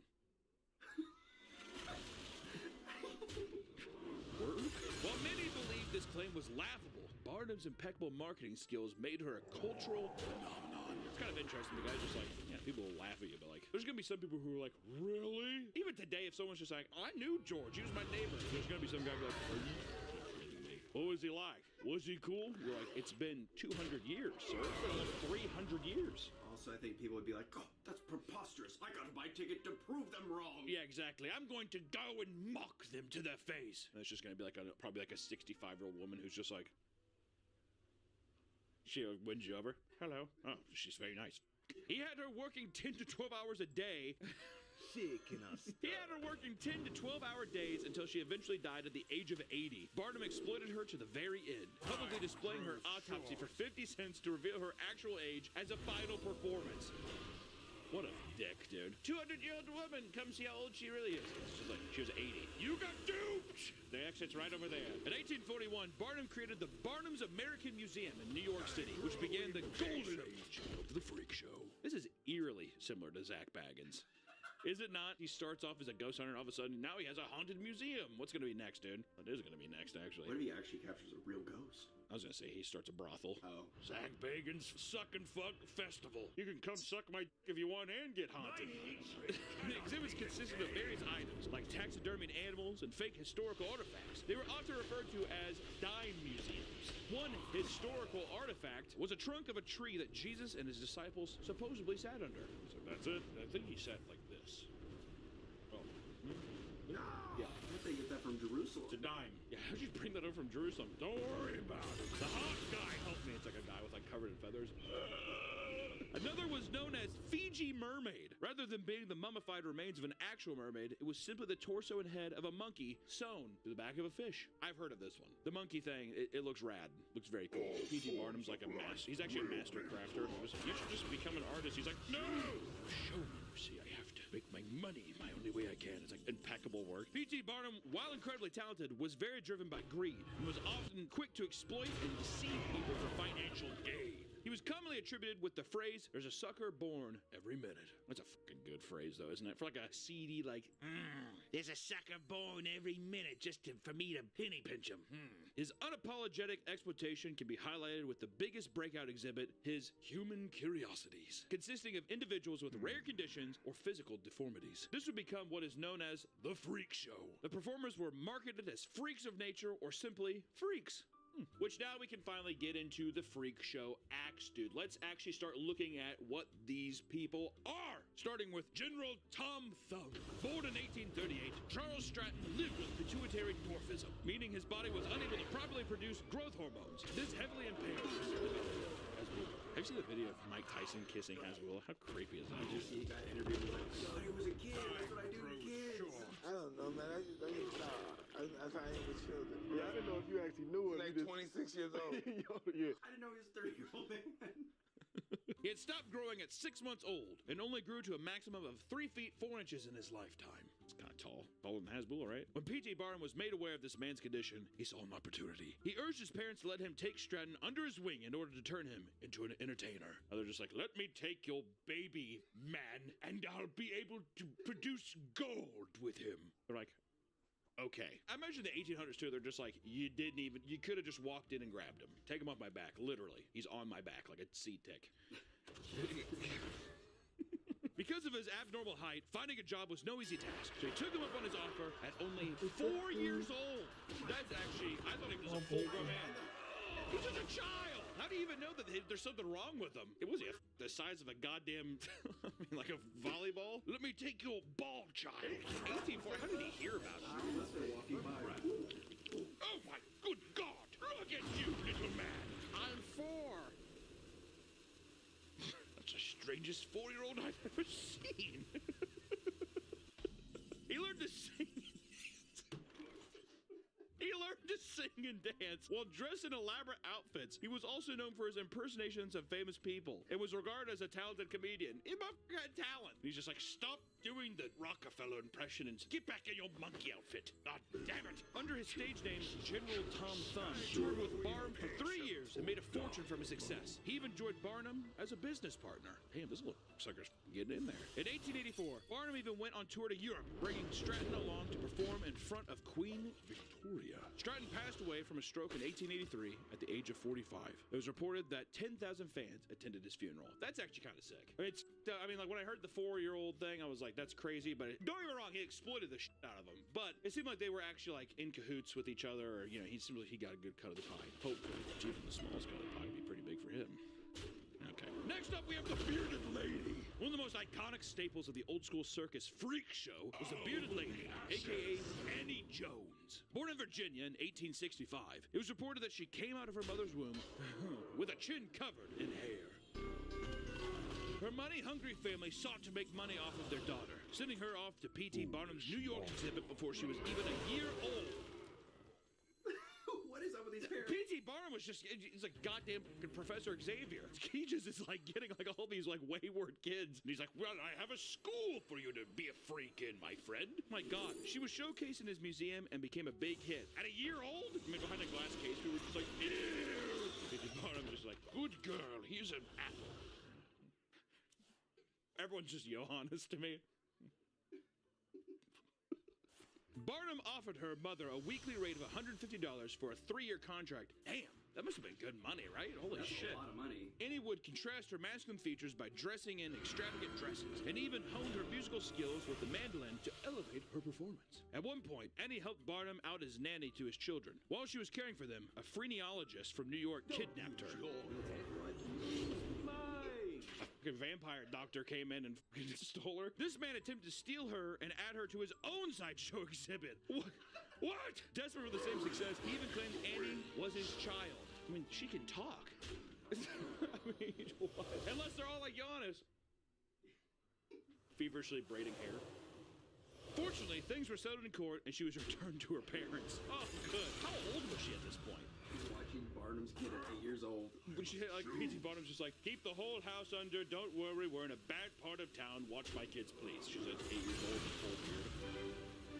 She was one of the first to campaign against the usage of pejorative word freak as a way to refer as sideshow performers. Sadly, she died of tuberculosis in 1902 at the age of 37. Damn, dude. It's kind of sick, though, dude. All these people actually have some kind of, like, they're well-adjusted, respectable people trying to make positive change. Both Stratton and Annie here had positive actions, even at such a young age. Being taken away from your family like that, are you fucking kidding me? And then P.T. Barnum's just like, what do you mean? Freak isn't derogatory. That's what you are. You're just what you are. You're a freak. If I was fat, would it be rude to call me fat? No, Chang and Eng, the original Siamese twins. Chang and Eng Bunker were born in Thailand in 1811. Conjoined at the sternum with both of their livers fused together. Aside from this, they completely separate organs. Wow, the only thing combining them was just their livers? That's kind of right? They had begun touring as a sideshow attraction with a man named Robert Hunter in 1829, going to Boston, London, and New York. They were very successful, and even got to perform for the Prince of Siam. Siam. Siam. I don't know shit, dude. I'm dumb as editor. I don't know. After that, they decided to buy a plantation in North Carolina. What separates dream from madness? Investing a fortune in the importation of goods. They both got married and had 21 kids between them. Oh my God. Damn! I don't want to become a freak, man. I need to get my life on track. Are you kidding me? Holy hell. Purchasing 18 slaves to take care of their massive family. It's a different time. In 1860, they signed with P.T. Barnum in order to have a wax sculpture of them displayed at his New York museum. They worked together for only a short time. Chang and Eng struggled after the Civil War, no longer being able to rely on slave labor. Different time. Their plantation began turning very little profit, prompting them to consign themselves to the life of the circus with Barnum once more. He's just like, sorry, looks like you had to get rid of your helpers, huh? You want to go on the road? Chang Bunker died in 1874 due to cerebral blood clot after failing to perform an emergency separation surgery. Eng Bunker died as well 3 hours later. That is brutal. All because they didn't want to do the surgery? No, what happened was Chang cerebral blood clot. So then they were like, we need to cut you off Because you're gonna Oh, die so they with him. failed. They failed to perform Yeah. it. So they tried to do it, but he died 3 hours later. I see. Cut me off of this bastard. Get him off. Or we can talk about Isaac Sprague. Sprague. I think it's Sprague, the living skeleton. Isaac W. Sprague was born in 1841 in East Bridgewater, Massachusetts. At the age of 12, Isaac suddenly began to lose weight at an incredibly fast rate due to the lack of medical knowledge at the time. Doctors were unable to figure out what was happening. One doctor suggested that it was simply from swimming too much. To have that be a conclusion, he must have been in that pool all day. Or in the water. Isaac! I'm staying out. When he was fully grown, he weighed about 43 pounds and stood at 5'6". Due to this thin frame, he was often low energy. Maybe that's why he was in the pool. Yeah. I like to think that they're just like, you're 43 pounds and you're 5'6". He's like, throws a towel over his shoulder, just walks down to the beach. Like, oh, damn you, Isaac. He had been working for his father as a shoemaker as well as a grocer. However, at 19, his parents had passed away. He found that he was unfit for most other jobs and struggled making a living. In 1865, P.T. Barnum convinced Isaac to work with him, going so far as to offer $80 a week, which is about $1,300 today. I mean, I was making about $5 grand a month. A little over $5 grand a month. Pretty good. Not bad. Fucking living skeleton. Barnum created the stage name The Living Skeleton, and in his act became incredibly successful. That is crazy. He's a very thin man. Nice face, though. Damn nice face. It's kind of crazy. I don't see it now. My legs are too fat. Knees are just always so unpleasant to look at, aren't they? Like, especially on skinny people. I don't like it. Strangely enough, imitators were inspired to starve themselves and lose an unhealthy amount of weight just to gain the same level of success that he did as a sideshow act. Isaac eventually married and had 3 children who did not have any of the ailments as their father. I'm telling you, dude, they are putting us all to shame right now, aren't they? Holy hell. He attempted to take a break from the circus work to be with his family, but eventually had to return to make ends meet. It was known that Isaac heavily disliked the job, likely for the constant ridicule he received for his appearance. Yeah. I love to sit there and be berated the entire 12 hours a day. Can I please? He had also become too weak to easily perform his job, to the point where he was forced to wear a flask of milk around his neck to make sure he had enough energy throughout the day. Pours in a little tub in front of him. He's like, Isaac, you're supposed to drink and not swim. As the show began touring around the world, Isaac developed a bad gambling habit. The money that was meant to support his family was being used to feed his addiction. Can you imagine seeing the little muff got like a blackjack table? Hit me. You have 19. Hit it. All right, that's a 24. Oh, shit. Gets up out of the table. You can't swim away from this game. In 1882, he was diagnosed with severe muscle atrophy. Harvard Medical School was fascinated by the rare case, offering him $1,000 or $26,000 today to study his body after his death. Not a bad deal. $25,000 up front now? Are you kidding me? Yeah. Isaac eventually died at the age of 45 in 1887 from asphyxiation after living his last several years in extreme poverty. Dang, he just blew that money away. He did, dude. I'm telling you, you gotta watch out. Hey, who doesn't like playing Baccarat, right? Getting a little couple drinks, you ain't playing Baccarat? Why not? But Isaac, I mean, can you imagine seeing that little shaky motherfucker at the table? A 2. People aren't even gonna know. People don't know how to play Baccarat. Never mind, Esme. But tragedy struck this freak show. While the museum was very successful, a pattern of tragic events pushed Barnum to take his show on the road rather than being confined to a single building. He definitely just burned down his own thing for fire insurance. Let's see. In 1865, Barnum's American Museum was engulfed in flames, destroying the entire property. While no humans lost their lives, it was reported that 2 whales had boiled alive in their tanks. So he was SeaWorld. His museum had 2 whale tanks. You know it was said the 2 where they probably were just idle. They can breathe. Just big enough to put them in. That's what I'm saying. They're just sitting there like, they can't even move. They're just like, their fins touch the glass. He's like, well, at least they're breathing there. They gotta be happy, right? Hitting the fucking glass really hard. I love you! After it was fully rebuilt, another fire had destroyed the property in 1868, only 3 years later. The water used to extinguish the flames had frozen over, covering the building in icicles and inadvertently creating a dazzling spectacle. It does look pretty sick, honestly. Barnum decided it was not worth to keep rebuilding, opting to take the show on the road instead. It seems something like, is there an insurance scandal? I think it's like That's what I'm saying. Well, yeah, people are starving themselves. Some fucking anemic guy walking up. I haven't had a fucking piece of bread in 3 days. you, Barnum. But because of these fires and not wanting to rebuild, it ended up creating the greatest show on Earth. His new show was established in 1870. P.T. Barnum's Grand Traveling Museum, Menagerie, Caravan, and Hippodrome. You gotta shrink that name. Okay? This was thanks to the completion of the Transcontinental Railroad, allowing circuses to easily relocate their animals and equipment, like the whales. P.T. Barnum was eventually approached by W.C. Coop and Dan Costello, agreeing to merge into a much larger production known as The Greatest Show on Earth. That's a great name, way better than Hippodrome. Look at that. As circus shows began to become more and more popular, many other big acts were being discovered, not just by P.T. Barnum, but from circuses all around the world, such as Myrtle Corbin or the four-legged girl from Texas. Corbin was born with Dinigus, a duplication deformity that led to the growth of 2 extra legs and 1 extra pelvis. A whole other pelvis. It's crazy. Tell you what, dude, can I just say something? Pelvises are kind of aesthetically pleasing. Actual drawing them? Like drawing them and stuff? You know, I don't have to fucking defend myself, dude. I said what I said and I meant what I said, Nick. You look disgusted there. Oh! The bone? Yeah. Oh, okay. The bones. Oh yeah, what do you think I meant? Just for me. You know, like when a girl has a nice pelvis, nice abs, you see like little bumps from the pelvis there? Oh, okay. So, but you're not talking about just... I'm not even having this conversation anymore. Well, this is going nowhere. Soon after she was born, her father would charge people a dime to come up and look at her.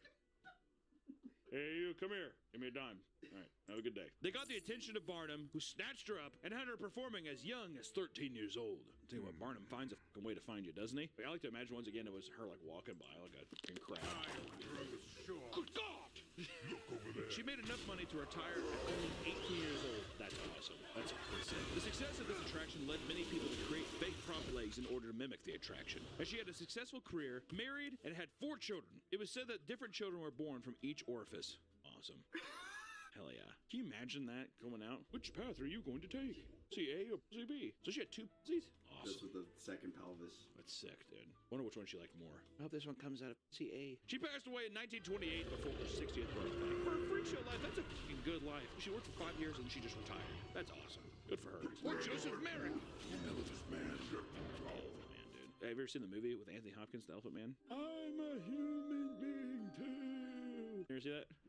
All right. Joseph was born in 1862 and looked like any other healthy child. At the age of 3, he began to develop swelling across his whole body that continued to grow to alarming sizes. In his early years, he struggled to find a job after leaving school. Due to his disfigurement, he could not perform certain tasks and had to look extra hard for sustainable work. His dad helped him gain the proper license needed to become a door-to-door salesman, but would shock and scare off those that enter the door. First off, ways to have not had any intuition. So you look odd. Let's have you do something where you have to approach strangers and talk to them. Doy? After being beaten by his father for his poor sales. God damn! You're not selling enough globes. I'm sorry, Dad. I did not want to buy it for me. He ran away from home. At this time, he was homeless and eventually admitted to the Lester Union Workhouse, which helped out the poor by giving them work, food, and water. The conditions of this place were more so like a prison. His growing deformity took away his ability to perform any sort of physical task. In desperation, he offered to put himself up in a freak show, and soon he was being paraded as a man that was half elephant, half man. So, you know, like, it's something too that I like to imagine they came up like just like that. You're an elephant. All right, you know what I mean? He's like, okay. When human curiosity exhibits were outlawed in the UK, he was again desperate for work. He went to Belgium to find work, only to be mistreated even further before contracting a bronchial infection that soon took away his ability to speak clearly. Sound him I mean, what a hand life has dealt you. With the help of Sir Frederick Trevis, a medical student, he was able to reduce his infection. Regardless, he passed away at the age of 27 from asphyxia. He had dislocated his neck due to the weight of his head and the lack of support from his neck. It was said he tried to sleep on his back like a normal person, which ended up taking his life. This is very sad. Once again, just a completely hand that life gives you. Also, to outlaw the freak show thing, it seems ethical because of human exploitation, but it sucks because you're like, this is probably the only way this man could have ever had any kind of like living, you know, any type of means of living. Very sad. Name for him though. Okay, gotta get another Johans kind of moment here. Or we can talk about Fedor Jiftichu. Jiftichu? He was Jojo the dog-faced boy. Now we're back in it. Fedor was another one of the most famous sideshow performers. Born in St. Petersburg in 1868, he was brought over to the U.S. when he was 16 to work with P.T. Barnum, because as P.T. Barnum always finds a way. He had a condition known as hypertrichosis, which is excessive growth of hair anywhere on the body. The story that Barnum conjured up to sell tickets was that he and his father lived in a cave in the forest before being captured by a hunter. In the story, his father was killed for being far too savage. The reality was his father died by drinking himself to death. Well, maybe the being a freak werewolf man might be a better way to go. Although Jeff DeChue was incredibly intelligent and could speak various languages, he was reduced to a dog that had to bark at a mocking crowd to make a living. A fucking bilingual man. Reduced to just being like, rough, and people were like, oh, God! He passed away in 1904 from pneumonia when he was 35, being mourned by fans and performers all over. I will say, I wonder if this had any influence on the werewolf man. Does this not look like the werewolf man? It looks like the Wolfman, Michael J. Fox. Well, the Universal movie came out in the 30s, like the 20s or something like that, but Michael J. Fox, Teen Wolf, the first werewolf man. Or we could talk about Felix Wary, the Elastic Man. Born in 1858, he was born with Ehlers-Danlos syndrome, a rare disorder that gave him stretchy joints and skin resulting from very weak connective tissue. Ugh, what does that even mean? This gave him an innate skill, allowing him to pull at his skin like he was made of rubber. He could even bend his fingers backwards. Ooh, can you imagine seeing that? He's just like... He was popular for his contortion sideshow attraction with Barnum and Bailey. He's Luffy! Oh my God! This is literally just a real life Luffy. Makes me sick, dude. If I had a stretchy, if I was Elastic Man, you better hope I could stretch my cock. Would be the final. You have like a little pig, kind of tiny, and people are just haha, they laugh at you, and all of a sudden he's just like, oh really? Would that not be the best way to end your show? Or Grady Stiles, the Lobster Boy. Grady Stiles was born in 1937 with leading to a deformity in his hands and feet that gave him lobster claw-like hands. He was unable to walk due to the shape of his feet. His father already had the condition and was part of a freak show, which led him bringing his children along to join the act. Stiles was known as a Lobster Boy at age 7, so his dad was the Lobster Man. This is kind of sick, though. His hands do look like lobsters. I gotta say, his get-up's kind of sick, too. They got that old boy splayed open, though. Close those legs now. The past 6 generations of his ancestors had this same condition dating back to 1840. The condition seemed to be genetic, leading to a large family with similar appearances. They ultimately created a family circus group called the Lobster Family. The family gained amazing wealth for their performances. Oh, good. But Stiles struggled to cope with those that resented him and treated him with disgust. His answer was to turn to alcohol. Don't put that in. This would manifest into anger and violence, which came to haunt Mary Teresa, a carnival grifter that he fell in love with and eventually married. At one point, Stiles allegedly ripped his wife's IUD out of her body during a heated exchange before using his claw-shaped hand to choke her. Oh my God! An IUD? Crazy. Went up there.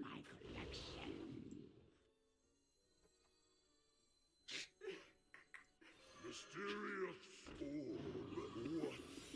This would lead to a horrific event in which Stiles murdered an innocent man out of pure anger.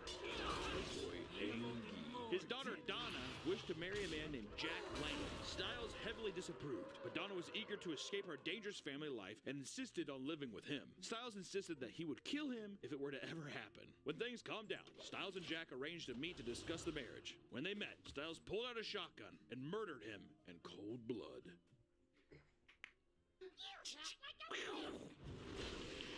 Reportedly, after Donald learned of his death, Stiles gave an evil smile and said, I told you I would kill him. On trial, he claimed self-defense and used deformity along... Well, how could you do that? Like, are you kidding me? It was self-defense. If you just looked at your daughter, I told you I would kill him. On trial, he claimed self-defense and used his deformity along with fake tears to garner enough sympathy to leave with only 15 years of probation. That son of a bitch. At home, the violence only escalated, but after his divorce, the kids were targeted the most. God damn, it still isn't ending. Teresa had already remarried and had children, but felt so much guilt over the state of her other kids that she returned and remarried Stiles. Jeez. Now fed up, Teresa and her son offered $1,500 to a sideshow performer to take Stiles' life. Sick. Ultimately, Stiles died at the age of 55 after being gunned down in his trailer while he was watching TV. He was hated by many, and only 10 people came to his funeral. Wow! The Lobster Boy. The Lobster Family. My God! Lobster Boy's a piece of shit. But then we usher in the era of the end of the greatest show in the world. In the 1890s, people became less interested in freak shows due to the ethical and moral issues issues with parading people's misfortunes for entertainment. Around this time, P.T. Barnum died of a stroke at 80 years old. In 1898, famous sideshow performers staged a labor strike during a UK tour in order to demand the removal of the word freak on all advertising materials. This event was dubbed the Revolt of the Freaks.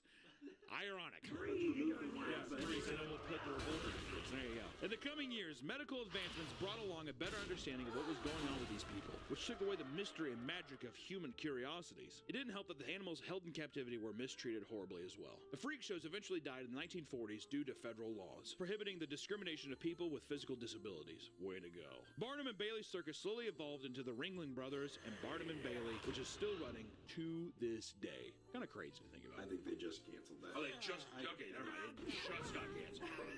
Never mind, it's just gone. The circuses of today are not much better. I think it's still this weird area of animal abuse, you know, exploiting people. I think circuses, the idea of circuses are still very controversial, yet it still brings in crowds. Whether the ethics of it, it's still something that happens today. Personally, I'm just like, let's not chain up animals and do what... I mean, like, we have enough... The internet gives us all we need, which that leads me back to the internet. I sincerely believe that vertical content, as we know it, reels, shorts, TikToks, are the future and the mainstream way of the P.T. Barnum production now. Only this time there's no ringleader. The only ringleader is people's need for likes, notoriety, the need for attention, the disconnection people feel nowadays that they try to actively get online. That's the freak show. Even the things we do on this channel, you could say, is a freak show. The participation in weird events just to garner likes and clicks. It's a horrible thing, but people crawl out of the woodworks to be their own P.T. Barnum for themselves and raise their own kind of attractions. And my God, I don't see them anytime soon. It seems like kind of a thing that'll continuously evolve as time goes on. Now it's vertical content. What will be next? I don't know. But all I know is the freak shows of the past, the people who participated in those, seem to be much, much more respectable than the Jack Dohertys, the Jesse Somalis of the world that we have now. Johnny, whatever. Doesn't matter. He's in South Korea. He's gonna die there. The freak shows were a thing in the past, and I'm glad that we're moving in the right direction by just having the freaks come out and parade themselves around for free. That's freak shows for you. Thank you guys so much for sticking around and hanging out with us today. We will catch you in the next one. Bye-bye.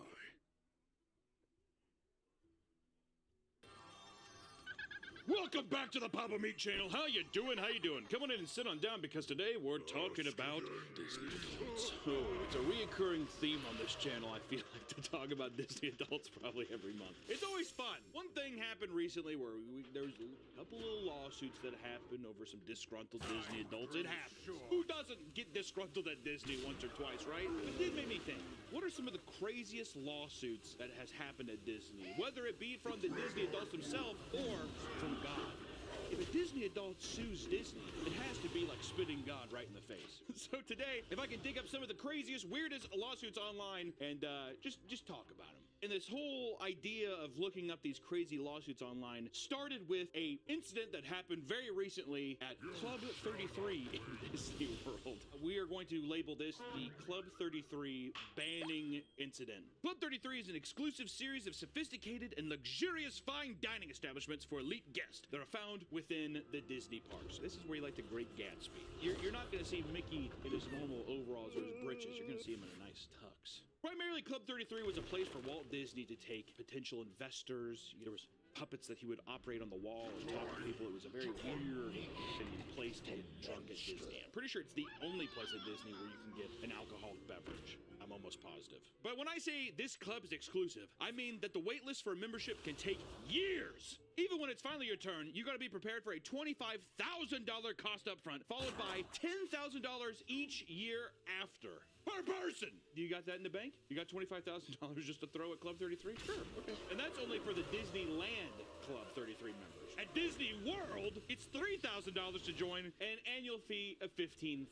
Why the difference? There's no way that Club 33 is that much different at Disney World, dude. I bet you there's people who are like, I have memberships to... Oh, dude, 100%. This is like the guy who's hoity-toitying around. He's just like, I got this new car. Yeah, well, I got the even more luxurious version of that car. This is literally like Disney adults heaven. Oh, dude, if you're able to be a sadistic, psychotic Disney adult while maintaining an income that allows you to be able to pay for this, you've made it. I think that's when you could probably be like, yeah, I'm a Disney adult. You're like, what? And you're just like, Club 33 Disney World? Have you heard of it? But for a couple in Gilbert, Arizona, attending a membership was not an easy feat. It took Scott and Diana Anderson 20 years to save up for the FTPs, as well as 10 years on the wait list. The 10 years is probably obviously a part of the 20, but combining both, 30 years. What would have happened if they would have been like, hey, you're ready, and they didn't have the money? Or They're gonna take a loan out. They probably would have taken a loan out, dude. I bet you anything Disney would be like, just get a Mickey loan. We have Tears, we have a Goofy loan, we have a Donald loan, and we have a fucking Mickey loan. Or a Walt loan. But after 5 years of membership, the Andersons estimated that they spent $125,000 annually in Club 33, as well as the park. That's $125,000 a year. What are their jobs where they can spend this kind of money there? They often bring their family and friends along with them to experience it all as well. So sure, they were paying people's dues as well, but still, $125,000 every year. I feel like once you're in the club, the drinks should be free. If I find out that when you're in the club and it costs that, and you still have to like, here's your bill, I would be livid. If there's a waiter who's just like, there's your bill, thank you so much for it. Got a couple questions. That's been my funny thing lately. I'll hit my card on the beep or whatever. It's gonna ask you a quick question though, real quick. Okay. Was that what it said? A tip? Oh. I had no idea. I didn't know what that was. Today's video is sponsored by MeUndies. Kick off fall with being the most comfortable version of yourself with MeUndies. Whether it's watching endless hours of football on the couch or getting squats in at the gym, the breathable fabric of the Boxer Brief helps keep everything in place. And I mean everything. And MeUndies has a style for everyone, from jock straps to ball caddy. There are over 100 colors and prints to choose from. But MeUndies is no one-trick pony. Ooh, easy. They also have joggers, hoodies, shorts, and onesies, and more for both men and women. And their materials are sustainably sourced. Be your most comfortable self this fall with MeUndies. Get 20% off your first order plus free shipping at MeUndies.com/PapaMeat. Thank you to MeUndies for sponsoring this video, and back to the video. But their fun came to an end in 2017 as Scott Anderson had a little too much to drink one day at the park, showing signs of being publicly intoxicated, which is forbidden in Club 33. One of the cardinal sins of Club 33, can't get drunk. That's bullshit. The only place to grab for the airbags. Okay.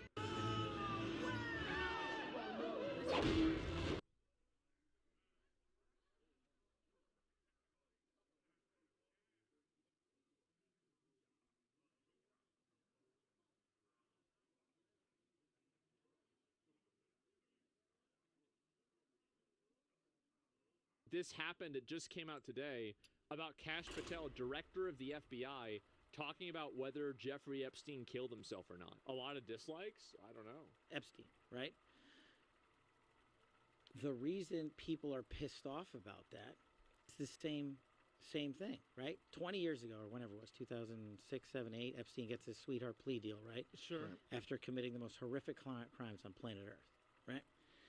I wasn't in power there. I wasn't in place there. I had, nothing to do with it. But people were rightfully pissed. I mean, this guy was committing the most grotesque acts you can against children. So where's the file? And the media spins up about it. Many in the media protected him. Why? Because of his relationships, who he knew, who his bankers were, who his colleagues were, who was on the island, and stuff like that. Some pretty powerful human beings.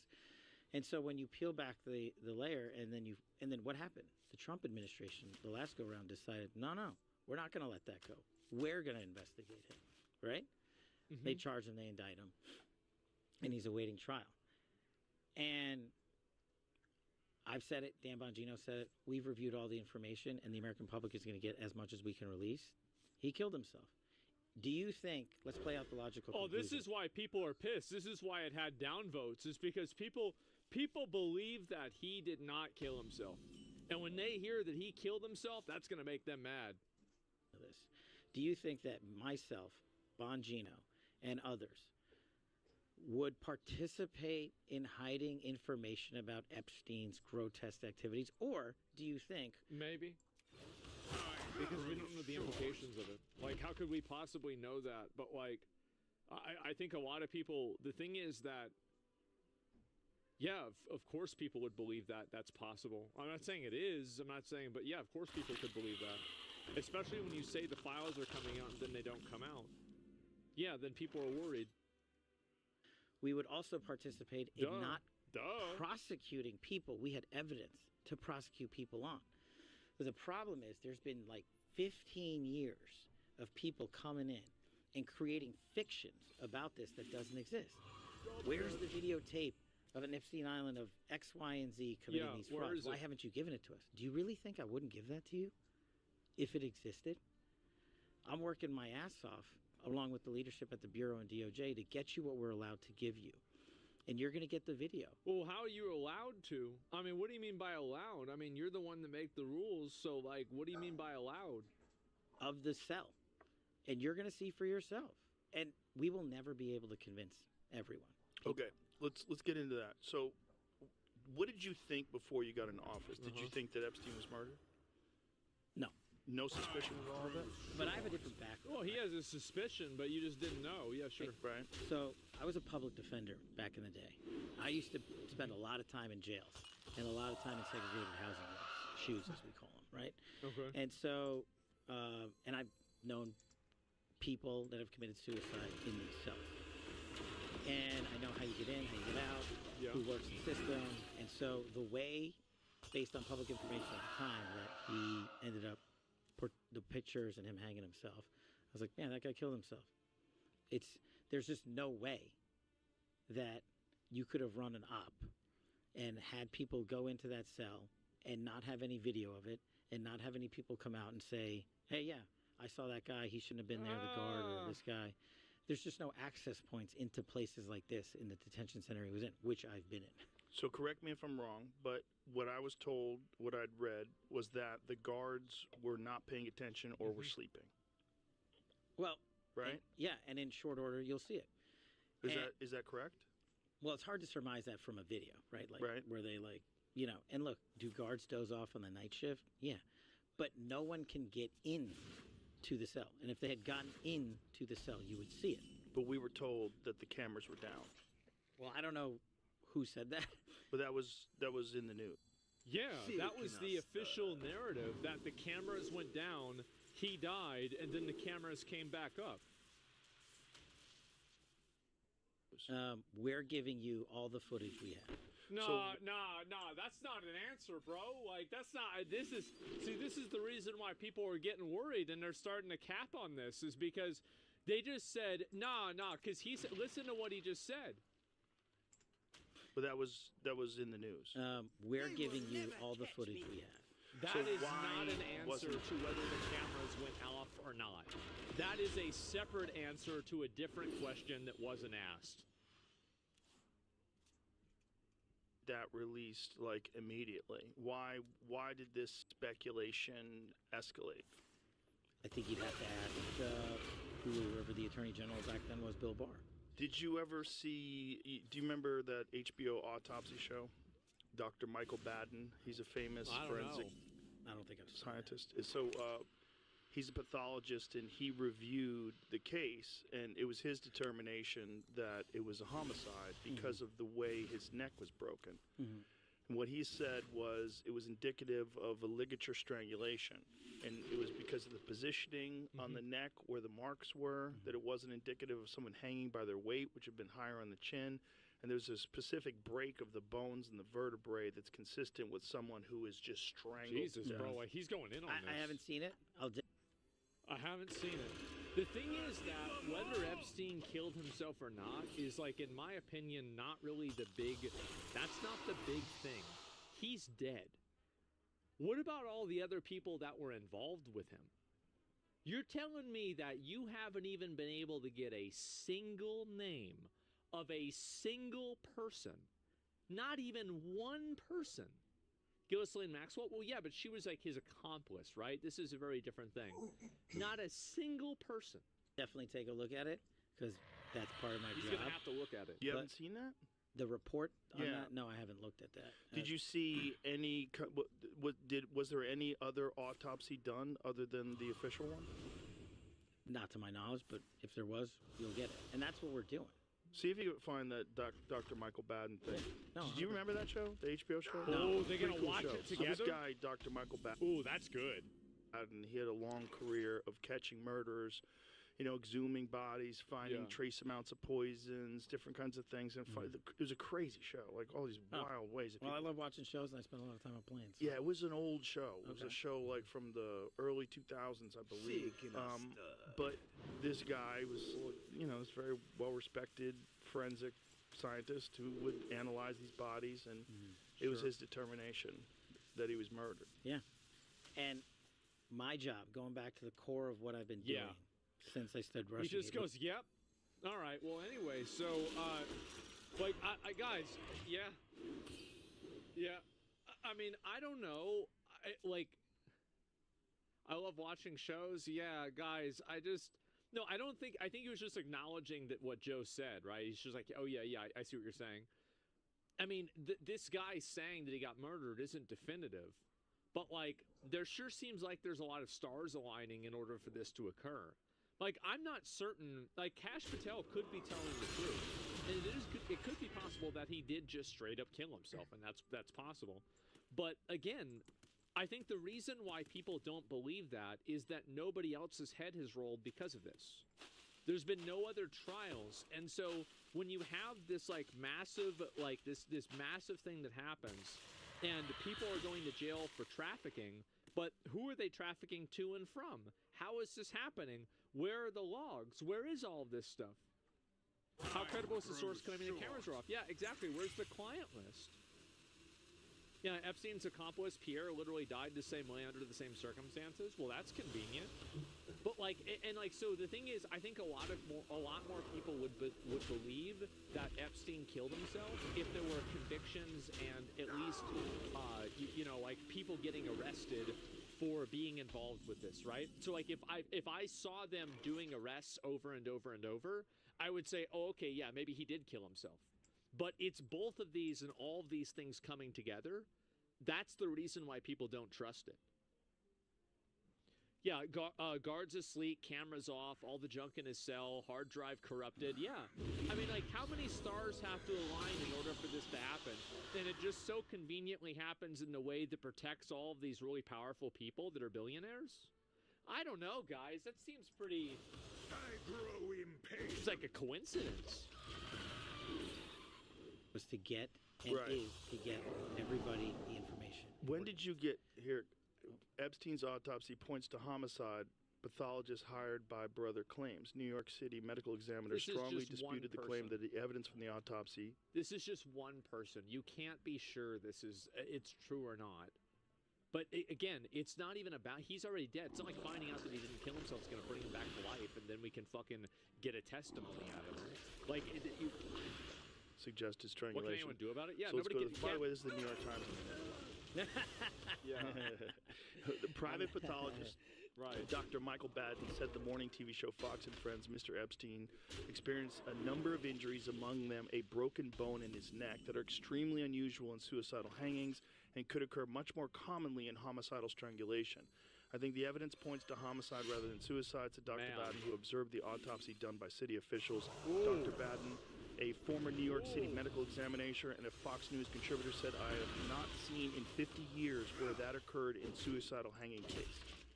The only way that this makes sense why they're not releasing the information, I think that the Biden administration didn't release it on Trump because it would also incriminate the Biden administration.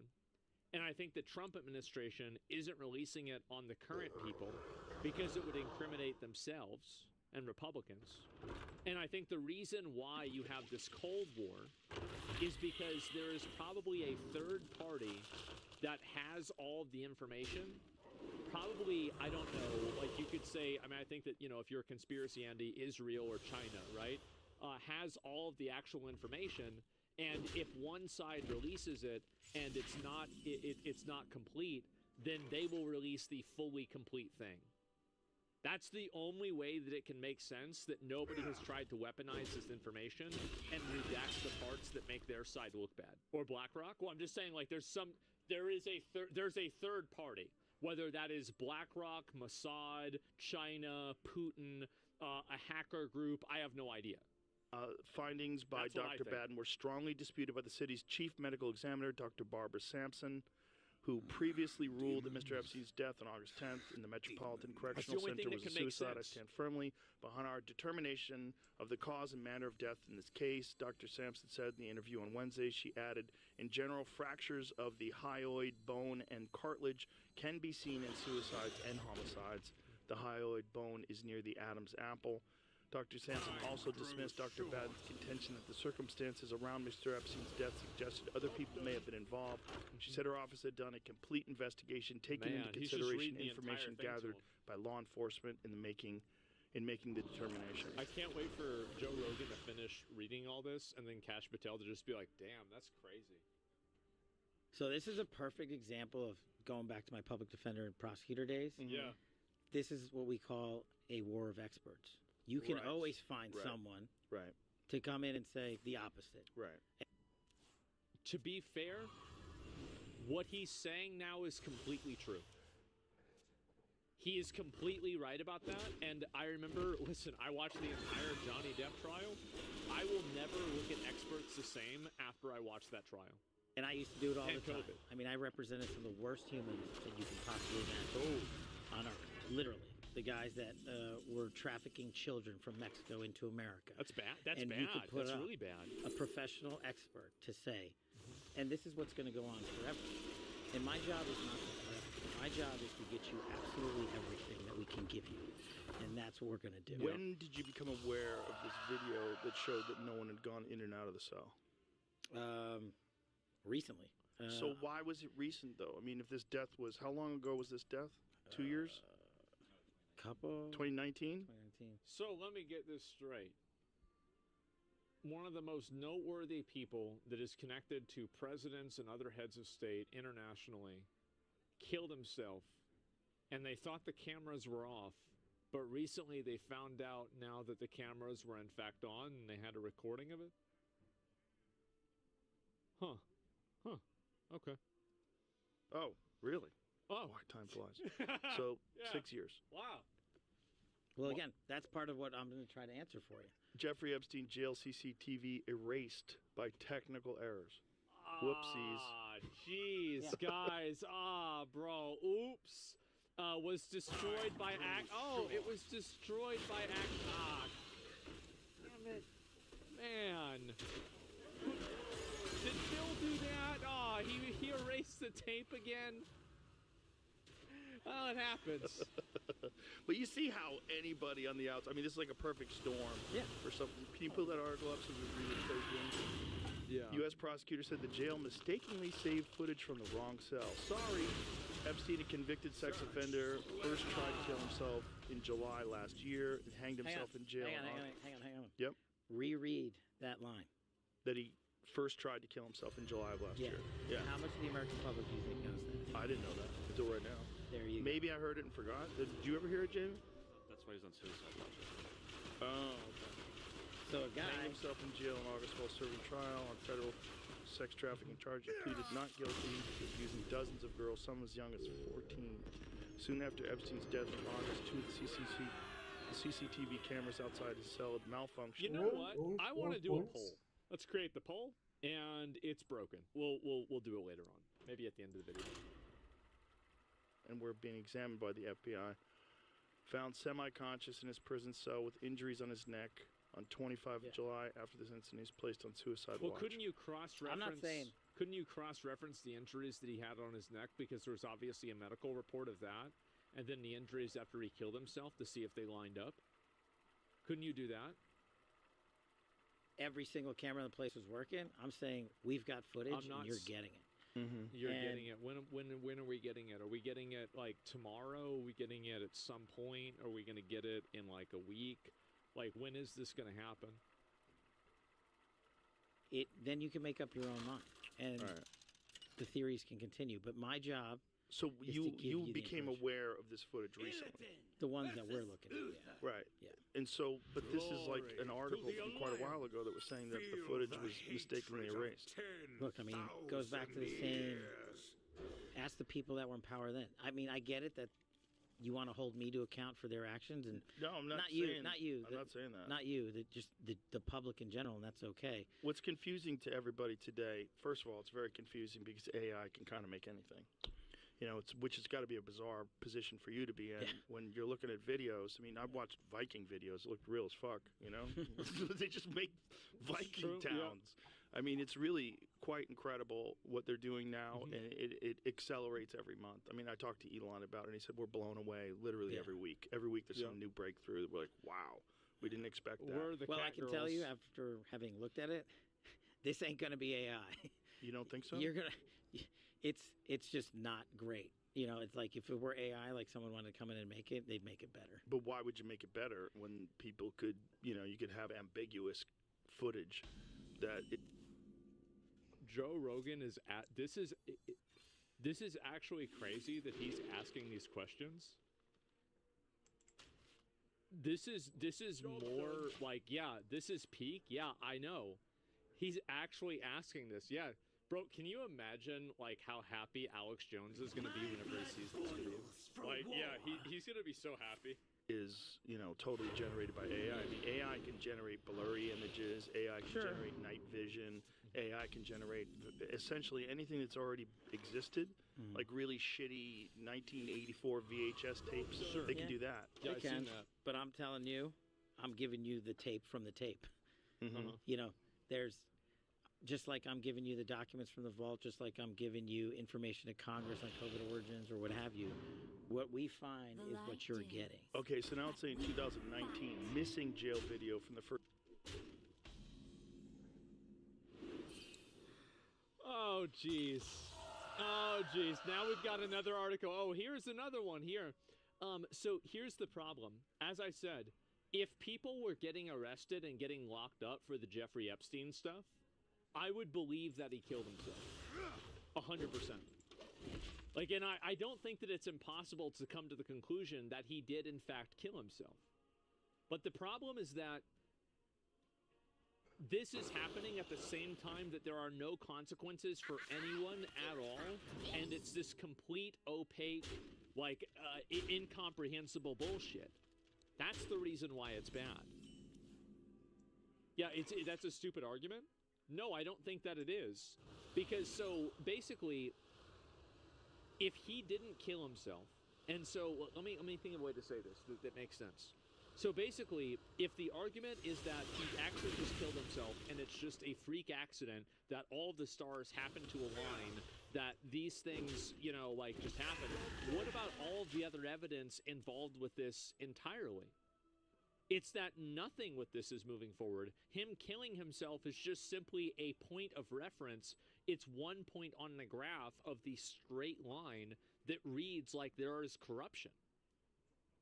You see what I'm saying? Statute of limitations? Then put the information out regardless. Fuck it. Then if you can't try them and put them in jail, put the information out anyway and torch their reputation. Joe is asking real questions. Other journalists should strive. Yeah, exactly. Did Epstein kill himself? This is the poll from chat. Only 6% of people think that he killed himself. That is insane. Think about that level of distrust in the government. First Jeffrey Epstein for the first attempt has been found. So maybe, let's put it into perspective, jails are not the most efficient, best run places. It's not like...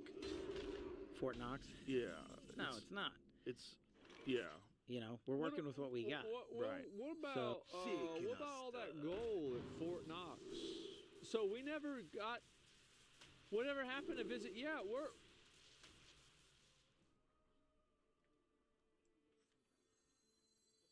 they forgot. Well, they need to remember. Oh, and listen, this guy's not the only guy to kill himself in prison. It happens, I don't know how often. Right. All the time. Even if he killed himself in prison. So if he was murdered in prison, crazy, right? Yeah. You could see why very powerful people wouldn't want him If he was talking. murdered in segregated housing, in isolation, after being on suicide watch in a place in a detention center that I've physically been in myself, it would be fiction. It's just, in my experience, that is not doable. It's not doable even for the most powerful and wealthiest people in the world? Yeah. Wouldn't you think, though, that... I bet you probably figure some shit out. Like, whenever I hear, like, that you couldn't do it, like, I don't know about that.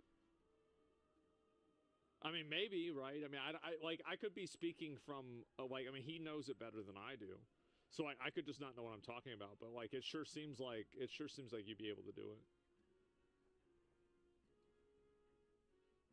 I grow impatient. Like if someone was in a position where a guy could release information that could potentially damage the most wealthy people on Earth, you would have a concerted effort that's unprecedented. Sure. You'd have the resources that we couldn't even possibly comprehend, all pointing towards eliminating this one person that it could be done. But I mean, so many people have been implicated, right, already, and some of that information, what they did to Prince Andrew and everybody else is already out there, and so that's the conspiracy stuff that me, Bongino, and the folks have to say, look, we will give you everything we can, and then we will have done our job. Also,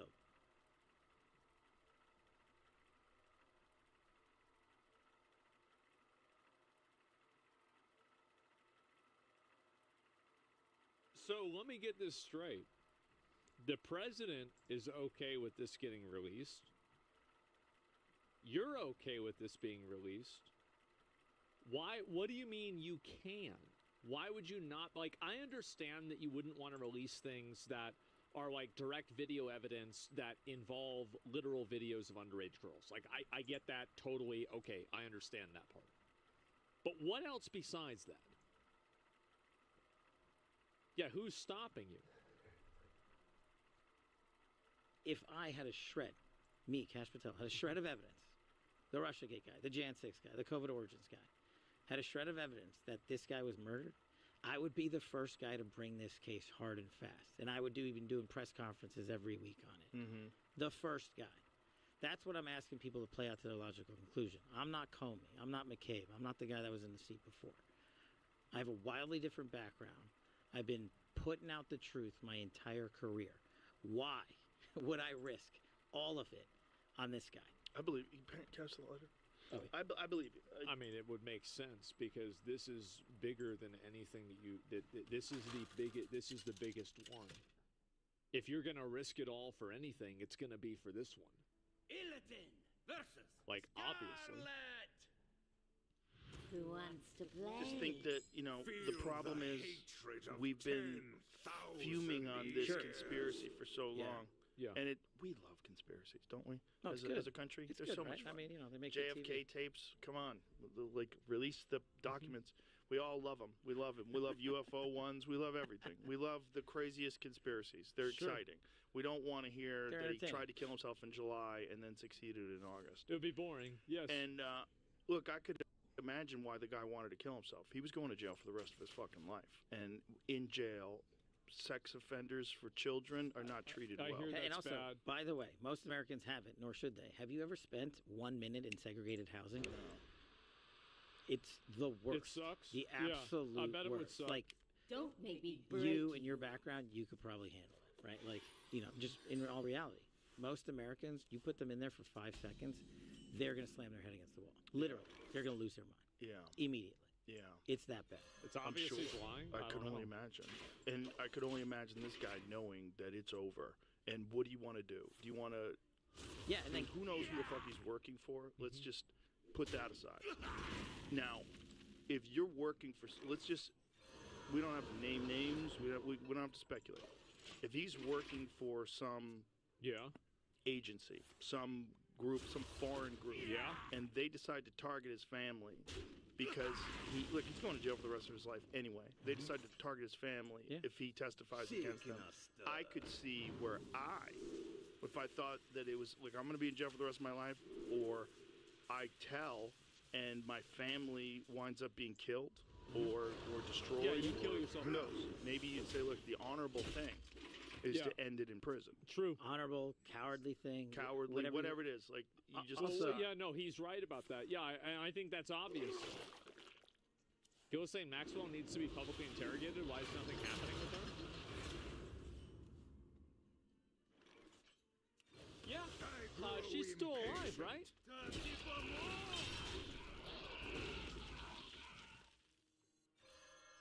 Yeah, she's still alive. Yeah, so, What about that? That's crazy. At some point, that guy was going back into Gen Pop. And the one thing I'll tell you about prison systems is the people they eat are child predators. Yes. And he was going to get eaten. Well known. Yeah. And they probably wouldn't have protected him. Yeah. So the narrative has always been that there's video. Yes. Now, what is the chain of custody? Is there evidence that there is video? Is there evidence that it was moved around, stored, protected from people looking at it? Like, you're going to get all that information. Like, that's literally what we're putting together. Yeah, like,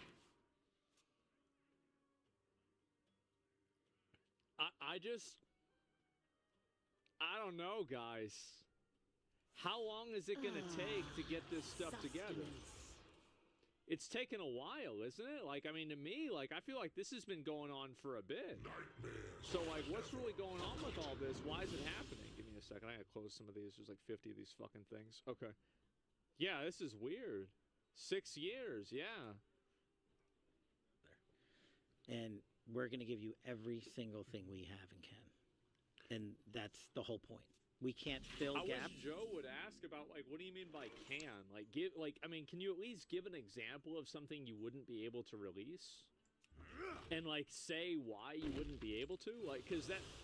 But what does that mean? You know and can. And this is also, like, it's another qualifying term. It's another qualifying word that... Like, I mean, this is just me. Like, now I'm getting... like, the more I hear about this, the more I... Like, again, this is... Dude, I wish my mom was still alive so she could watch this shit happen. If I got her on the stream and had her talking about this... Honestly, I bet that stream would probably have 100,000 viewers. I'm not even kidding. But it was insane. Like, the level... Like, because she was, like, she was 70. It's like she was crazy, but whenever it came to conspiracy shit, it's like, imagine somebody who, like, you know how it's like a samurai that spends like 3 years or 10 years practicing one attack? This is what it was like for her. It was fucking insane, the amount of depth that she had of knowledge of this. It was nuts. By making stuff up, and we're not going to do that. And you have to be methodical. And we have to be. Because she would talk about this. We're reviewing not just the video. We're reviewing everything as meticulously as we can, because that's what we owe these people. That's our job. Yeah. And I don't want to rush to the sticks or the podium and just say, "Hey, look what we found," right? And then be like, "Oh, sorry, I forgot the 4 seconds." You know, if we miss 4 seconds, we'll be like, "Oh well, it's in the 4 seconds you missed." Right. So I'm. How much can you talk about what you've seen? Not yet. Just what I've told you. Can you say you've seen anything? No, that's the point. That there's nothing in there, like in the video. You guys would be bored. You're talking about the video of the murder or the suicide. The suicide. But what about the video from the island? Oh, sorry. So you're talking about two different Yes. things. So again, we're going to give you.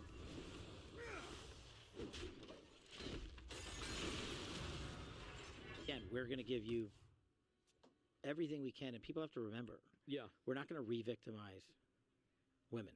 We're not going to put that shit back out there. Not happening, because then he wins. Not doing it. You want to hate me for it? Fine. Again, logical. I think that it's more important to put the information out without putting out the names or anything else. You have to at least get the people that did it. Like, I'm not saying you have to put out the names or images of them or anything, but you're telling me that you can't even put out a list of people? You can't even say anything?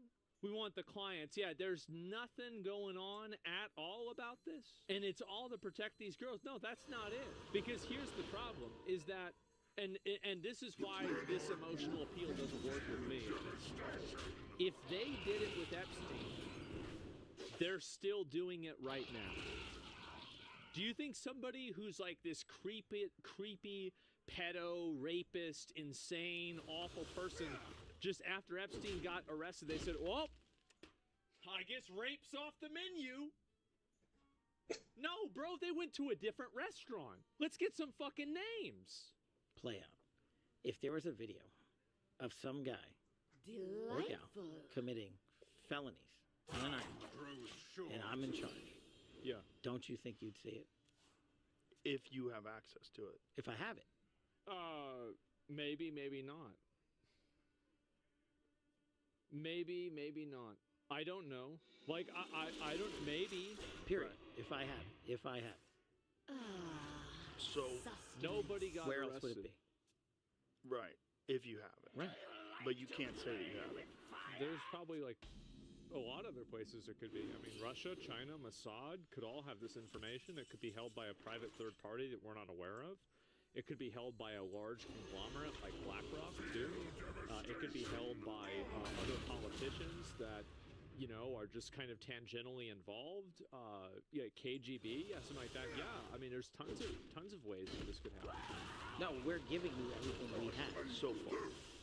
Everything we have so far is. Have you guys gone over all the video that's available? Yeah, that's what I'm telling you. That's what takes so much damn time. Right. And is there video from the island? Not of what you want. The people out there have filled the void with can't wait to see X, Y, or Z. Right, speculation. And I'm like, so there is footage, and there are people that were at the island. Where are they? Who was at the island? Also, can't you cross-reference this with somebody like Gillislaine Maxwell? Like, you might not have irrefutable proof, but in my opinion, maybe this is irresponsible or selfish, but I think we deserve to know who was at the island. I think we deserve to see that. That's where I'm at. So I'm gonna go. Yeah, even if they're not doing anything wrong, even if you can't convict them, come on. No matter what was happening, yeah. And I understand that being on the island is not a guarantee that you did weird stuff, but job's done. I mean, I still think people should have an idea. Yeah, it is. I don't know about that. I really just don't. I don't know about that. So this is the reason why I'm hesitant to be definitive. Okay, it's a personal reason. And you guys can take it or leave it, right? This is just the way that I feel about it. This is why I'm not definitive. I'm high probability, but I'm not definitive. Is that I've had friends, we all know this, I have had friends that were accused of doing weird stuff. I had no idea about this happening.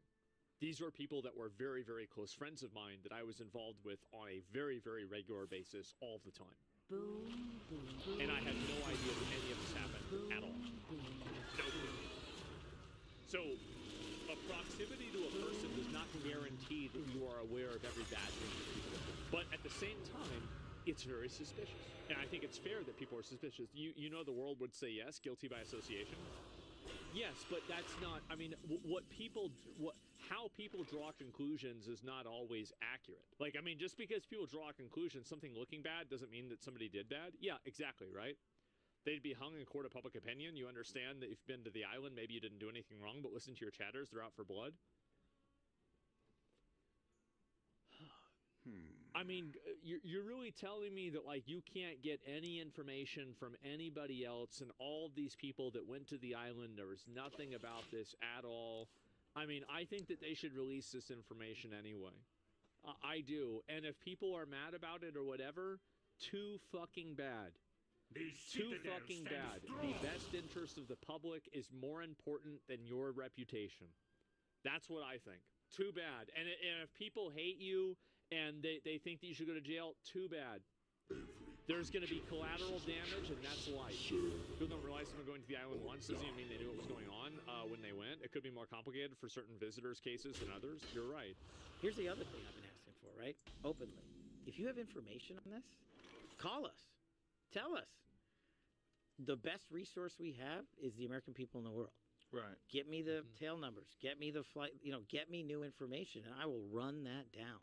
So this narrative might not be accurate, that there's video of these guys doing this. Exactly. Is it possible that the video was taken and destroyed? Yeah. Well, you're talking about, what, decades worth of stuff, right? Remember, we have what we have pursuant to lawful search warrants and authorities from the case that was done however many years ago. That's what we have. If other people have other stuff and they want to give it to us, bring it. Have you guys reviewed everything that you have? Almost. I mean, yes, we have, and now we're figuring out how to put it out. We were talking about fake news. This is going to come up because it's been going on since we've been recording here. Elon and Trump seem to be in a bit of a spat, Joe. I'm going to check the tweet that Elon just put out a little bit ago.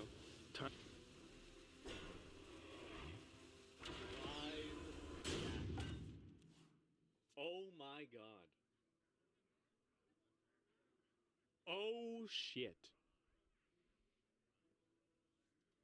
Time to drop the really big bomb. Donald Trump is in the Epstein files. That's the real reason they have not been made public. Have a nice day. Jesus Christ. I'm not participating in any of that conversation What is between he Elon.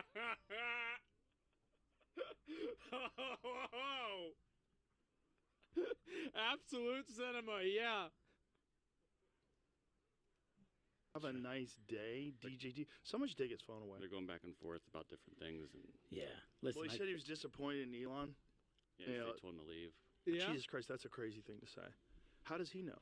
Does he know that Donald Trump is in the Epstein files? Or does he have access to the Epstein files? I don't know how he would, but I'm just staying out of the Trump-Elon thing. That's way outside my lane. What the fuck are they doing? I know my lane. I just don't... I mean, I understand he owns Twitter. I think it's bad for your mental health. I think posting things public all day and arguing with people all day is bad for you. Well, okay. You raise a great point. Sorry to cut you off. Go ahead.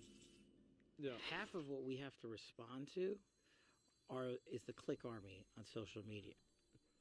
Dude, I don't know. There's a bit more of this, by the way. I was taking a piss. I saw there's a little bit more going on with this. No spine FBI director. The thing is also, why isn't Kash Patel going after the people that are making these death threats on the internet? I mean, you fired all these FBI agents. Shouldn't you have just had some of them go after that? You get to the part where Kash got swatted. Well, I don't know. It sounds so sketch. There is the video. There's the video right there. 23 videos, minutes, Game Wars. Yeah, I know. We're gonna get to this in just a minute, okay? How do you do? Donald Trump is in the Epstein files. That's the real reason they have not been made public. Have a nice day. Jesus Christ. I'm not participating in any of that conversation with Elon. Have a nice day, DJT. Someone should take his phone away. They're going back and forth about different things. Man. Well, he said he was disappointed in Elon. Man. Jesus Christ, that's a crazy thing to say. That is. How does he know? It's a really does crazy he know thing to say. that Donald Trump is in the Epstein files? And does he have access to the Epstein files? But I'm just staying out of the Trump-Elon He doesn't thing. That's want to way be outside involved. my lane. What are they doing? I know my lane, and that ain't it. I just don't. I mean, I understand he owns Twitter. I think it's bad for your mental health. Ultra methylene blue. Okay, so yeah, that is his fucking lane. In my opinion, I feel like that's definitely kind of his fucking lane, right? Now, I don't know, why is no one talking about Epstein bailing out of prison in 2006 by state attorney, and then this dude gets a position in the Trump cabinet? I think that's interesting, right? I mean, in my opinion, it is a defined reality that everybody accepts that Trump was involved with Epstein. The extent of that is what's up for conversation. That's in my opinion what's really going on here, right? And so yeah, whose lane is it then? Well, I think that like really it probably could just be a bad way of explaining it. But like I think that what Kash Patel was trying to say is that I don't want to be involved with this. This is a drama between the two of them and I don't want to be involved, right? Like I think that's what he was trying to say, but it sounded like it sounded bad the way he said it. Does that make sense? Welcome back to the Papa Meat channel. How you doing? How you doing? Come on, sit on down. You know, today I downloaded Bolt Gun, which is that Warhammer Doom ripoff thing, but it looks really fun. I mean, it looks awesome. And I thought to myself, God, you know what I haven't? Let me ponder my thoughts. Fucking You know damn what I it, haven't bro. done? Is watch the Doom movie. So I watched the 2005 Doom movie, which does not hold up. I mean, I was watching it. It's not Why? even like Can I funny not get bad. a There's some star Marvel ship out of the quips. Dwayne fucking The Rock back? Johnson has a Come Super 5 on, bro. back tattoo. And at the end of the movie, he does say Super 5, motherfucker, which is pretty cool. But it's like a very Marvel quippy, boring set, abomination. But, you know, the guy, what's his name? He was in Dread. He's Butcher from The Boys. You know, oh, you whatever, Butcher, he's in it. I like him. It was weird. I went away with it and I was like, oh god, man, no wonder I haven't watched the Doom movie in so long. It's so forgettable and bad. But as I was scrolling through Amazon, I saw Doom Annihilation. And I was like, what? Apparently, 15 years after the first Doom movie, they made a sequel called Doom Annihilation. Wow. I was so intrigued, I was like, I have to watch this. I have to see what's going on because I have not heard of anybody. I'm pretty sure anyone, not a single soul, talk about Doom Annihilation before. So I had to watch it. And lo and behold, it was terrible. Today's video is sponsored by Sunday for Dogs. Sunday for Dogs is a fantastic brand that's trying to make sure that your dog, your little puppers, gets the best ingredients to keep them healthy and active, no matter what age. I swear to God. Founded by vet made with 100% human-grade ingredients, you can feel good about your pet having a full of Sunday. In your typical kibbles, they're going to have all kinds, like up to 30 different kind of synthetic ingredients.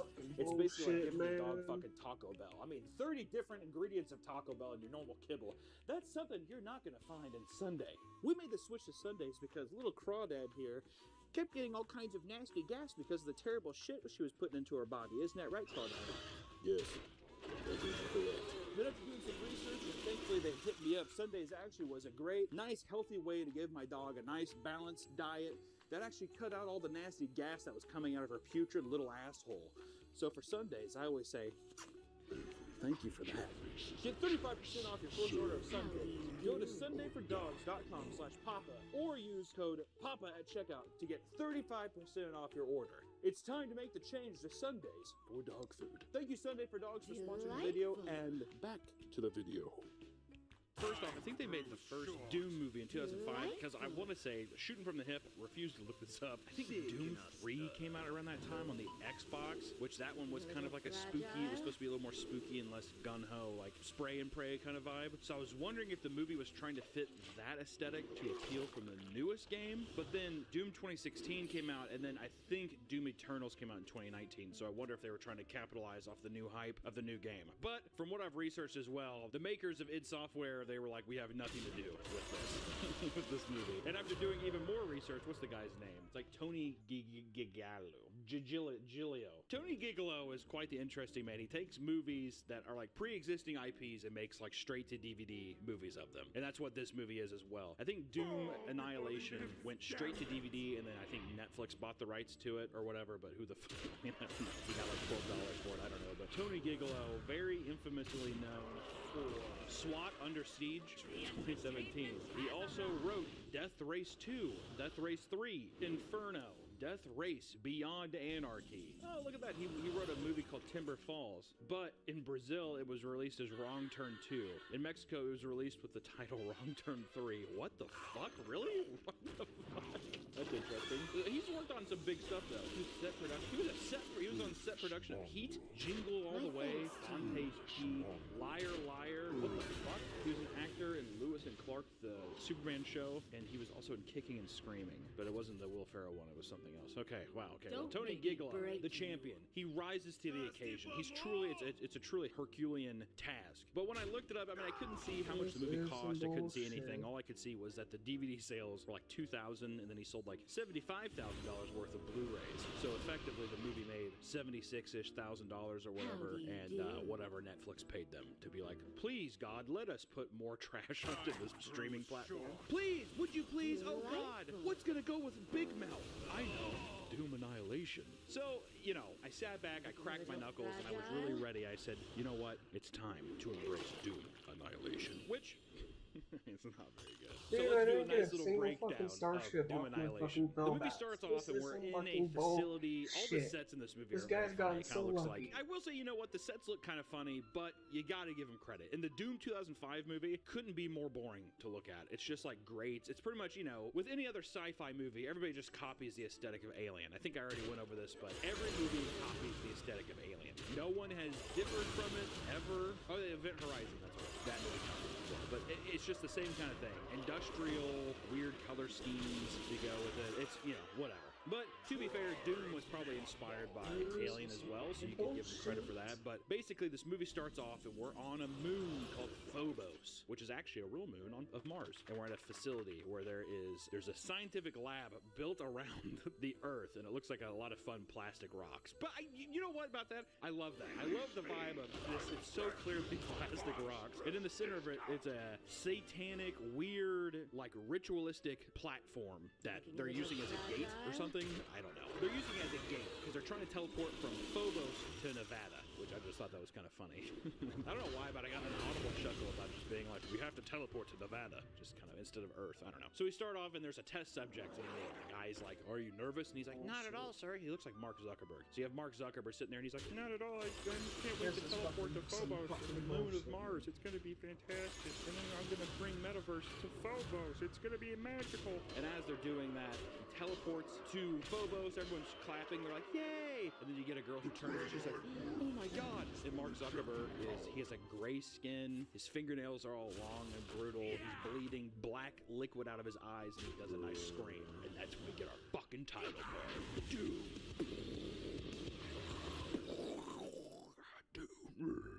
But you know, after this little entrance sequence, we're introduced to and this is you have to give him credit. This is right when the Me Too movement was hip hop. It was hopping, 2019ish. This is going to be Doom Goes Woke with a female Doom guy. She wakes up from her cryogenic sleep, and her name is Joan Dark.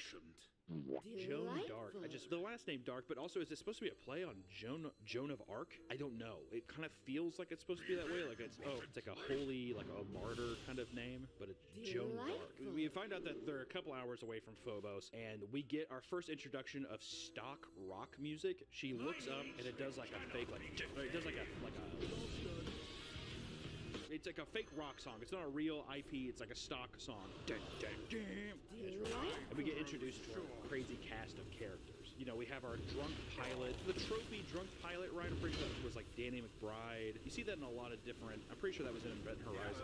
Like, I don't know why it's a trophy, and in Mass Effect, but it's like a trophy thing where it's like, oh, the pilot. I'm just like a redneck, kind of like, you know, I like to drink while I fly this plane. It's like that kind of trope. But we get introduced to all of the characters once again. I don't know, sci-fi movies, please, for the love of God, stop doing this. Stop introducing all of the characters in a white kitchen. They're in there talking, whatever, and the girl, Joan Dark, walks in over and it gets all quiet. Ooh, we don't like her. I think it's time to leave. Yeah, let's get the fuck out of here. Basically, the only people left in the kitchen after that is Joan Dark, Mrs. Dark, as they say, and her scientist friend. And it's like a weird interaction they have because you find out that the scientist used to date Joan 10 years ago. And she was like, oh yeah, I mean, we dated once like 10 years ago for like 4 weeks. And he's like, it's been like 4 months. He takes a sip of his cup, and I'm trying to think, like, would you really care that you dated someone for 4 months a decade ago and it's still this awkward? It just felt kind of weird. But you know, it's necessary character building because they have maybe a rocky past. I hope they can overcome that later in the film.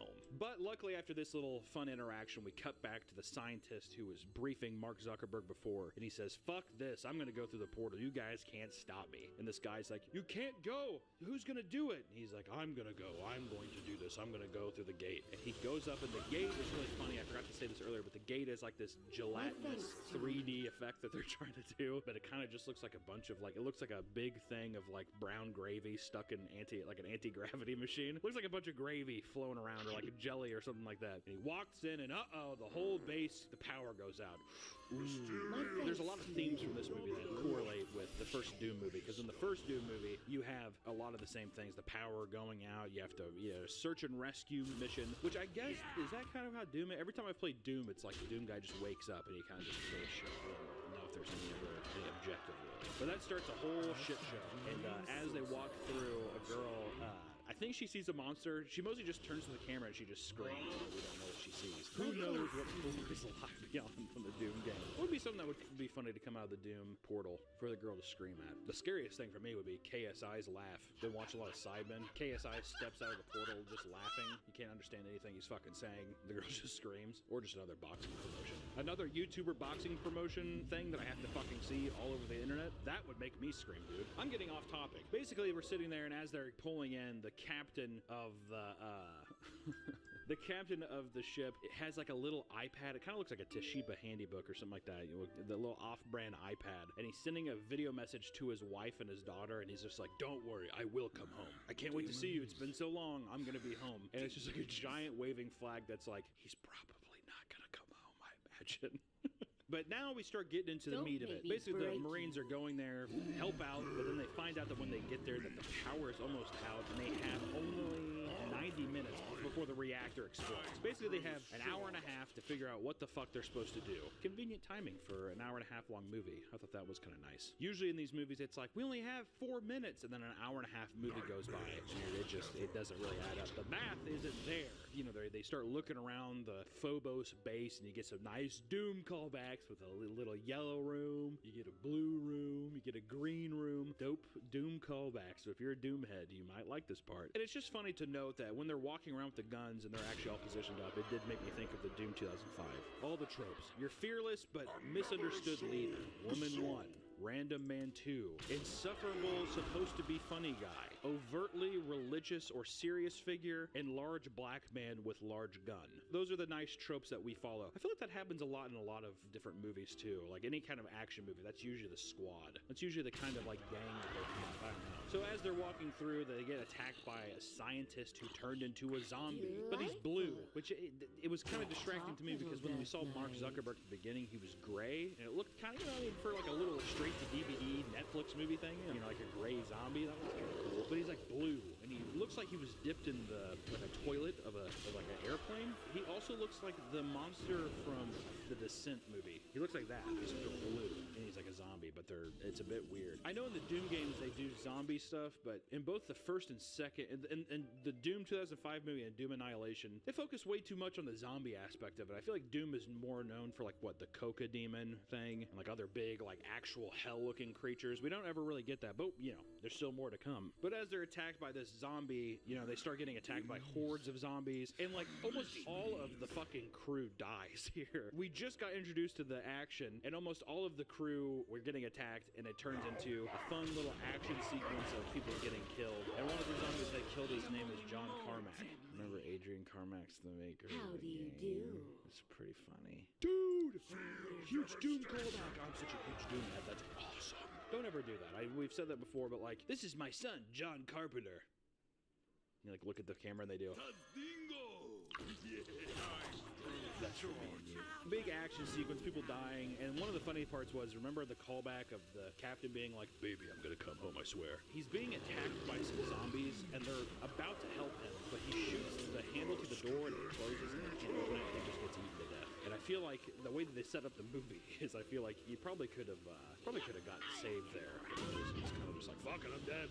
Shoots the door.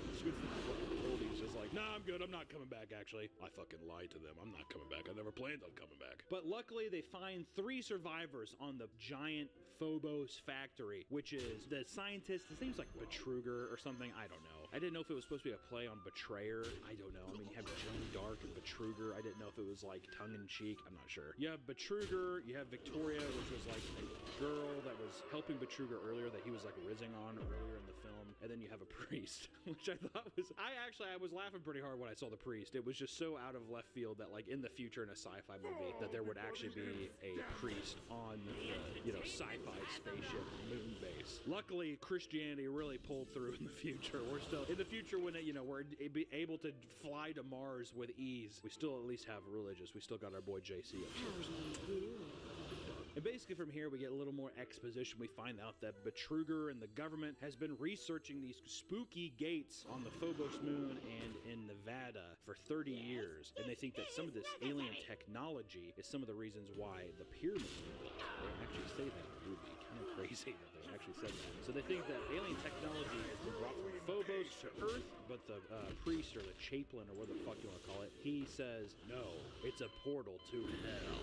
And I was like, oh, that's why they have the priest come to that conclusion. Because nobody else would just be like, this is hell, right? Can we all agree that this is hell? So, you know what? I like the priest, dude. I thought that it was nice. I'm glad he was there to be like, aliens? Yeah, the fuck right. We're going through hell. Luckily, though, this pisses Joan Dark right the fuck off, and she's like, we're getting out of here. And they start to go back to the ship, but once they go back to the ship, they get attacked by not zombies, but imps. So, you know, take that 2005 Doom movie. In the 2005 Doom movie, there's literally two monsters. You have, the people are turning into kind of zombies, but then they keep transforming into like, just like a weird alien hybrid thing, and then there's like a weird wheelchair monster. In this movie, we got blue demons, and we got imps, and they do shoot poorly composited 3D fireballs, which makes these fights much more fun to watch. But basically, you find out that their ship, the hell of the gate, manipulated the AI to their spaceship, and it won't let them leave. So now they have to actually go and turn the power back on to the whole Phobos station to use the gates to return to Earth, and they have to do that in 30 minutes, or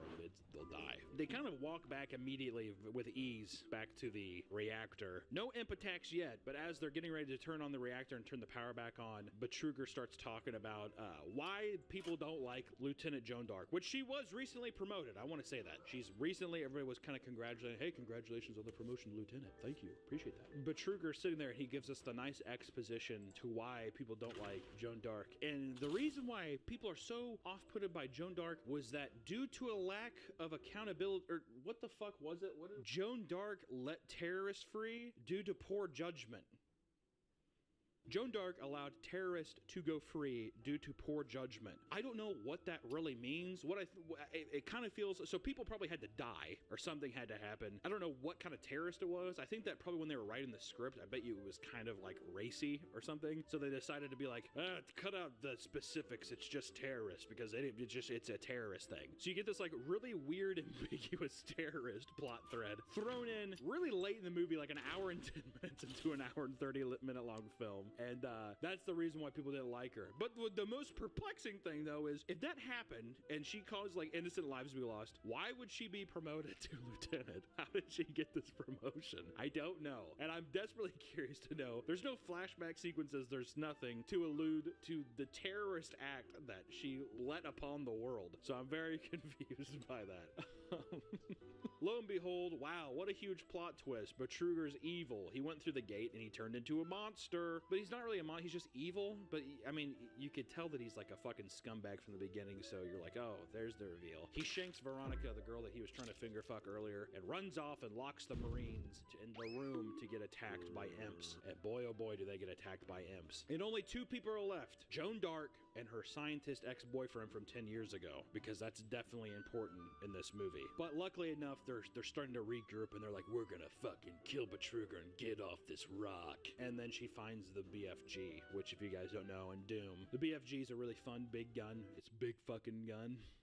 Right? The BFG 9000. Sick. She finds that, and the scientist, who's like a little pussy, he's like, Well, I guess I'll have to shoot your gun then, since you have this one. And Lady Doom guy's like, yeah, why don't you put your face in my pussy and smell deep so you can know what a real man smells like.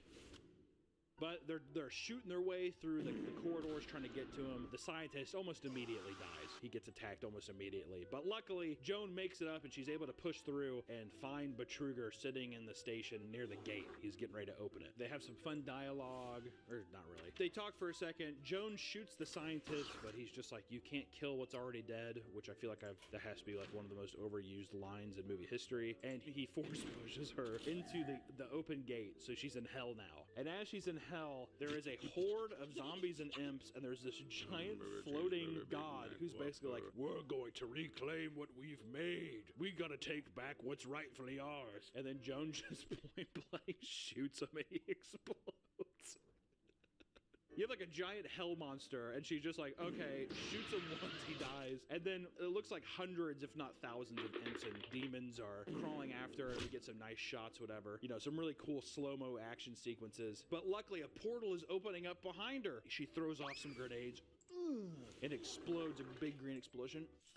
And it pushes her into the gate into Nevada. She's the first person to successfully go through the gate. And she's like, close it up, it's hell, it's hell. And the people immediately grab her and sedate her. They're like, shut the fuck up, we're gonna use this. This works. I mean, this could totally, basically they just don't give a fuck. She's like, there's some horrible evil shit. And they're like, we don't care. Can you think about how people are gonna be traveling around the universe with this technology? Ooh! And I don't think that they had any budget to do this, but basically the movie ends with the sounds of demons coming out of the portal. We don't see them, we just hear the sounds of it, and it cuts to black. And I think it's supposed to be like a cliffhanger because nothing happens with Betruger. He just kind of, he's just there still. I don't really know what happened to him. All I know is that this Doom Annihilation movie, I have to give it credit. I preferred it.